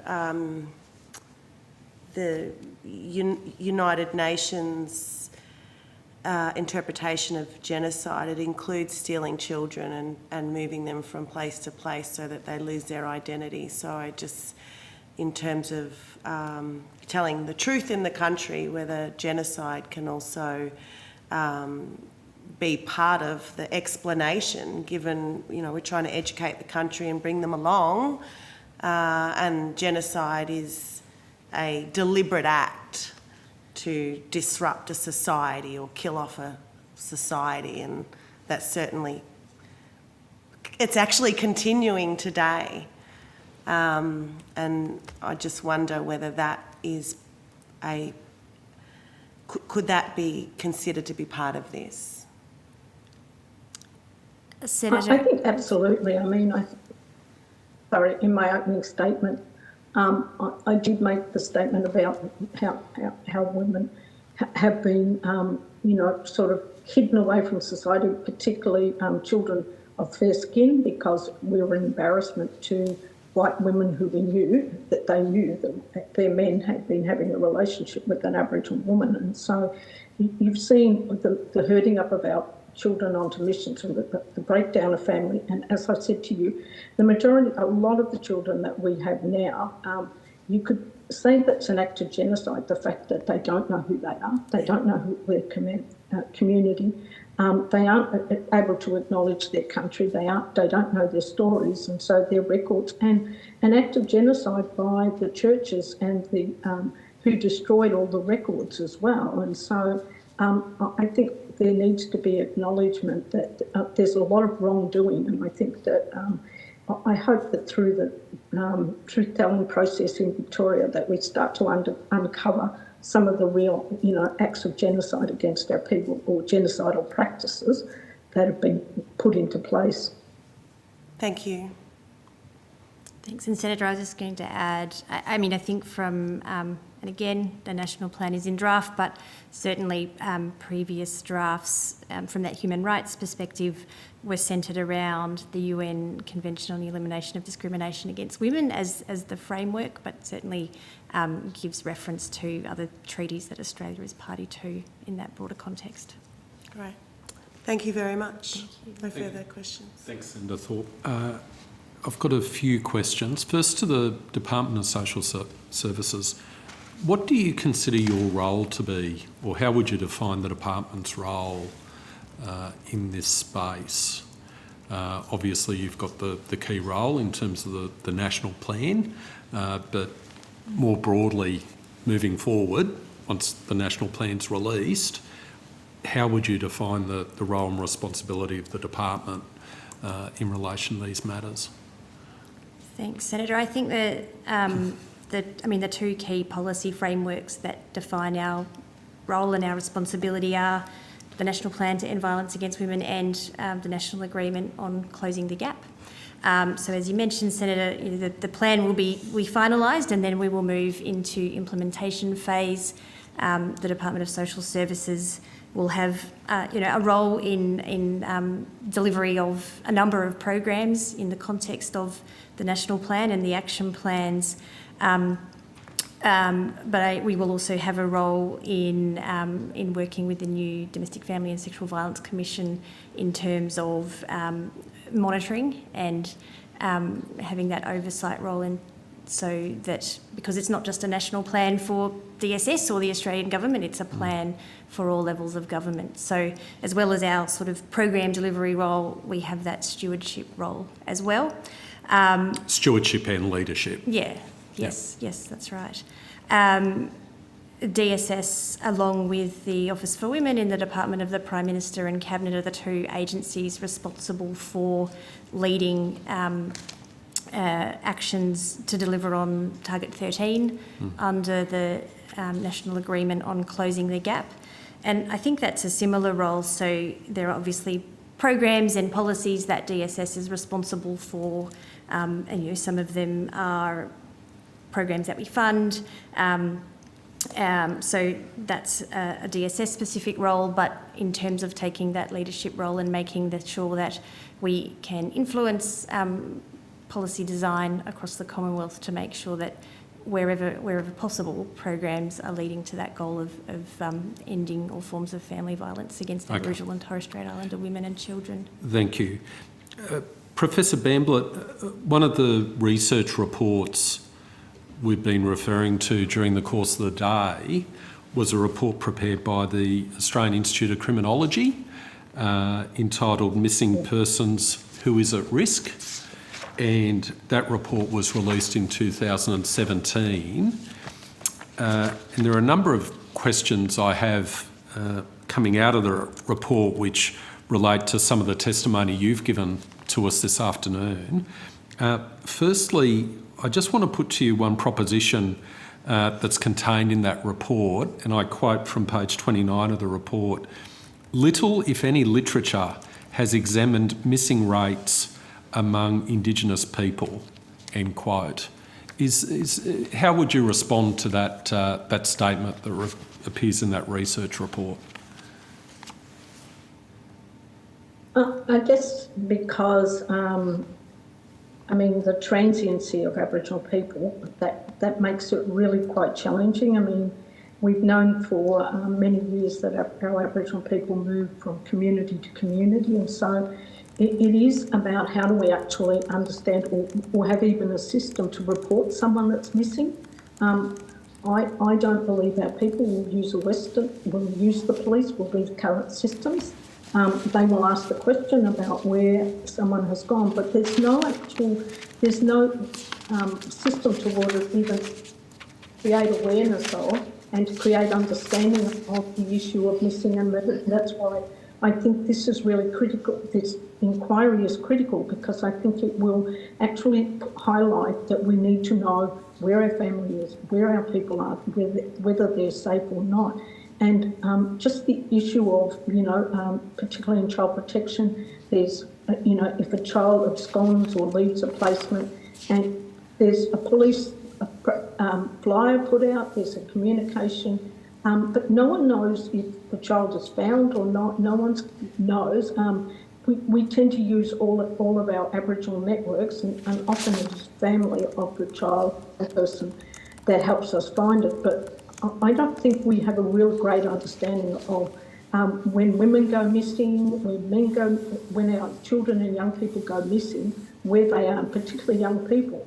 It's evidenced by, you're only in Victoria here, have to go into St Kilda or Collingwood and places like that and see children and young people there, as I said, prostituting or doing drugs. So I think we do have, in each state and territory, I think we all have those conditions that we're dealing with. Thank you, Professor. And your comments there lead on to a number of further supplementary questions I have. I want to give you another quote from this report, page 29. It says, "There may be reluctance for First Nations people," it's talking about engaging with police or cultural mores about public identification of community members that delay reporting a missing person event to police or contributing to missing person investigations. Instead, there may be a preference to rely on personal networks to locate a missing family member or friend, end quote. Does that, would you agree with that statement? Resonate with. It does resonate with you? Yeah, I think we tend to. I think it applies, and it should apply particularly if it's if there isn't risk and if that person may not be in danger. So we can't apply that to every situation. So when we're thinking about women escaping violence, someone needs to track whether the woman is actually still safe. During COVID, we had so many incidences of women being held captive in their homes. We had to come up with different approaches and duress alarms, safety packs. We had to work out different ways of keeping women safe. I just think for Aboriginal women, we don't have a system that is based on how do we keep Aboriginal women safe and what are the complexities, because I think being known as an Aboriginal person, because people know who I am, I can be seen if I was in a relationship with someone that was violent, could the system keep me safe because of who I am and because of, just being able to not be able to feel safe in an Aboriginal community. Why do I need to leave my community to be safe? And I think this is what a lot of Aboriginal and Torres Strait Islander women are feeling. But I think I would urge you to go and have a look at how they treat First Nations women on some of those communities. Some of our women are put into dongas, and that, basically a shipping container that's got a big wire fence around them. I think the treatment of our women is inhumane for women escaping violence, and particularly if you don't want to lose your community. So I think we have to understand how bad the system is actually treating our First Nations women within this country. Okay, I've got one final question and then we have to end for this session. And you referred to the Bringing Them Home report, and I was going through the recommendations in that report, and Professor Bamblett, I just want to put this one recommendation to you to get your view with respect to the extent to which it has been applied in practice or is still yet to be widely applied. And it's what referred to as and I'm quoting from the report, Indigenous Child Placement Principle. So in circumstances where a First Nations child is not able to stay with their family, right? These are the principles that the report said should apply. So placement is to be made according to the following order of preference. 1, placement with a member of the child's family as defined by local custom and practice in the correct relationship to the child in accordance with Aboriginal or Torres Strait Islander law. 2, placement with a member of the child's community in a relationship or responsibility for the child according to local custom and practice. 3, placement with another member of the child's community. Or 4, placement with another Indigenous carer. So that was the end quote. So that was the recommendation in terms of the order of preference that should apply in those circumstances where a child is not able to continue to reside with their family. To what extent is that being applied in practice today or not applied? Well, I think it's in most states and territories legislation or policies. The practice and the application of it is variable. I think it's variable on whether, the complexity of the family and whether there is the supports around the child. So if, mum and dad are into drug and alcohol family violence and then aunts are in prison. And so we're thinking we consistently have to deal with the breakdown of multiple people around a child, and so finding the child. But in reality, the default position most of the states and territory is to place the child with an Aboriginal carer. They often don't do the work to find an Aboriginal carer. They don't do the work to find an Aboriginal family, and particularly if that family is interstate. So we have a number of children that are in Victoria that come from other states and territories. So if you ask me truthfully, I would say that very low compliance with the Aboriginal Child Placement Principle. Okay. Thank you very much, Professor Bamblett. We have to leave it there, but thank you to all of our witnesses for taking the time to give evidence today. It's greatly appreciated. Do we need a motion to accept tabled documents? No? Okay, and do we need a motion in terms of questions on notice? So I think, Deputy Chair, we're looking for Friday, 11 November as the date for returning questions on notice. Are you happy with that? So that concludes today's proceedings. The committee has agreed that answers to questions taken on notice at this hearing should be returned by 11 November 2022. I thank all witnesses who have given evidence to the committee today. Thanks also to Hansard Broadcasting, Secretariat, and also my fellow committee members for their assistance today. I declare the hearing now adjourned. Thank you. Thank you very much. Thank you, Professor Bamblett.